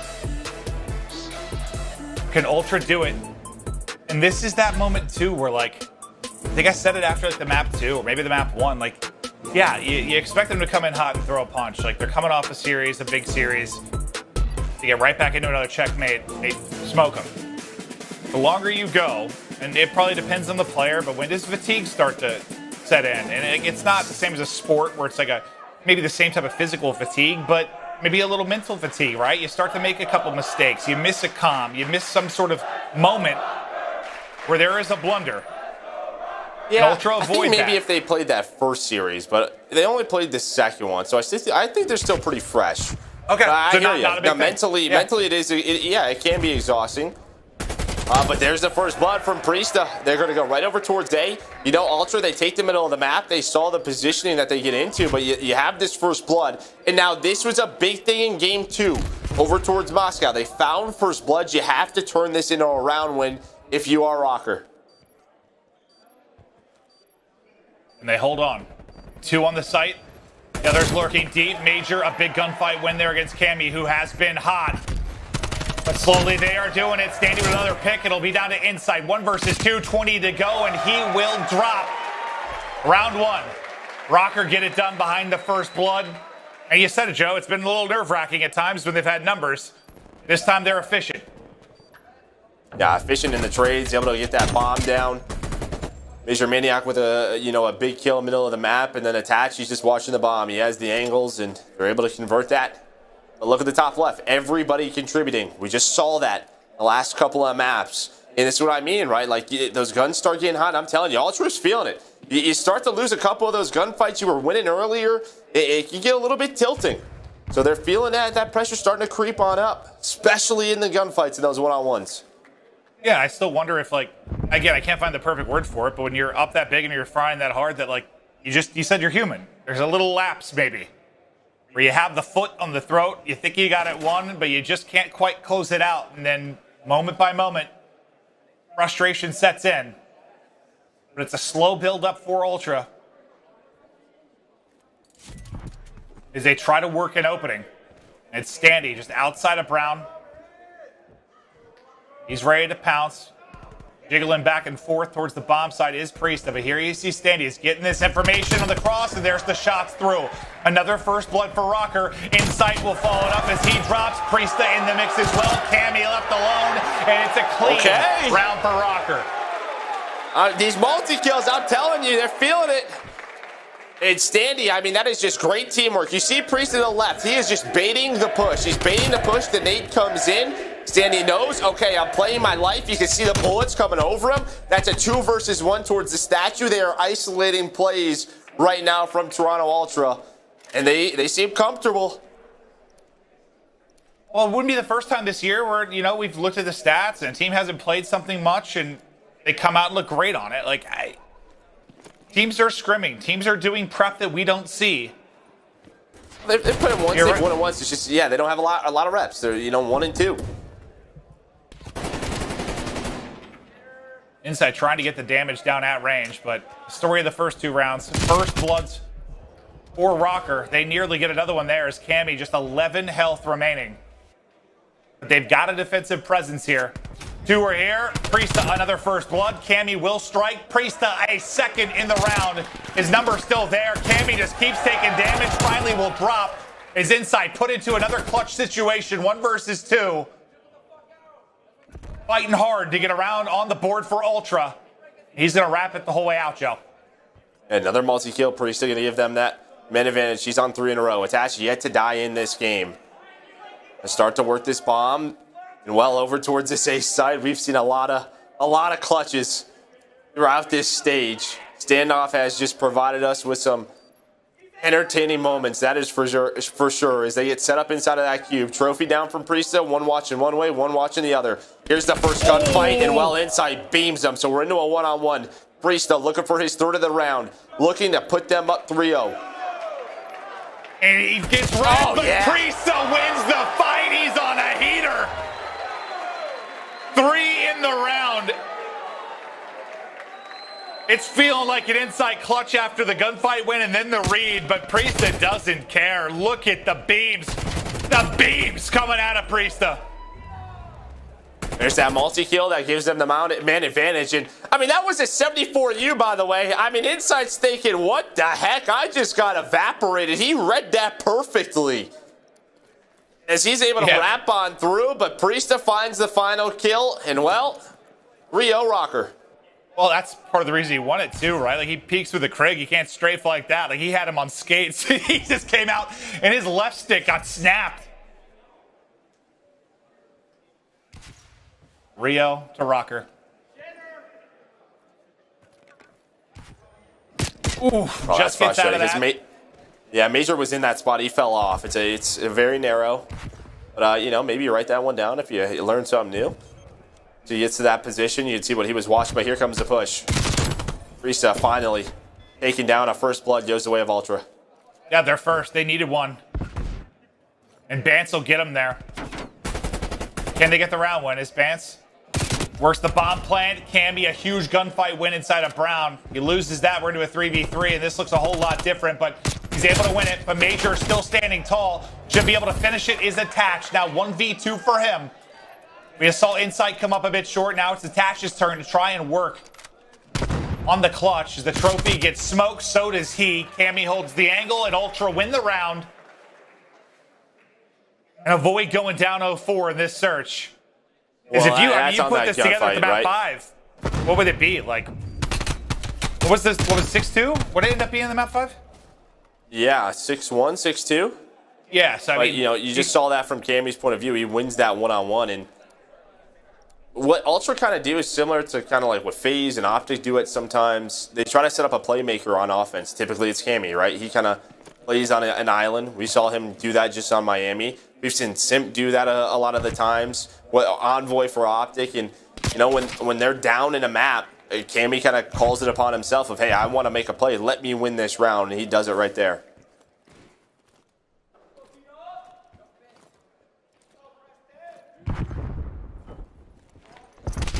Utility out for Major. To hit the front tank there as Bance is still holding the cross. Everybody vying for position, and the subs hitting in range right now. Standy, another first blood, the 4th for Rocker. But they still have to get an opening onto his site. You can see the bomb on the minimap, push deep. Standy outside of Brown playing his spots. At least goes 1 for 1. Major can't get the second player, but you retain numbers if you're Rocker. And now A wide open, they'll work the plant show. Yeah, Standy in that position. Once he gets there, we see Cammy go there a lot. He just wants to watch the barrel, so they're going to go towards the A side. But he gets taken down. You're in the 2v3. You have Attach who's playing safe. He's like their anchor. Worst case scenario, he's in a position to check the defuse. He's going to stay alive, peak middle of the street. He's going to have pressure, though, from Kleenex as well.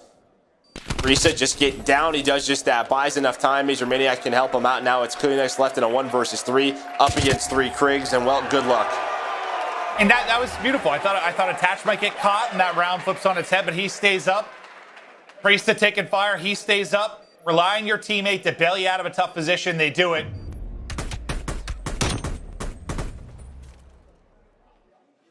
Another round to Rocker. Up 4-1. 2 rounds away from suddenly being a map away from Ultra. Just down a map, considering how this started, how ludicrous this seems to have shifted. And it just feels like it happened fast, Joe. Well, it was. No, it was fast. It was that quick Miami game, and then, you know, control. Right, it was 3-1 once again, but there's a first blood for Inside, and you have potentially another fast search and destroy here. You could, you know, win 6-1, 6-2, but still some work to be done here on standoff. As the first blood comes through, you do have one player here. He's going to hear that. That's going to be Priesta. He's got a heck of a lot of work to do. just trying to play his life, but they stay alive just a bit, but he buys enough time for Major Maniac to turn this into a 2v2. Well, so far, the team that has gotten the first blood has won every round. Ultra at risk of that not being the case as it hits to the 2 versus 2. Major, attach, start to link up towards mid.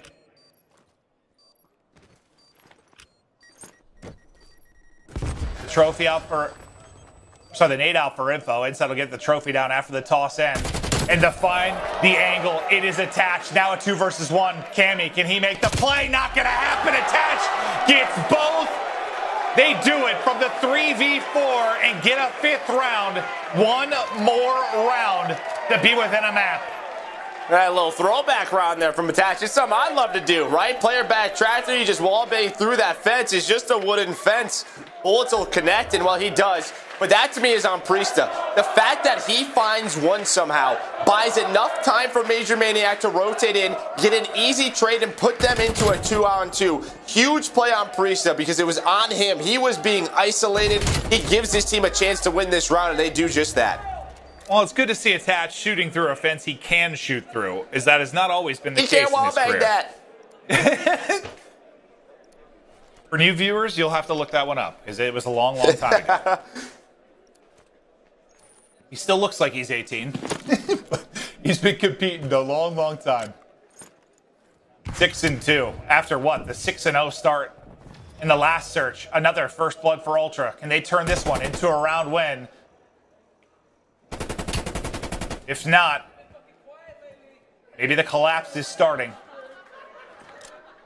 It is Rocker making the plays. Not going to bring it back this time, though. Ultra, they increase the numbers. Vance puts him into a 4v2. Complete control in this round. You never know. You never know. Attach is still alive. He's up to 6-2. We're just going to try to work this, but Toronto knows they have the numbers. They're just going to play a retake. They're going to trap them in. As soon as this bomb's down, Cammy and inside 6 and 8, they're going to start to work up towards courtyard. That's going to be the play, and just trap these players in. They're going to wait as they rotate on through. Nades are through, and Major tries to get aggressive. He's trying to catch them off guard because he knows what's about to happen. Nice. It's just right there. Insight with 2. And there we go. Ultra able to retake. Yeah, I think Major's probably thinking, I mean, we got to get a quick kill here if we're going to have a shot. Yep. And Vance got ripped down to like 20 health, just wants to catch him and just couldn't. If you got the kill on Vance before he got away, that becomes way more manageable, but good finesse by Vance to stay alive. And Ultra, they use the numbers, they win it, and Insight, he is crisp. The shots are quality to get their second round. But as the story has been, Rocker needing to bring it back. Within this map, it is once again Ultra. Same for that map 5. A ton of work to bring it back. Vance and Insight combined for all 4. Well, and this is just to Rocker's strength and what they showed stage 5. Their S&D map pool has won them a lot of series that we've seen, and they're showing it off right here with that Miami win, now potentially a standoff win. They're going to have to win a 3rd one if they want to win this major, if we get to a Game 9 in Raid. Before that, they got to close this one out. They've been all about those first bloods. Transition them into round wins. It's Standy just trying to find information. Attach walking back alley, and you can see the way Major Maniac and Priest are playing. They're waiting for that peek right there. They're waiting for someone at courtyard to try to get cheeky towards the barrel as they hit towards A, and he is able to get the team shot. The headshot comes on through.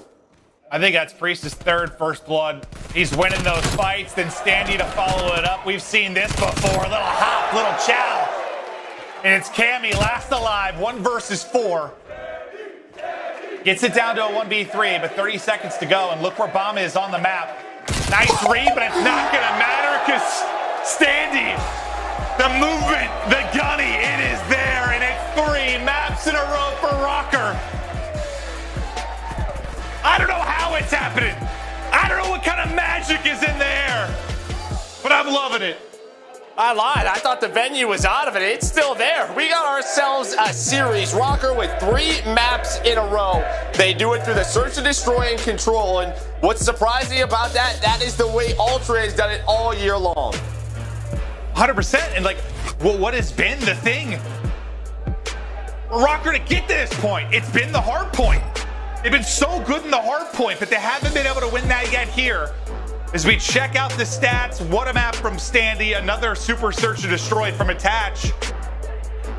And we haven't really had a close map. I mean, you get 4 dominated by Ultra, 3 in a row now dominated by Rocker. So why don't we just keep this going and then have a banger of a map 9? I'm with it. I'm with it. But the Astro Social soundboard starting to fire up. I saw Social was even a little quiet for a while because it was so lopsided. Now they're getting gassed up. He's got the ice for Priesta. Let's go, Rocker. Get this reverse sweep. I don't even know if you would call this a reverse sweep in a best of 9 down 0-4. There needs to be some other definition. Yeah, like a reverse nuke. Okay, that was horrible, but something big. Yeah, we'll leave that to creative people out there, not us, because we're not good at that. But when you come up with something good, you let us know. Tweet at us, and we'll figure it out. We'll pick the one we like most. But maybe history in the making, Joe, if they can do this. And now I just want to know from you, like, how much does it flip mentally for these teams? Like, Ultra have got to be feeling. If they weren't feeling the pressure after 2, they're feeling it after 3. Yeah. Well, it's more of just the optimism, I think, on the Rocker side. Like, we could do this. We're beating them in their best game modes. We're playing great Call of Duty. I mean, you see the way they're shooting, right? It's multi-kill. It's multi-kill. They're playing them confidently, right? I mean, you just don't expect that when you are down this much. But they're playing with certain swagger is the way I would call it, that we've seen from a team like Ultra earlier in the series. But like I said, now we go to an APOC hardpoint. Not a lot of reps for either team. It should be fun. I don't know what's going to happen. Joe, do you believe in Call of Duty miracles? Yeah, I do. Yes, You're a believer. Now I might. I believe in miracles. And we might have one on our hands. 3 in a row for Rocker within a map. They win this APOC. We go to a map 9 raid search to decide the entire major. Don't go anywhere.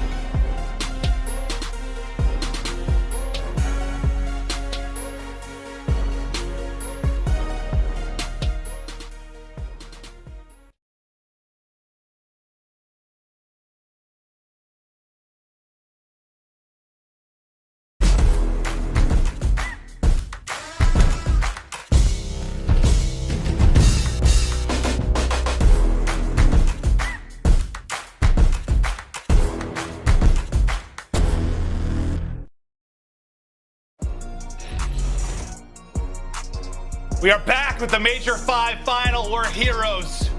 are made. And Joe, I got tweeted a whole lot of different ways to categorize this type of reverse sweep. And I like the simple one because it works on many levels. It's an ultra reverse sweep. I'm with it. I like that as well. Yeah, I like that as well. But still gotta happen. Still has to happen. Has not happened yet. So there's still time for that to change. But, well, we're going to take a look at the game 4 hardpoint, the stats there. Well, that's where Ultra able to go up 4-0 in the series, and we're thinking this is done. But Banshee, well, 2 minutes and 45 seconds in the hill. We're not playing Raid. We're playing Apocalypse, and neither team has played once in Stage 5. Throughout the year, Rocker is 2-2, Ultra is 3-1. So they've played it a few times, but it's not one of their go-tos. I don't know what to believe anymore. I don't care who wins. I just want a fun final, and we've got that now. But considering how it started, I just feel like the fans and how wild this tournament has been. I'm sorry to Ultra fans, but we deserve a map 9. Win or lose for anybody, we deserve it. An epic conclusion. But to get there, Rocker have got to win 4 in a row. The 4th being Apocalypse Hardpoint. And the Hardpoint is what got them here. But Ultra have dominated within this series. They haven't been close. One was 250 to 30. The other, they were up 100 at one point. And what has been the key in those hardpoints? It's been Ultra breaking the good side for Rocker. They did it twice. They did it on Checkmate. They did it on Raid. And basically, instead of Rocker having a huge advantage at P1 and P2 and having that lead, it's been Ultra. They've ran away with that momentum. Rocker has to be better here from the break. You're starting good side Apocalypse. We're on board with our game field featured player, and now we are not. But here we go. They're able to get some time, but Bance is going to open things up with a double. And they are dropping. They're still spawning safe, but it's a good opening from Ultra. And yeah, it's another spot. You have the strong spawn. Can you be better? And they're already not getting any time behind it. And at risk of losing the spawns. If Ultra can win this next wave, that is just lovely from Benjamin Bance through the wall. Priesta gets his head peeled off and pushing through. It is Cammy who's gotten him behind. Player spawning out from Rocker. And it looks like the same old opening from the earlier 2 hardpoints. Yeah, I mean, but who was it? Major Maniac stayed alive. He's able to find that kill. But for Ultra, you got a lot of time. That is good enough in my eyes. You don't maybe flip the spawns quite yet, but you got majority of the time here at P1. Now set up at P2. You're going to have Priesta rotate on over. Attach is dealing with the pushes. On the left side over here is, well, Attach trying to find number 3. The tactical hits, but inside able to win the gunfight. And now you're just getting the time. He tries to free fire, but just doesn't have the angle quite right. How can you bring it back? But yeah, no, you nailed it. I guess I was so focused on them not getting flipped. You said it, Ultra, you get those 38 points. You feel good. How can you be perfect here if you're Rocker? And you see that little fan out of players they have around the point trying to deal with this wave.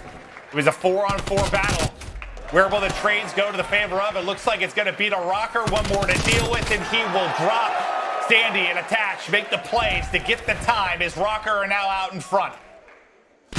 And this is a great map for Rocker, right? You have Priest on a 374U, right? We saw that on Garrison, but Cammy is matching that, so a lot of submachine gun battles going down on APOC.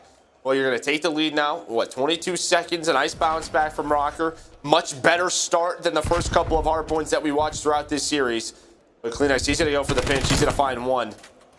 He's going to find 2. That jump shot, can he find number 3? This is where, if he gets going, things get interesting for Ultra.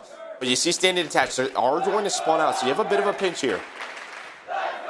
Well, they did, and then suddenly, yeah, it looked like they were getting pinched, but little snap. Net the shots. That's a clean wipe of the Ultra squad. With 30 seconds remaining on the hardpoint, nobody in the hardpoint. There we go. Let's get back in and get the time. He just wanted to kill first. At our game field featured player in Standy was trying to push out this lead. Now they battle for the back. Insight getting collapsed on. He's able to deal with 2, but not the 3rd. Attach finds himself the position, the spawn, and the Krieg to work with. Yeah, trying to keep these left side of the spawns. The favorite spawn for the next 3 hills. Well, now 2 hills is we're done with our 3rd over to number 4. Right next to this beautiful Turtle statue. Well, Attach is trying to stay alive. Towards the back, Vance is pushing on through. He's got the help of Kleenex. You have a 2-on-2 for spawns. Priest able to win one. He spots the second, but he's just got to stay alive, and he does just that. Rocker have the momentum. They've won 3 in a row. They have the lead now, but Ultra are chipping away. But you know Rocker can feel it. They're making this run. Let's go to an Astro Gaming listen-in with Minnesota Rocker. I have the trophy ult. What's on me ult? On me ult, guys. He's on me. On my left. On my left. He's not hurt. Not hurt. Nice, one shot low. Shell close. Close. Nice. One more front. Alright, I'm getting new. What do you have, Eli? I'm top AK. Stay light. Play Crane in the back. I have your pushes. I'm in the window. Coop. Dead. I have your pushes. Preston, I have your pushes. Did you kill the guy first? Last two rolled. I have push. Okay. I have to hold the back. They're spawning a broken. Play Crane back. Stay alive. I have P3. One's mid P1. Mid P1, Eli. He's going Coop. Are you top AK? Yes, I have your pushes. Vance is low. I can see mid. I have your pushes. They're gonna be rug. Yeah, one's low. They're hitting low. I spawned out, guys. One front. One's gonna be rug. One guy's gonna be in the back. He's under me, AK. Nading me. I have your back. Yes. Pitch in the back. Look my hop. I got one. In the back, Kami. What dead? Nice, last guy. Inside front. One shot front. Nice. Last guy's Kleenex up. Low on me. Kleenex. Nice. Challenge. I got time. Yo, Eli, play a Crane in the back. Yeah, he's there. One shot. I'm close to streak, guys. I'm on like a 4 or 5 right now. Literally, just hold this, Preston. They're all hitting low. Help us. Can you guys help us? Triple team shoot this shit. No bullshit. Eli, you have our back, right? Yeah. One more. Dead. I'm on a 4. One shot low. Go. One mid, same time. I got time. Low right. Weak. Six is low dead. One guy's clip. Nice. Am I still behind us? Bats is going maps. You can go through. Bam's on new and one close heli. Take your time, low. Take your time. Close heli. Stay alive, Preston. Yeah, I'll bait for you. I'll come bait. I'm gonna look AK for a second. Hold on. I'm gonna lay hit Cliff. Oh, I got it. You can lay hit low. Wait, you lay hit Q. Mike, come help us. I can get area angles. Look top. I have your low. I have low 10. Hey, slide out. One of you guys. Low 10. Top, dead. I'm on a 6. Top, one shot. Kleenex. Dead. Nice. That's I'll see male. Under Coop. One shot under Coop. I can see top TV. He went top. I'm gonna slide for you, Preston. Okay. Close, weak. I got artillery. 1 on point. 2 on point. Hitting low on you. Take our time. I have real low. One shot low. I got one. I'm holding truck. Hold low. Low on me. Low, dead, nice. One more time. I'm over you. You're good. I'm over you. You're gonna be low right on me. He's low under maps, weak. Kami. Slide on him. Kami dead. Nice, good shit. I go low right. Cliff. I might have Top bridge. Top bridge. Cliff. One shot behind us. Listen, there's one. Oh, no, I need a cliff. Map's dead. Nice. What's Cliff. Straight. Take your time. Hold. I have a streak, bro. Deep. Get the time. One guy's spawned out. Deep right Kami. One guy's gonna be going Coop. Hold the map control. We are back. 50-point advantage for Rocker. Artillery earned on Priesta. He's going to wait there. And it's going to get called in. It's going to come right in. And they get through behind it. A gunfight win for Standy. No opening yet, so the streak in. 45 seconds left on the point. Still trying to find the crack in the defense, and maybe Major Maniac has found a hole in the wall. Because that's going to be, oh my God, almost all 4. An attach. Able to win it, and there's the breakthrough. Rocker are in.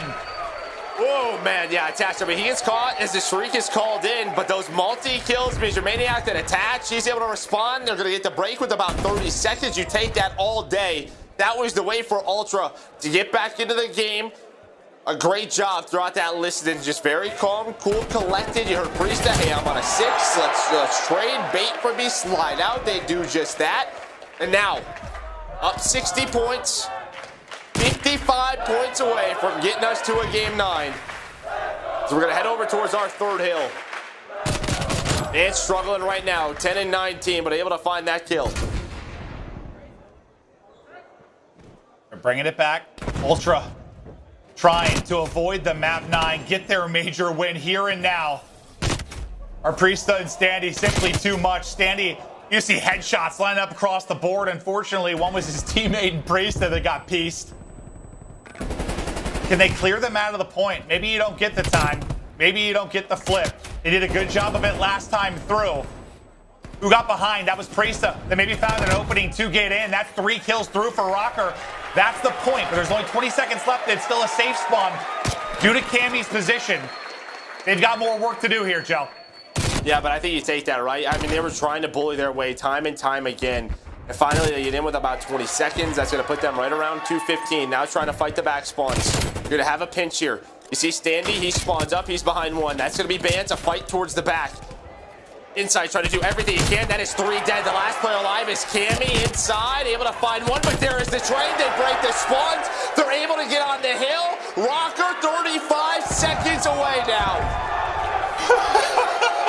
I don't know how we got here, but here we are. Freestyle lighting them up. For 4 maps in a row, can they close it out? The clutch or the collapse?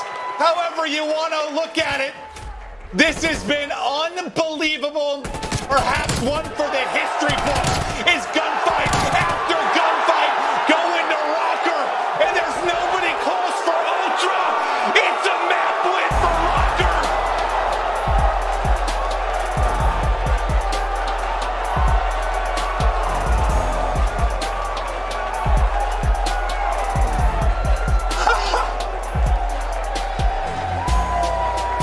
Nothing short of potential history. Nobody in the decade-long history books for Call of Duty Esports has been in an 0-4 hole and come back to win. From 4-0 to 0-4, we are all tied up with 1 map to play. This is unbelievable. This is unbelievable. Major Maniac, Standy all with 20 plus. Astro Social Soundboard, what am I watching? We don't know. It is unbelievable. Potentially the best comeback in COD history. I don't know what's going on, maybe, but I'll tell you what, I love this shit, my man. I did not think we'd get here. I did not think we'd get here. Based on how this started, truly, truly unbelievable. I wonder if there are people, you know, like, I've been at like a sporting event and I think it was at a baseball game. I'm trying to remember which one it was, but a team was down like 8-0. And I left. We ended up leaving because they were getting smoked. Yeah, they were getting smoked. Yeah, no, there were camera shots of people leaving. Like, everyone's leaving. And then the comeback starts to happen. You see people driving back in, sprinting to get back into the venue. If you left, it's time to come back. If you have friends that aren't watching, text them, call them. It's suddenly a map 9. Yeah, get your food to go. I don't know. Just get back to the venue. Put it on hold. Whatever you do, if you're having drinks, dinners, down it. Get back here. Get loud because we're going to have some fun. We absolutely are. It is tied up 4-4. A raid, search, and destroy to decide it all. The winner of Major 5. Will it be Rocker? Will it be Ultra? Find out after the break.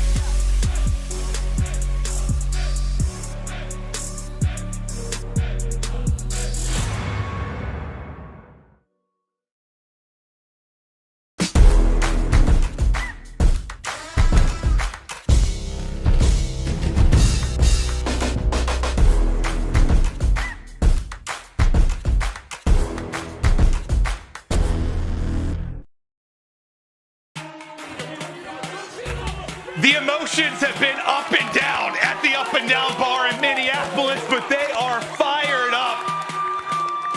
History in the making as Rocker win 4 in a row.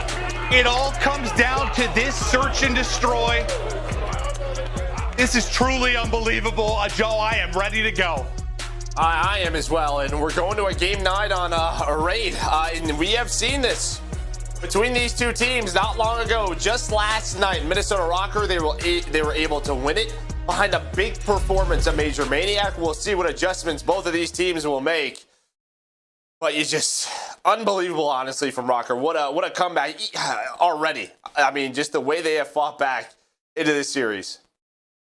At one point, I tweeted, I think it was after map 3 or 4, I said, someone let me know when Major 5 starts. Because it was a joke. All the maps were lopsided. They were getting destroyed. Rocker just looked like they didn't have a chance in the maps. Just getting bullied. And then an hour and a half, 2 hours later, here we are going to a map 9. This is back-to-back majors. We go the distance. Granted, this is way different than the last one. Like, that was back and forth. You didn't know who was going to win each map. This is just 4 straight, answered by 4 straight. The standy chats have been going on, and Joe, I'm ready to fucking go. This is fun. It is. It really is. Yeah, we're going to raid, search, and destroy. We love that.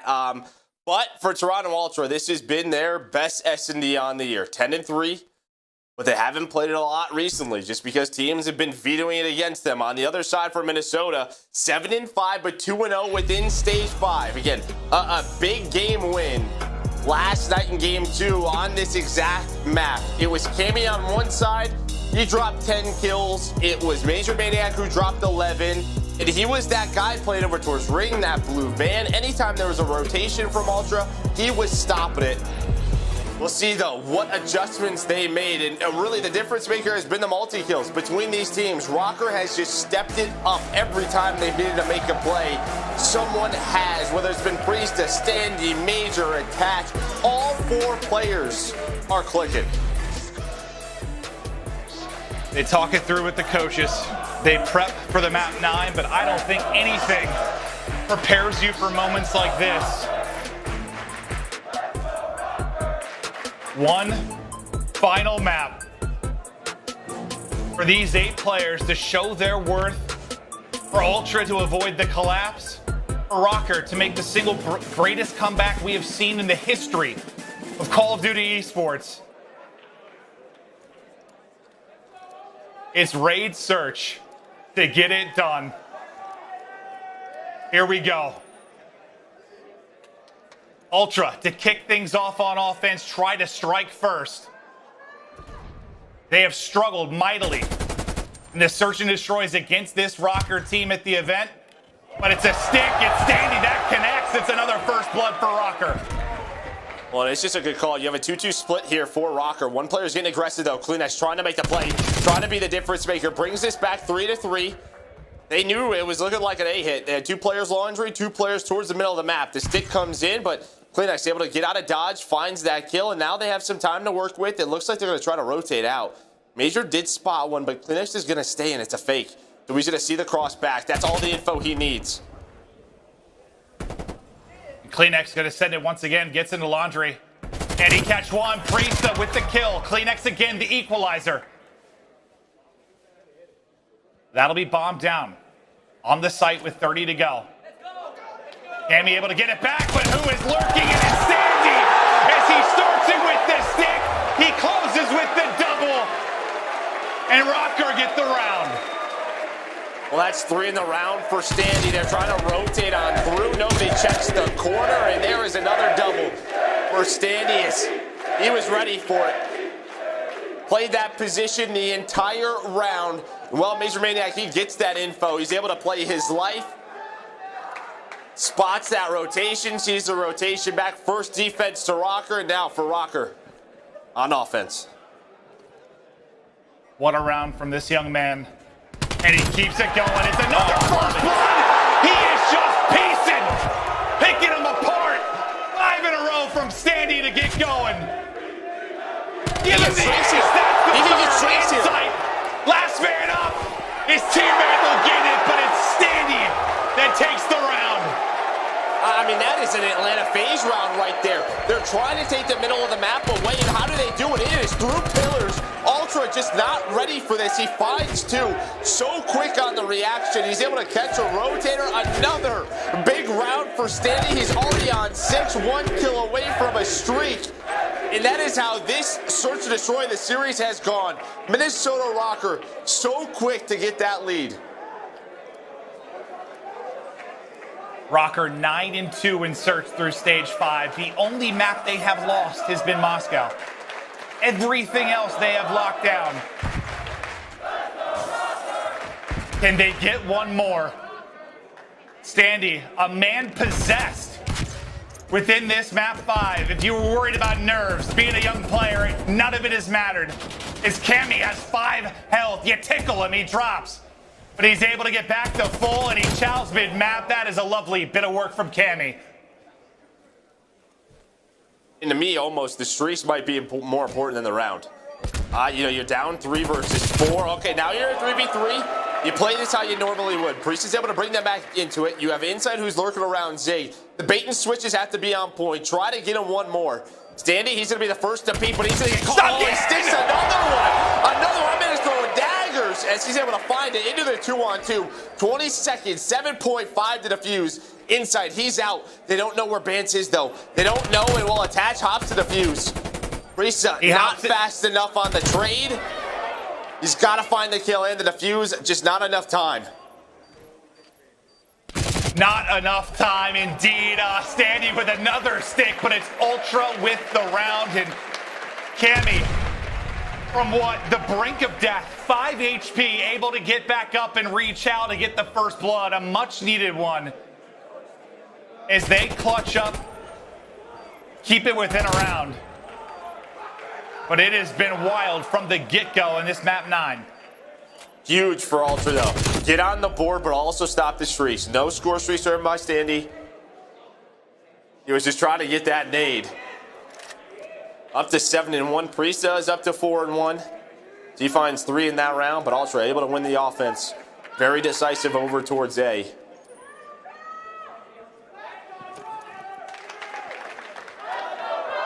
They look at a different hit this time around. It is fast towards B, and there's no one at Tiki, no one playing deep. It's the mid-map pressure we'll see out of Bance and Kleenex more often than not as they fly up the gut. And Rocker. Watch number 4. Take advantage. Standing nearly able to finish it. Gets a spot on the second. There's another first blood. It's attached. It actually finishes it. The number 4 you highlighted, that's Priesta working around. We saw this yesterday. This time they have to be more patient for Priesta. And with that first blood, I think it's going to happen. He's going to find one, snaps on a Cammy. But Cammy doing that, but they still have the man advantage in a 3-on-2. Just take their time. Standy's going to cross to the bomb. Can they back up to bedroom? The pressure coming towards him. Major Maniac going to try to find the pick for Cammy. Try to do it. He can't, but it's Standy again.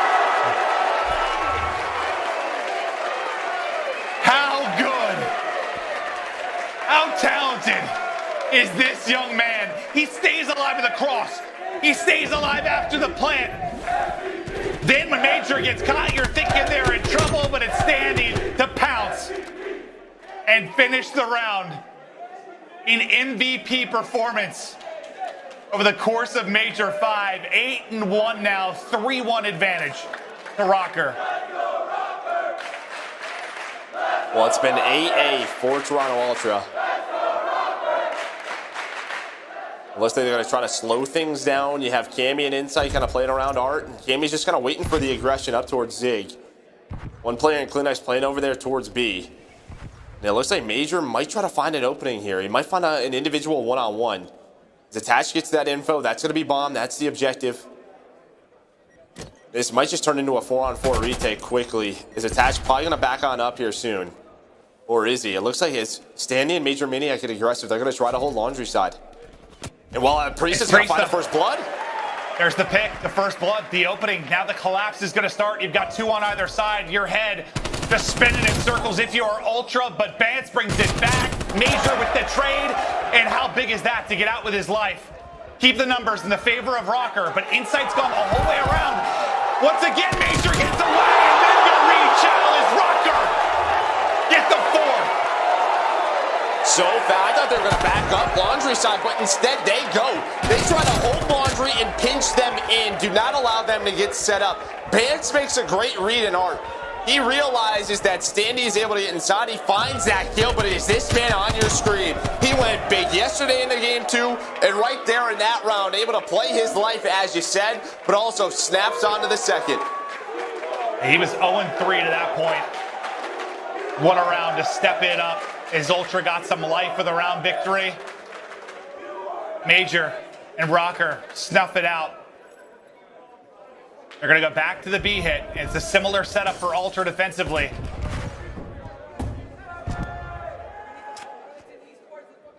And Cammy catch one. Standy right onto the plant. They're getting in fast. Attach gets the info. Attach re-chows, and that's not the man to challenge.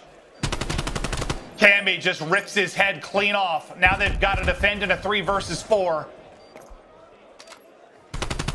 And, I mean, Priest is not really there. He's not involved in the action yet. He's playing deep. But Kenya shut down Standy. He's at least able to get one. Still numbers for Ultra. 25 to go.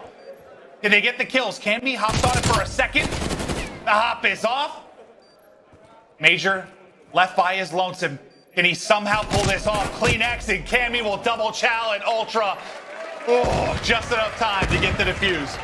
Well, it's that pick on the Priest that you could see the way they were playing middle of the stairs. They were worried. They had no clue where Priest was. You said the way he's playing it's so slow, and that's the precedent that he set in the first offensive round. Or sorry, the last offensive round we've had. They were worried that he was going to work a flame because when they're working B, it's Priest who's going on alert, trying to make a play. So they have to worry about the middle of the map. They have to worry about their flank. But Insight able to catch down low.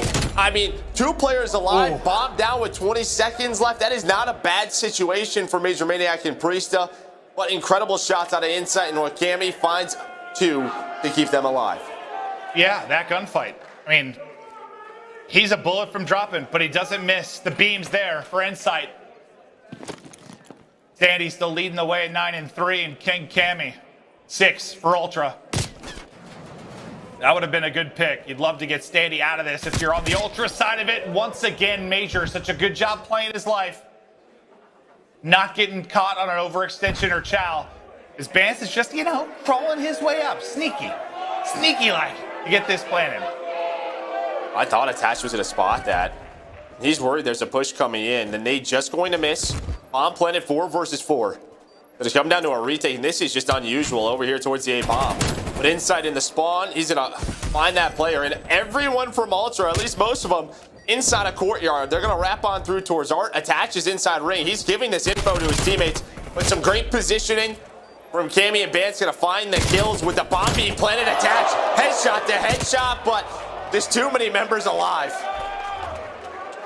Yeah, I mean, the fact Bance can get across, get the plant, get out with his life.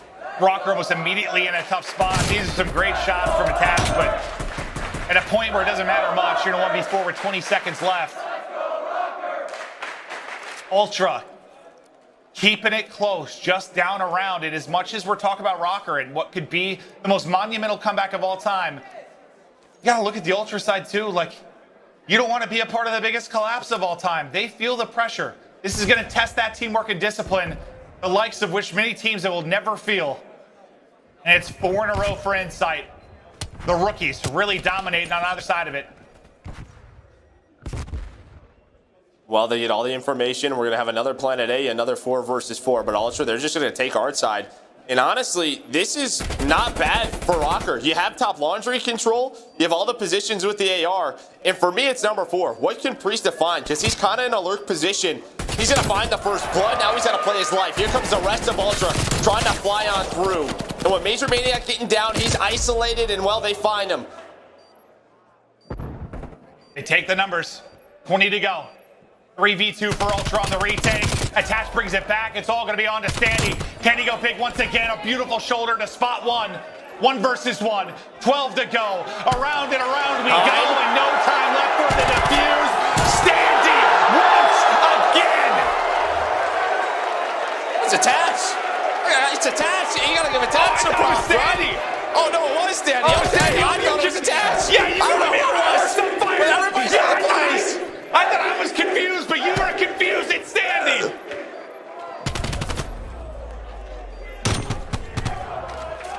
about to say, I really screwed up that call if that's the case. No. I screwed up. That's okay. 11-4 now for Standy. 12 has been his lucky number in search at this event. He's done it 3 times. Can he do it again? One more round for 5 straight maps. Well, they go right back to this mid-hit. But there's the adjustments, right? They take ring control away. They do not allow them to plant towards B. And now they give up mid, but look at the way they're watching this. You have Attach in the spawn. He's getting this information. He can give this to Priesta, right? They're going to fly out a money window. This is almost like a control round that you would see. The attacking team trying to control Kitchen. Akami just so weak, but Major's going to step on the bands. There is a quick trade. We're into a 3-on-3. But Priesta's in that spot. Instead, he worked all the way through a ring, but such fast trades. 2v2. It's coming down to this. Attach giving a hit. It's all on to Kleenex to keep Ultra in it. 30 seconds on the clock, and Kleenex has bomb. And he clutch up in the 1 versus 2. He sees the wrap out. He's going to work the plant. Now it'll be he's going to catch him out. And Priesta, they're going to catch him. He gets away for now. 50 He's got no health, time. just gets out He's of got a it. plant. Time is dwindling. There's the angle. Kleenex wins 1. Attach finishes it. And it is done. The greatest comeback in the history of Call of Duty esports.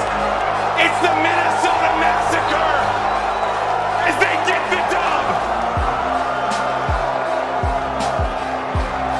Are you kidding me? What a series on a rocker. Mentally to bounce back, being down 0-4.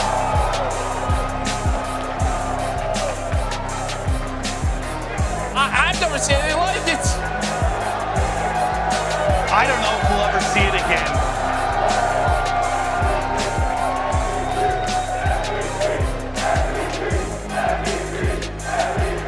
And yeah, it is a tough pill to swallow if you are Ultra. Nothing short of a collapse. You're up 4-0. You are dominating, but we talk a lot about the format. And now the team from winners, it is tough early in the series. And you saw it. They couldn't get hot, but a best of 9 is a long series. And Rocker somehow do the impossible. Joe, Standy, well, what can you say? I mean, it's his rookie year.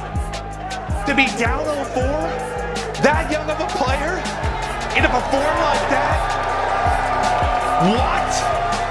I mean, we saw it on the Miami search, right? Because that's where the momentum really changed, and it was really his plays inside a lobby, up top balcony. He shut that down, and we're like, all right, it's 1 map, but it just didn't stop there. That fired up the rest of the team, and you see the reaction getting fired up. Is Rocker, they do the impossible.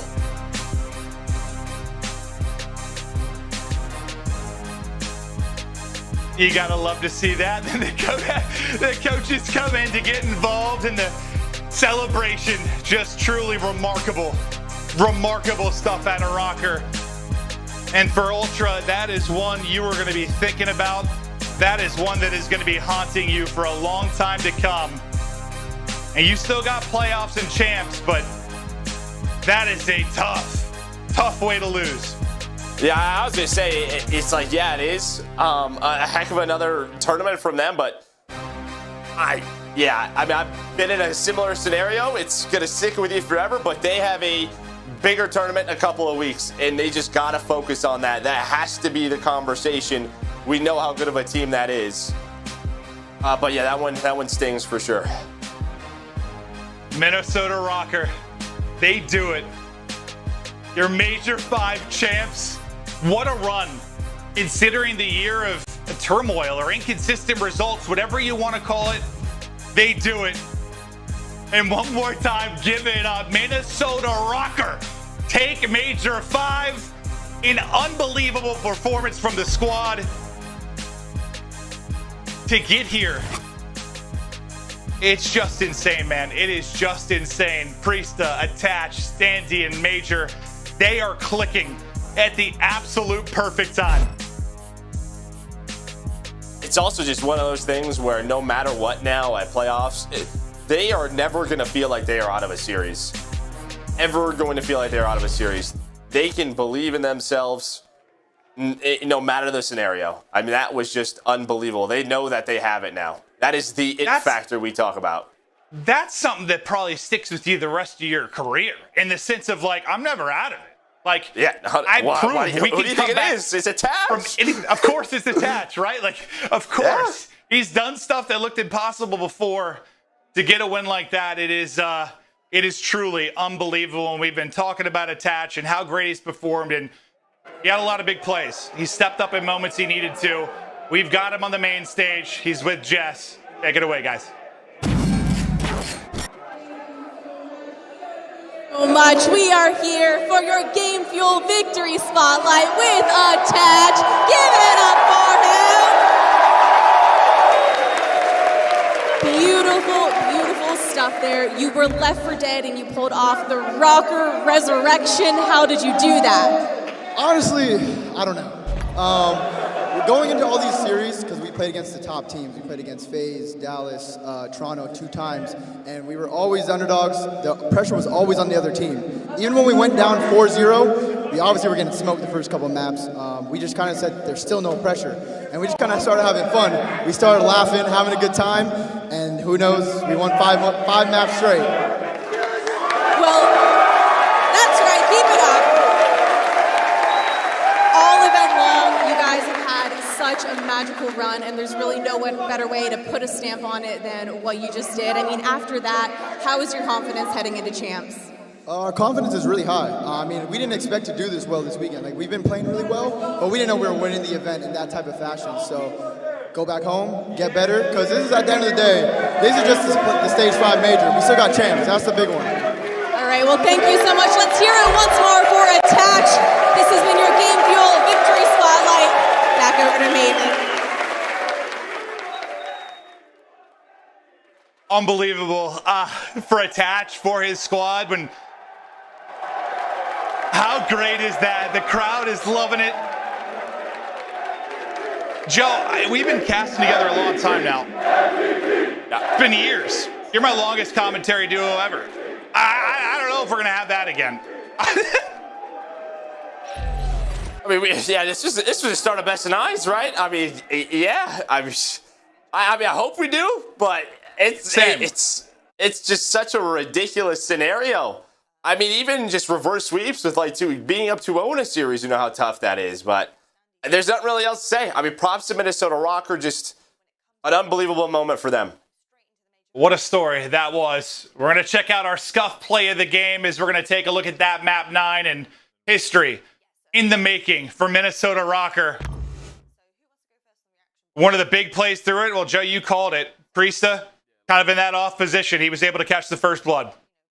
Yeah, able to find that first blood, but this is a 2-on-3. A 2-on-3 for Attach and Standy. Attach, he's going to find the first to make this a 2-on-2, but it's a quick trade, and that's what Toronto has. But Standy, he finds the first one, and that is just finesse game. Finesse, throw a shoulder, get out of dodge, and now he's looking at the clock. He knows that Cammy has to challenge him. He's ready for the challenge. He challenges back, and he smokes him. He secures them the win. Well, the squad on the main stage now to soak it in. What an incredible feeling this has got to be as Standy gets his first major win. And to be joined by that group of guys, it's got to be so helpful for him. But to perform that way, just something special. History made as Rocker bring it back from down 0-4 to win 5 straight. Absolutely unbelievable as their celebration takes us to break.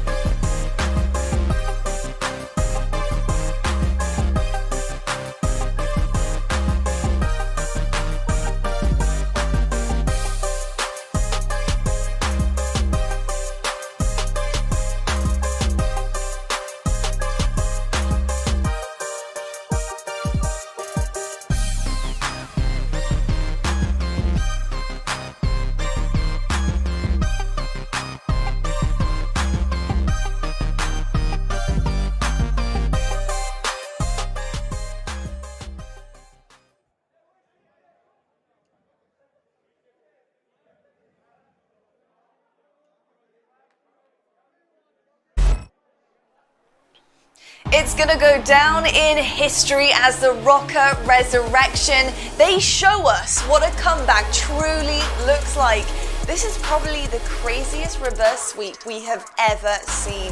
The Rocker Boys should be extremely proud of that incredible performance, crowning themselves the Major 5 champions. Now folks, here is the schedule and the results. If you are wondering how this all happened, what a ride by Rocker, my goodness. They took down Ultra early on in a 3-0 sweep, but when they came face to face with Ultra again, the Battle of the North looked to be going swiftly into the hands of Ultra. But Minnesota had a different plan. Huge congratulations to them for making history tonight. We've seen some epic games all week long, and today was absolutely incredible. But I tell you what, with that being said, folks, we have to, of course, name our 5th and final player of the stage. An incredible ride from a lot of our players here, but of course, our player of the stage goes to none other than Standy. Absolutely insane. This guy is one of the most individually talented people we have here in the Call of Duty League. I mean, just unbelievable. Look at the stats. This guy seeks out the engagements. His kills are always impactful on the map, and this gun, he never misses a beat in must-win situations.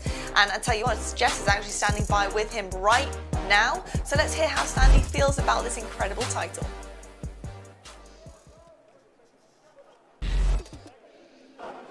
Thank you so much, Lottie. We are here with your player of the stage. It is Standy. You pulled off the... That's right. Let's hear it for Standy. Make some noise. You pulled off the Rocker Resurrection. What is going through your mind right now? I'm just extremely proud of my teammates and Ryan Sane and Reppin for just keeping our heads straight and never giving up. I'm just so happy right now. Like, words can't explain what just happened, but I'm just so proud of myself and my teammates, and I'm happy for all you fans that actually stayed and didn't leave after the 4th match. Shout out to you guys. You guys are the real MVPs as well. So when you guys were faced with that 4-0 deficit, what were you saying to each other? And mentioning your coach, Ryan Saint, what did he say to you guys during that moment? We were just saying that TCT, we have a little rule. It's called trust, communication, and teamwork, and we kind of just say that, and we're just saying that, like, hey, like, put our heads down, like, we can really win this, and, like, honestly, we did it. Like, I had full hope, I had full trust, I believed in my teammates and myself, and, I mean, we did it. I really like that, TCT. What did you attribute that cold start to? Honestly, every single, like, the first scrim we play every day, I usually get shit on. My language, my bad, but that usually happens, so I think we kind of had to get warmed up a little bit. And Ultra is also a really great team, and they came off really hot. So I think the resilience just came in clutch, and we came in clutch when it mattered. So after all of this, how is your confidence heading into champs? We're confident, but I would have loved that win to be a lot smoother. But either way, we're going to go back and get better and keep building this confidence and teamwork we have right now. Love to hear it. Standy, thank you so much. Congrats. Give it up one more time, ladies and gentlemen, for a player of the stage, Standy. And we're going to throw it back on over to Lottie at the desk.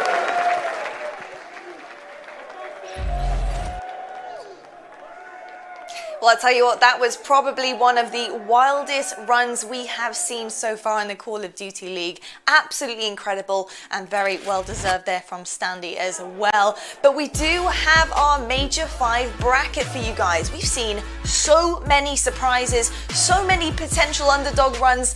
But obviously, we have seen the ultimate underdog run. And I tell you what, that one team that proved everybody wrong was Minnesota Rocker. I've got to bring the lads back into this right now and into this conversation, because I think they're just about as shook as I am at the moment with what we've just seen. I mean, boys, at the start of that series, it looked like Rocker were just getting bullied out of all of the maps. I mean, they went 4-0 down. It looked like it was pretty much game over for that best of 9. And to be quite frank, they were getting damn right disrespected up there on that main stage, and then things just turned around. And honestly, at one point I was thinking, okay, this is cool, they're getting a couple of games in, but honestly, did you guys see that going the full length? Did you see Rocker really taking that back 4-0 down? No, I did not. Not when they were losing in the beginning. I mean, I was just mind blown at that by the end of that series. I mean, the way that it started off, for them to lose 250-34 on that first checkmate, a map that they beat them in the previous matchup that they had. All right, so maybe they start off a little bit slow, but then they lose 3 more maps in a row. As a former player, to come back and to dig deep and be able to fight back 5 maps straight is the most shocking victory I have ever seen in my entire life across all Call of Duty esports. I mean, these guys in the search and destroy, that's really where they got it done. You saw them go across all 3 searches. Standy with the big performance on 2 of them. Priesta with the big first bloods. They put it together, man. This is a team that can do anything. They can accomplish anything. And they're going to bring that same confidence going into champs, which is terrifying for the competition because they're never out in a series. I'm still at a loss for words. I cannot believe that that just happened. Like, Rocker...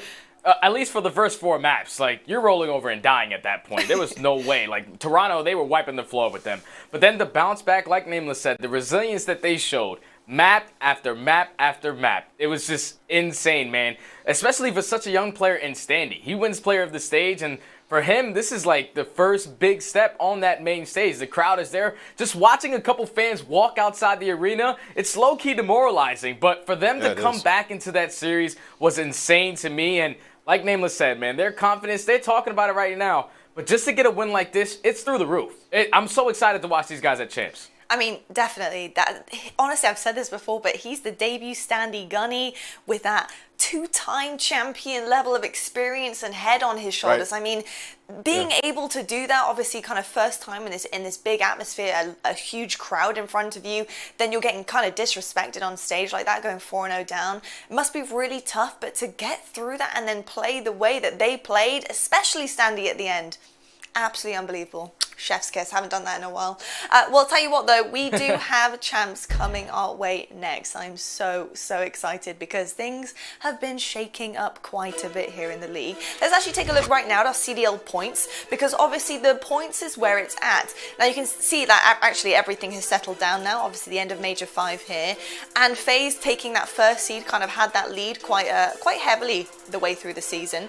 And then Ultra have definitely secured the second seed, but we do also have our top 6. So we need to actually look at our champ bracket as well because it is now set. Due to these points, you can see that our top 6 and the teams that will be in the winners bracket have been sealed. So there you go. We have the 2 differentiators there. Mutineers and Thieves will be in the elimination bracket. Quite the road ahead. And we have quite incredible teams that are going to be waiting in the winners bracket to see how far they can get on their run as well. But gentlemen, this brings me to the discussion of what on earth is going to happen at Champs? You know, how much does what happened in this major really impact the way you feel about our teams now heading into Champs?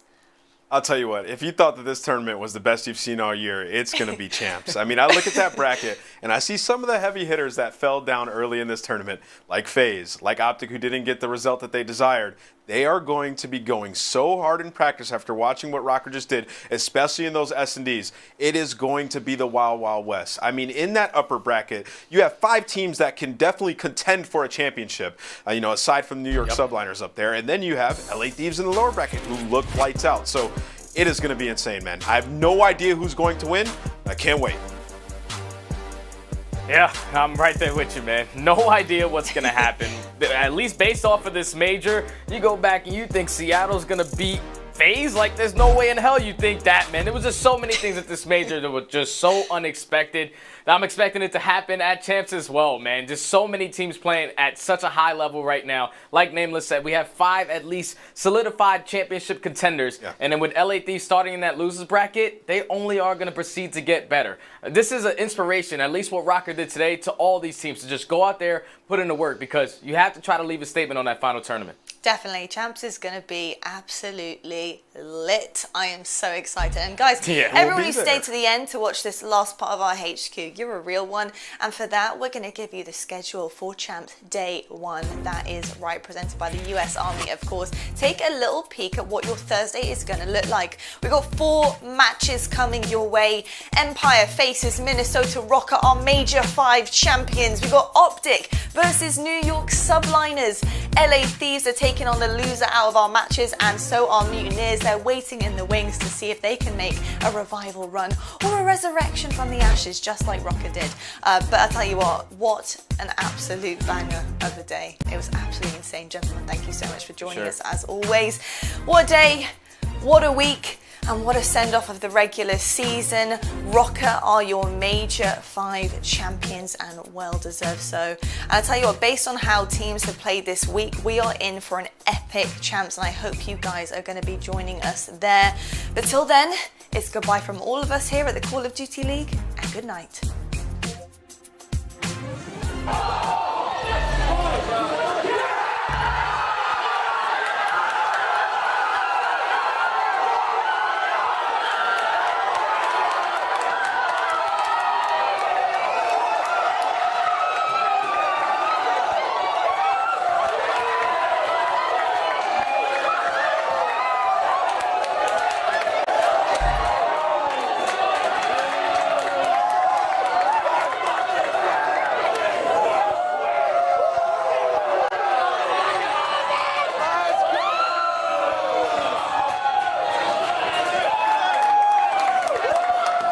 One more round for 5 straight maps. Well, they go right back to this mid-hit. But there's the adjustments, right? They take ring control away. They do not allow them to plant towards B. And now they give up mid, but look at the way they're watching this. You have Attach in the spawn. He's getting this information. He can give this to Priesta, right? They're going to fly out a money window. This is almost like a control round that you would see. The attacking team trying to control Kitchen. Akami just so weak, but Major's going to snap on the bands. There is a quick trade. We're into a 3-on-3. But Priesta's in that spot. Instead, he worked all the way through a ring, but it's such fast trades. 2v2. It's coming down to this attack. They're able to hit. It's all on to Kleenex to keep Ultra in it. 30 seconds on the clock, and Kleenex has bomb. Can he clutch up in the 1 versus 2? He sees the wrap out. He's going to work the plant. Now it'll be on catch him out. And Priesta, they're going to catch him. He gets away for now. 50 He's health. got no time. Just gets out He's of got it. a plant.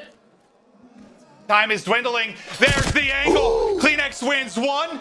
Attach finishes it, and it is done. The greatest comeback in the history of Call of Duty esports. It's the Minnesota Massacre as they get the dub. Are you kidding me?